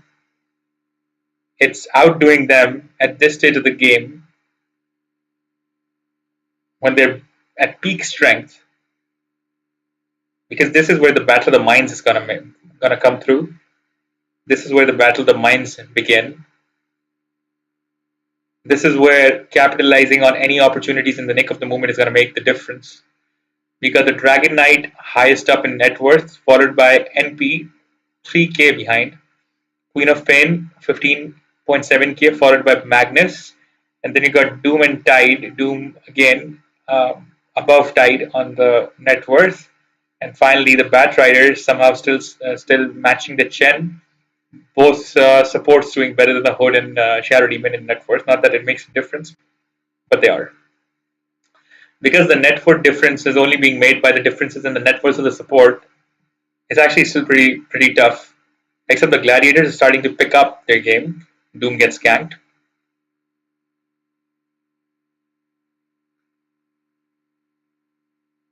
Tundra building up some momentum, but Queen of Pain comes in on that Magnus. Tide also catches up. Ooh, Queen of Pain did not miss the Sonic Whip. The Sonic Wave was almost missed, followed up by DK and a Ravage. Ooh, Magnus trying to make a run for it. That RP is finally used to escape, actually. Chen, Magnus, and Doom all got taken out in that fight.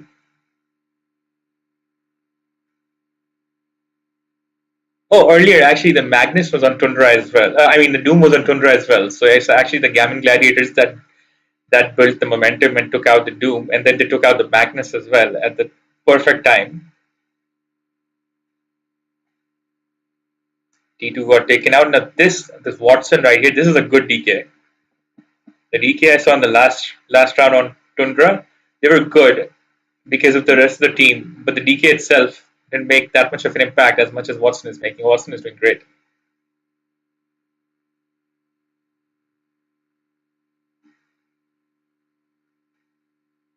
Another gank. Are we about to see a kill on Hoodwink? Hoodwink is taken out by Tundra.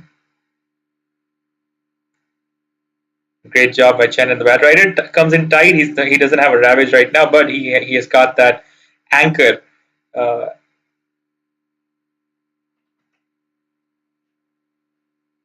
soon as the first round is done, we leave.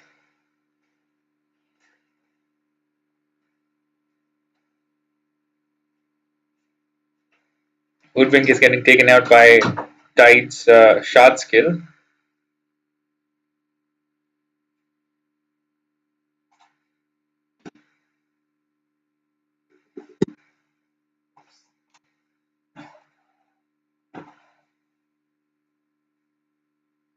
Chen's got like a whole fleet of neutrals right now. He's taking with him everywhere he goes. That gank on Hoodwink earlier with Bat Rider, that was a pretty OP gank though. Come to think of it, the minimum amount of cores were involved.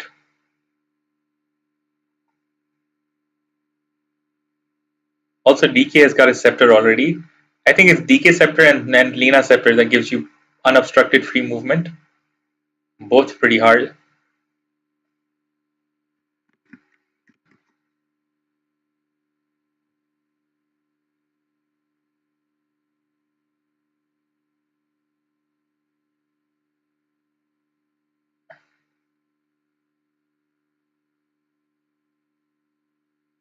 Shadow Demon and DK just exchanged letters. They're just talking to each other, trying to come up with something. Tide and QOP are also here, and Hoodwink is also here. All 9 heroes in the game except Magnus. Everybody is smoked up. I think Magnus is trying to bait himself by showing. Nah, he's also smoked up. This is the first time in the last, including this game, 4 games, last 3 and this one, we've seen all 10 heroes smoke at the same time. It means everybody has got their game eyes on the game.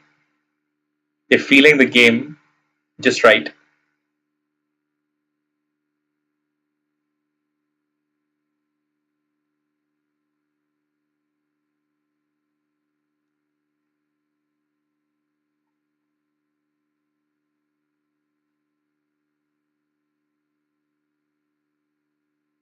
RS is up in 40 seconds. Both the teams have just done nothing with their smokes. They just walked around the map, waiting for the other team to show, which hasn't happened. I would think the Gladiators are in a bad position. They're locked up at the corner. Tundra moving in super fast. Queen of Pain blinks out, or rather blinks into Tundra. Gets doomed. Tide moves in with that Ravage. Gladiators have a better follow-up. And they're spending all of their resources trying to take out the Doom, which they do, as well as the Bat Rider at the front. The Tide has done an excellent job taking out the Bat Rider. Magnus is getting pulled, disseminated. Is the RP going to take everybody down? Is it gonna be well placed RP? Nope, he was taken out while he was disabled. Magnus couldn't do anything. Gladiators are about to snowball this. Are we about to see some buybacks from Tundra because they got 4 down, and at this stage of game, Gladiators are not going to go easy. They've got all 5. We're about to see some push. We're seeing some push at the top as well. The NP and the Tide have gone top. Actually, NP is still for Tundra, right? He's still alive. He's trying to push the top lane while Tide is sort of balancing him out, while every other hero on Gladiators has gone bot. Fighting against the glyphs. Batrider and Doom are about to be back, but is it enough for Gladiators to fall back? It is enough for Gladiators to fall back. I think that is an opportunity missed though. They were 4 up. 4 up. 5 alive and 4 up.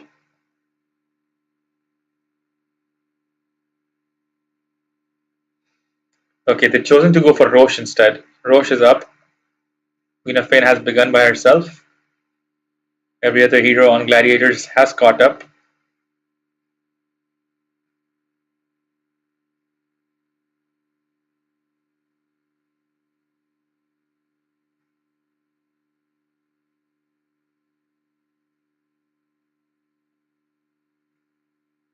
Looking at the itemization and inventory, Tundra looks to be doing better than the Gladiators, but Gladiators are 5k up.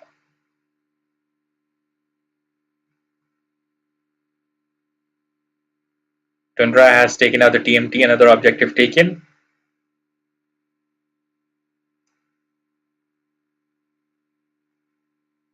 Chen has secured the shard. Just what Chen needed. I think with the shard, Penitence gets a little damage. Oof. Magnus has now got his Satanic as well, so that's another Dispeller. Meanwhile, Aegis on Queen of Pain and also Smoke on Gladiators.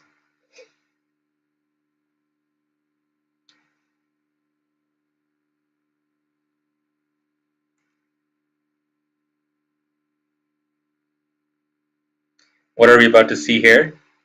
Tide's gone in, DK's gone in. They've taken out the neutral creeps that Chen owned. A lot of money has been made from those neutrals, and Chen has also been slain. 1 down. Meanwhile, 5 plus Aegis is up. Gladiators were going to take the racks last fight too, but they went back just to secure Aegis and Roche. But the push is up again. The inevitable Doom and Despair is above Tundra again.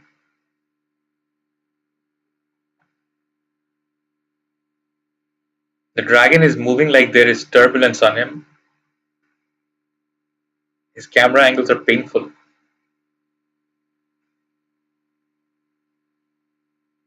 Invisibility on dragon. He doesn't have invisibility inducing items, so this is going to be a surprise for Tundra when he shows up in invisibility. But he does not have his SS yet. Tide moves in. Shackle anchors the Batrider, who does have a BKB. Doom goes in with the BKB as well. Tide still waiting for a good position to use the Ravage. He's held on to it, which has scared Tundra and pushed them back, forced them to fall back.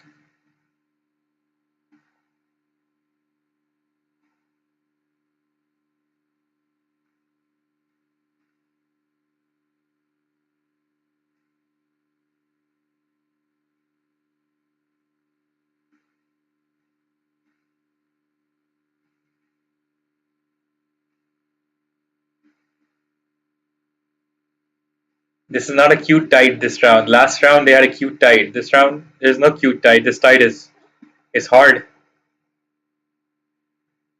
He's got in the fight. He's silenced. He's in. Dispels the silence. Goes for that Ravage. Is being taken by 5 heroes. Does he uses the Shivas? Does he have follow up? Not yet. Good pick off by Tundra. Queen of Pain comes in though. Uses a dot on the Nature's Prophet. Goes toe to toe with Magnus, who skewers misses Queen of Pain, but she gets gliped though. Batrider takes her with his SS. He just gets used up. Queen of Pain still got a BKB, I believe, which he uses. Blinks out. Falls back with DK. Hoodwink is marked. Hoodwink is almost going to get taken out. Gets skewered as well. Gets hit by the flame break and gets skewered. Next in line, Shadow Demon is about to get killed after being out of Disseminate. Double kill on NP. We're about to see Tundra snowball this back. The patience and the sureness, the patience and the confidence that Tundra has mid to late game is just the differentiator right now between every team Tundra has fought so far.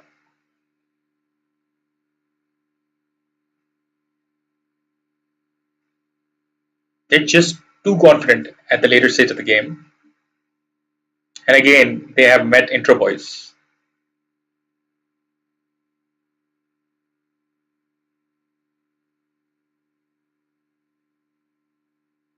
Tundra taking out Gladiators TMT.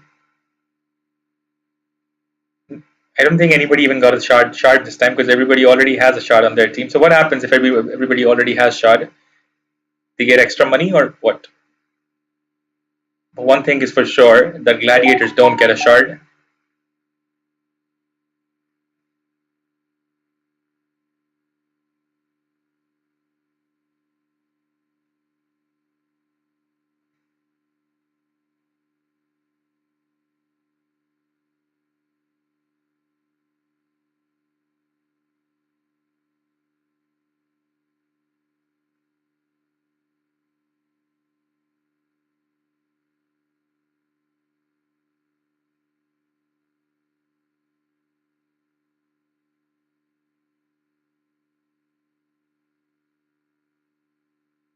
NP gets taken on with his BKB trying to flee. He's got Dragon Knight on his butt with his unobstructed movement, but NP still TP's out. Gladiators don't have a single spell on their team except Shadow Demon's SS that goes through a BKB, but it doesn't keep you from TPing out, does it?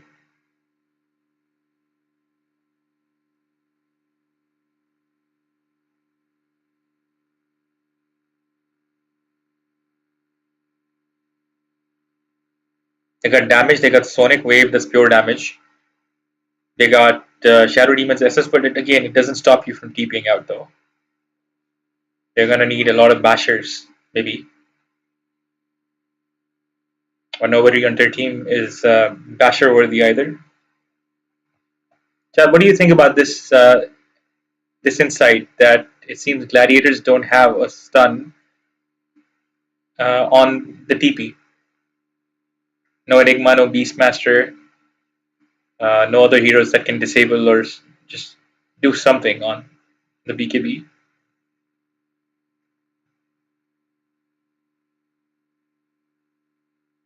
Even an LC duel, I believe, goes through a BKB.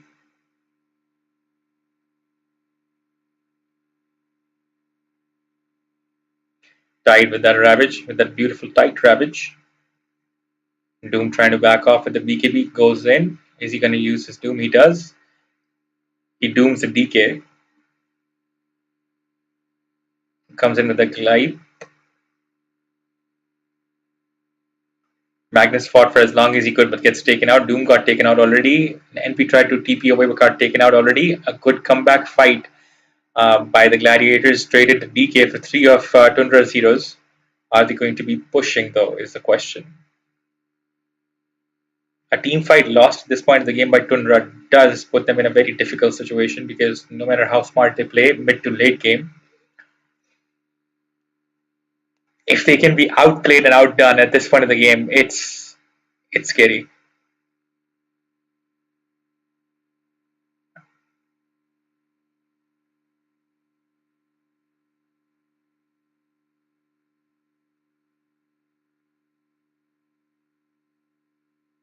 QP goes straight for that mid lane first, pushes it all the way deep, and then waits for the backdoor protection to get taken out before they take bot.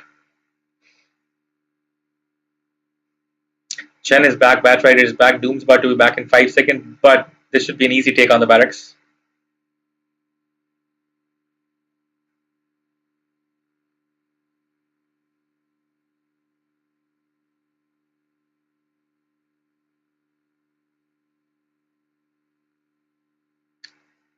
Now the team has gone, Gladiators have gone to the already pushed mid, but they've backed off, fallen back again. They know not to mess with Tundra at these points of the game. 43-minute game going strong, 26-28 with a 7k net worth advantage on Gladiators.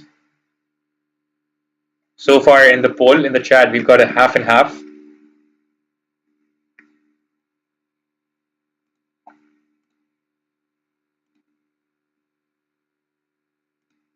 Got a 50% on Tundra, 50% win prediction on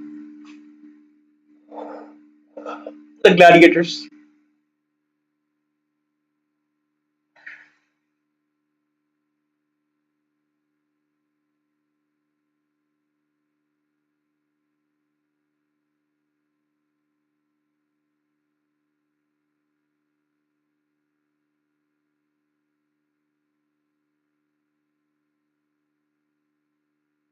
Four seconds left on RS respawn. Even if you're standing in the pit, does RS still respawn? He does. And he's about to get taken out by the Gaimin Gladiators. Tundra players are not even close and they have no idea what's happening here. They're in the top jungle right now.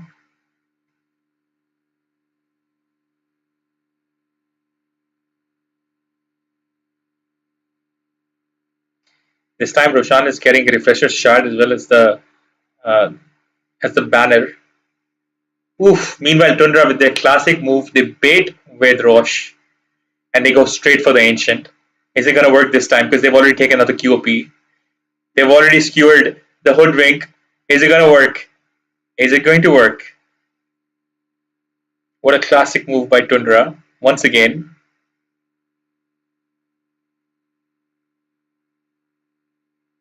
They bait Rosh and they go straight for the Ancient. Taking out two heroes. Tide goes in. DK at the back. Tide shackles the Doom with the anchor, but Doom BKB's out of it. Also, Doom protects himself from the Ravage by the BKB. DK is strong enough to hold the high ground for Gladiators. Oh, Tide goes in with that refresh and second Ravage. Tundra didn't see that coming. We didn't see that coming. Nobody saw that coming with the second anchor on NP. Finally, something that brought me back to life. And of course, one more Shivas as well then. I'm telling you, the last game Tide was so cute, but this one is not cute at all. He is so strong. Multiple skewers on the Aegis DK. That's why DK was so confident. DK still got cheese though.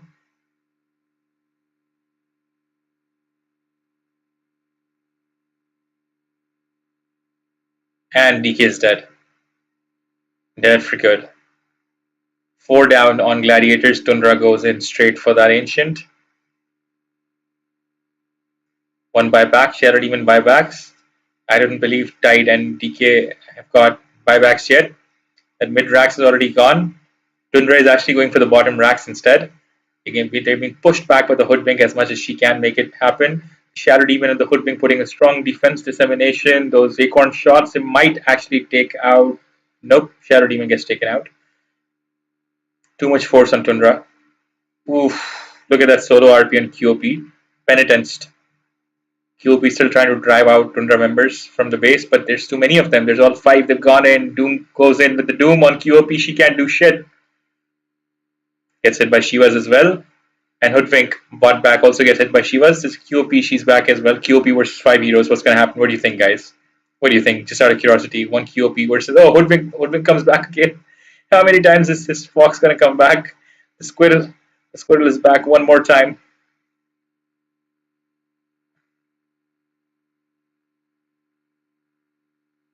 What a round. Tundra 1-0. Before next game, let me quickly grab my coffee. I'll be right back, guys. Stay tuned.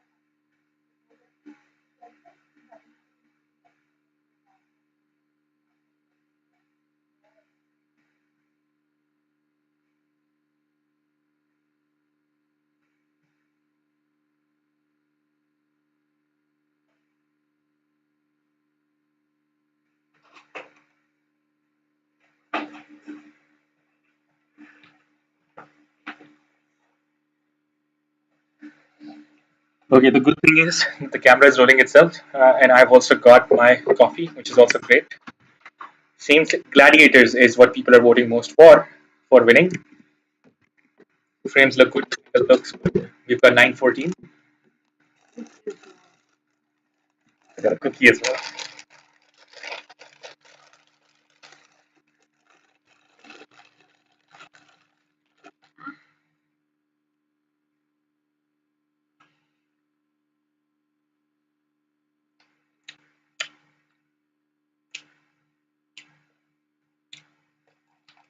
You want some cookie?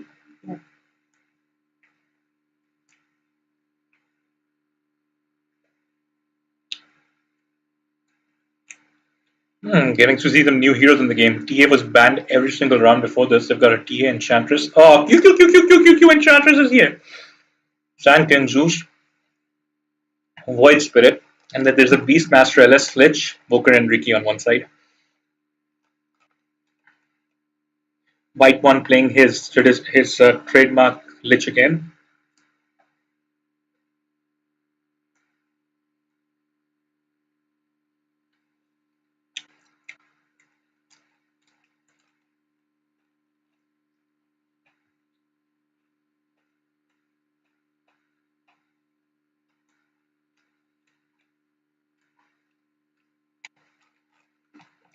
It's also time to update the poll.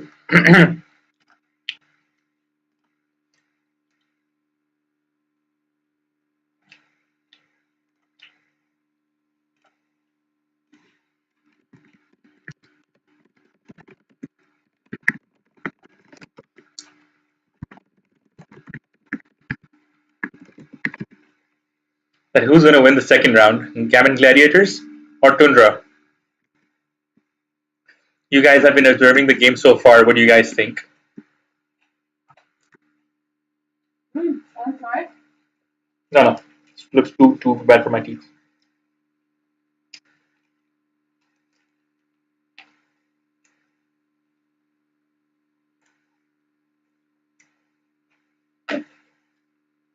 No, you didn't drop it, did you? That's okay. 5 second rule.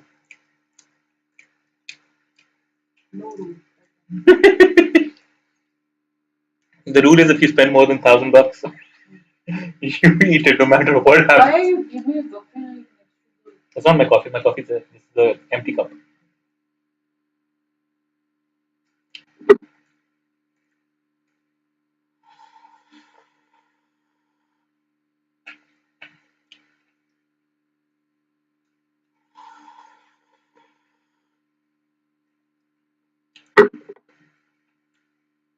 You're seeing an Ellis on Tundra, along with the Sand King. That would make an insane combination. Iraqi is playing the Ellis. Might be the first game I'm seeing him carry. Wow, Bloodstone on Sand King already at minute 17. Rex, the Beastmaster. Never seen the Beastmaster going down that fast. White pawn about to get taken down. Tundra hurting with two drop in deaths.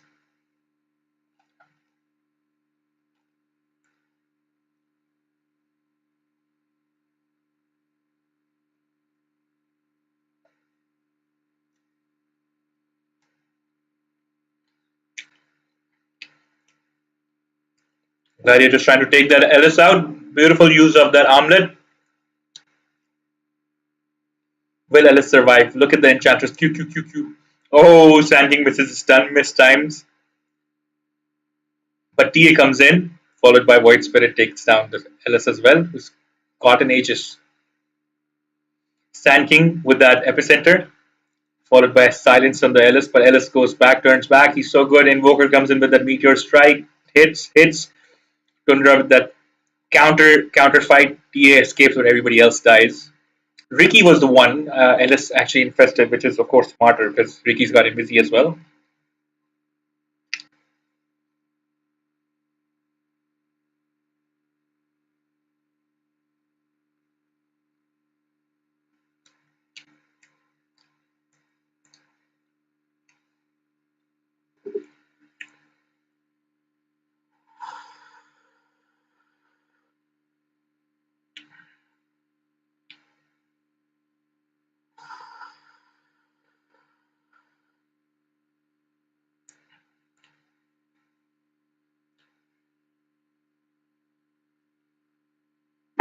So far, every vote has gone for Tundra for the second round.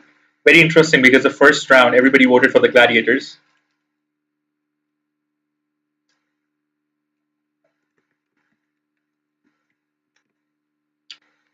Chad, why do you think Tundra is going to get the second round?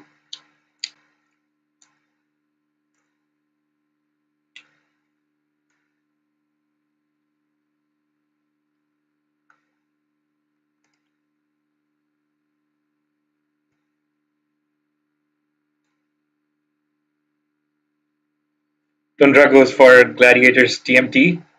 He's struggling to take the TMT out. Saksa almost reaching the end of his health bar. Still infested by the LS. He's good to go because he's got high regen.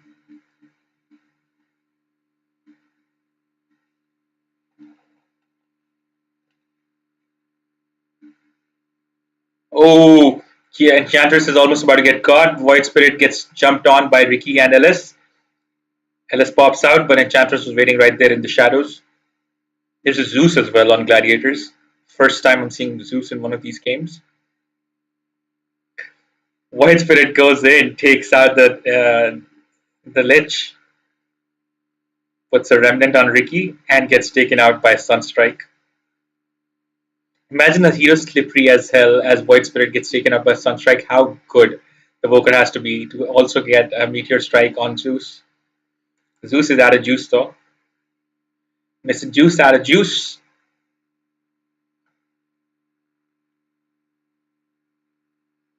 Zeus has also got a mage. Ooh! Wow, that Evoker's so good. BZM is playing the Evoker and he's almost got Zeus with the Sunstrike as well. He just needed slight more damage. Both Zeus and Evoker have got Mage Slayers on them. Both mages have got Mage Slayers. What are they thinking? They're making items to counter their own selves? Why?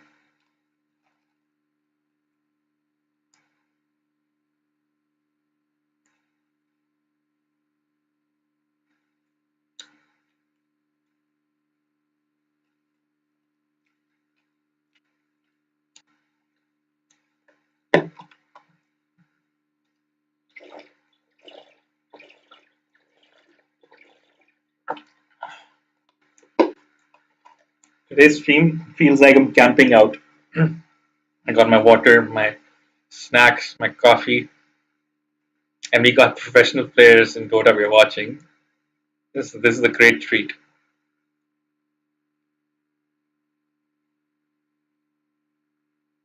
Then when you can turn the heater a bit low because it's so hot.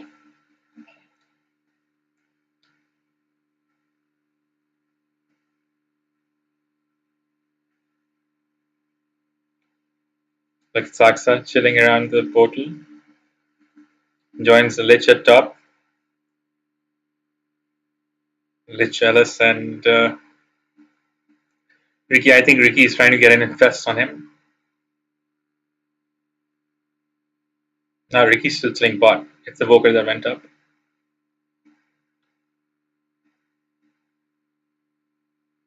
Hey, Arlen says Tundra has a very good team. Yes, but they did lose the first round from Gladiators, which is why I want to know what you guys feel is different this round that Gladiators won't win. Oh no, wait, my bad. Tundra actually won the first round. People did vote for Gladiators, 71% that they'll actually win the game, but they lost. I had a lapse in memory.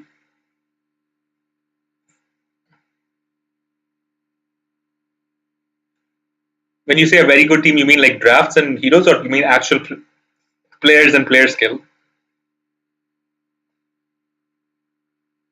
Finally, I feel my dinner slowly starting to digest, which was almost making me sleepy because it was still in the process of being.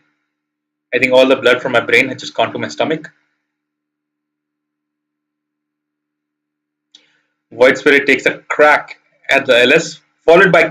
Oh, the fun thing is, Arlen, I just made that QQQ joke on Enchantress and you showed up. I was like, hey, nobody gets that inside joke between me and Arlen. The mid is super, you think? Okay. The mid this round on Tundra is BZM.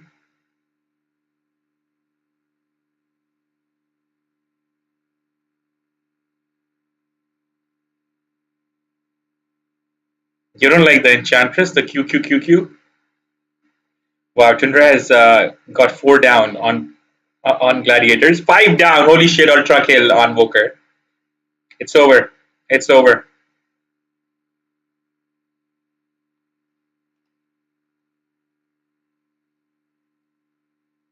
You just like all the roster?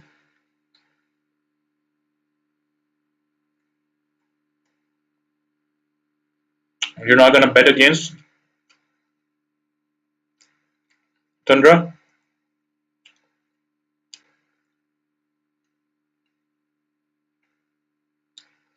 Your special power of betting against the heroes? You're not gonna use that today?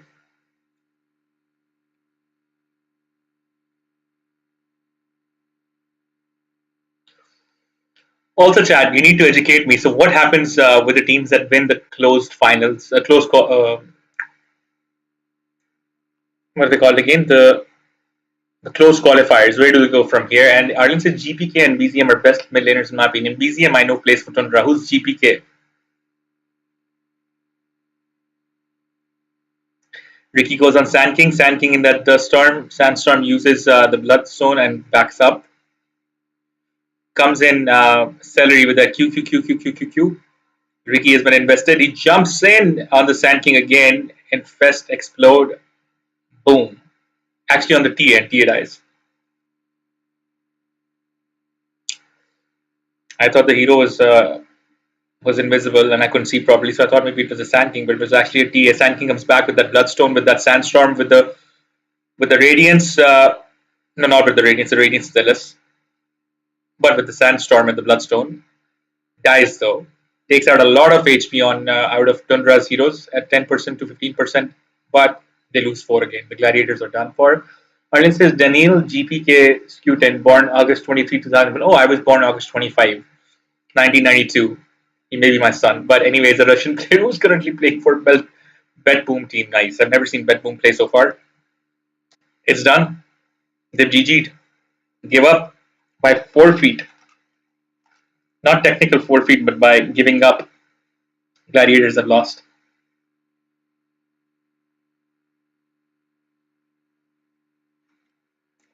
26-minute victory by Tundra. It's done, guys.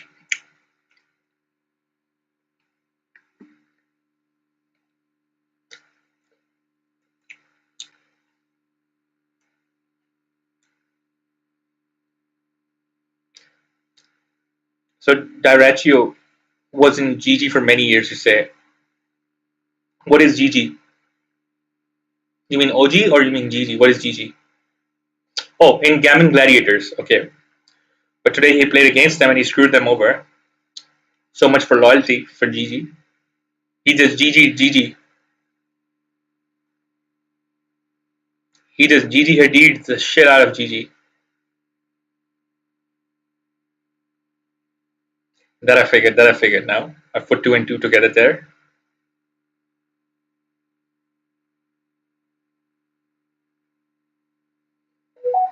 Are we gonna have one more game today? Or is that enough? Is that all the games we're gonna see for the Western Europe close qualifiers? Oh, they kicked him, damn. So he joined Tundra, and then he kicked Gaimin Gladiators out of the close qualifiers. So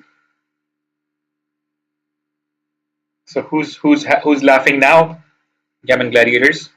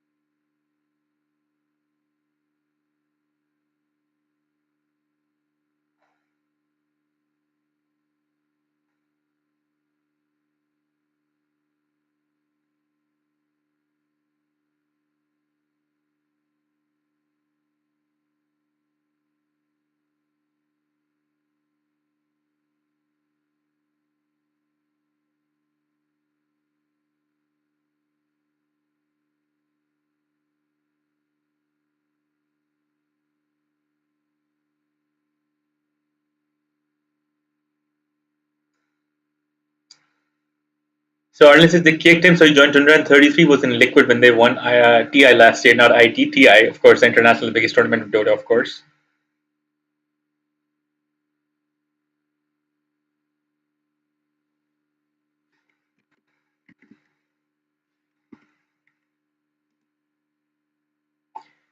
So I believe this stream right here, the ESL Dota 2 stream for this live is done.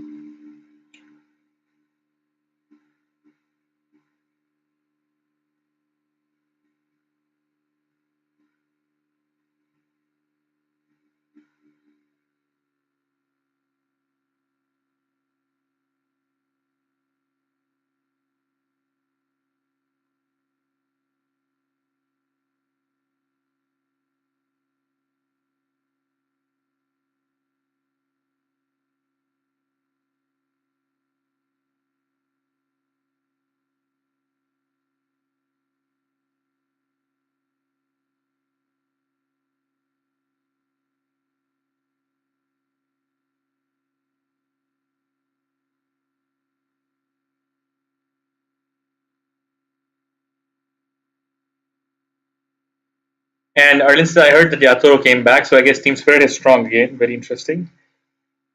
Wasn't he the guy somebody said who went off to? No, it was Thompson, right? Who went off to join the forces?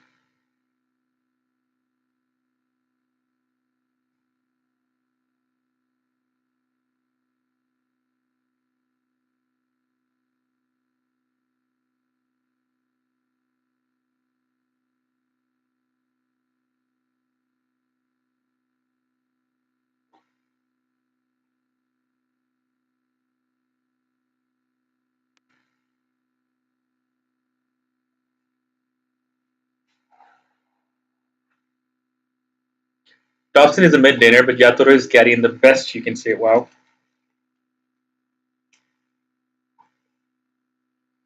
Alright, guys, I'm gonna cut the stream off. I'm gonna start a new one where we're gonna play ourselves now. So get ready.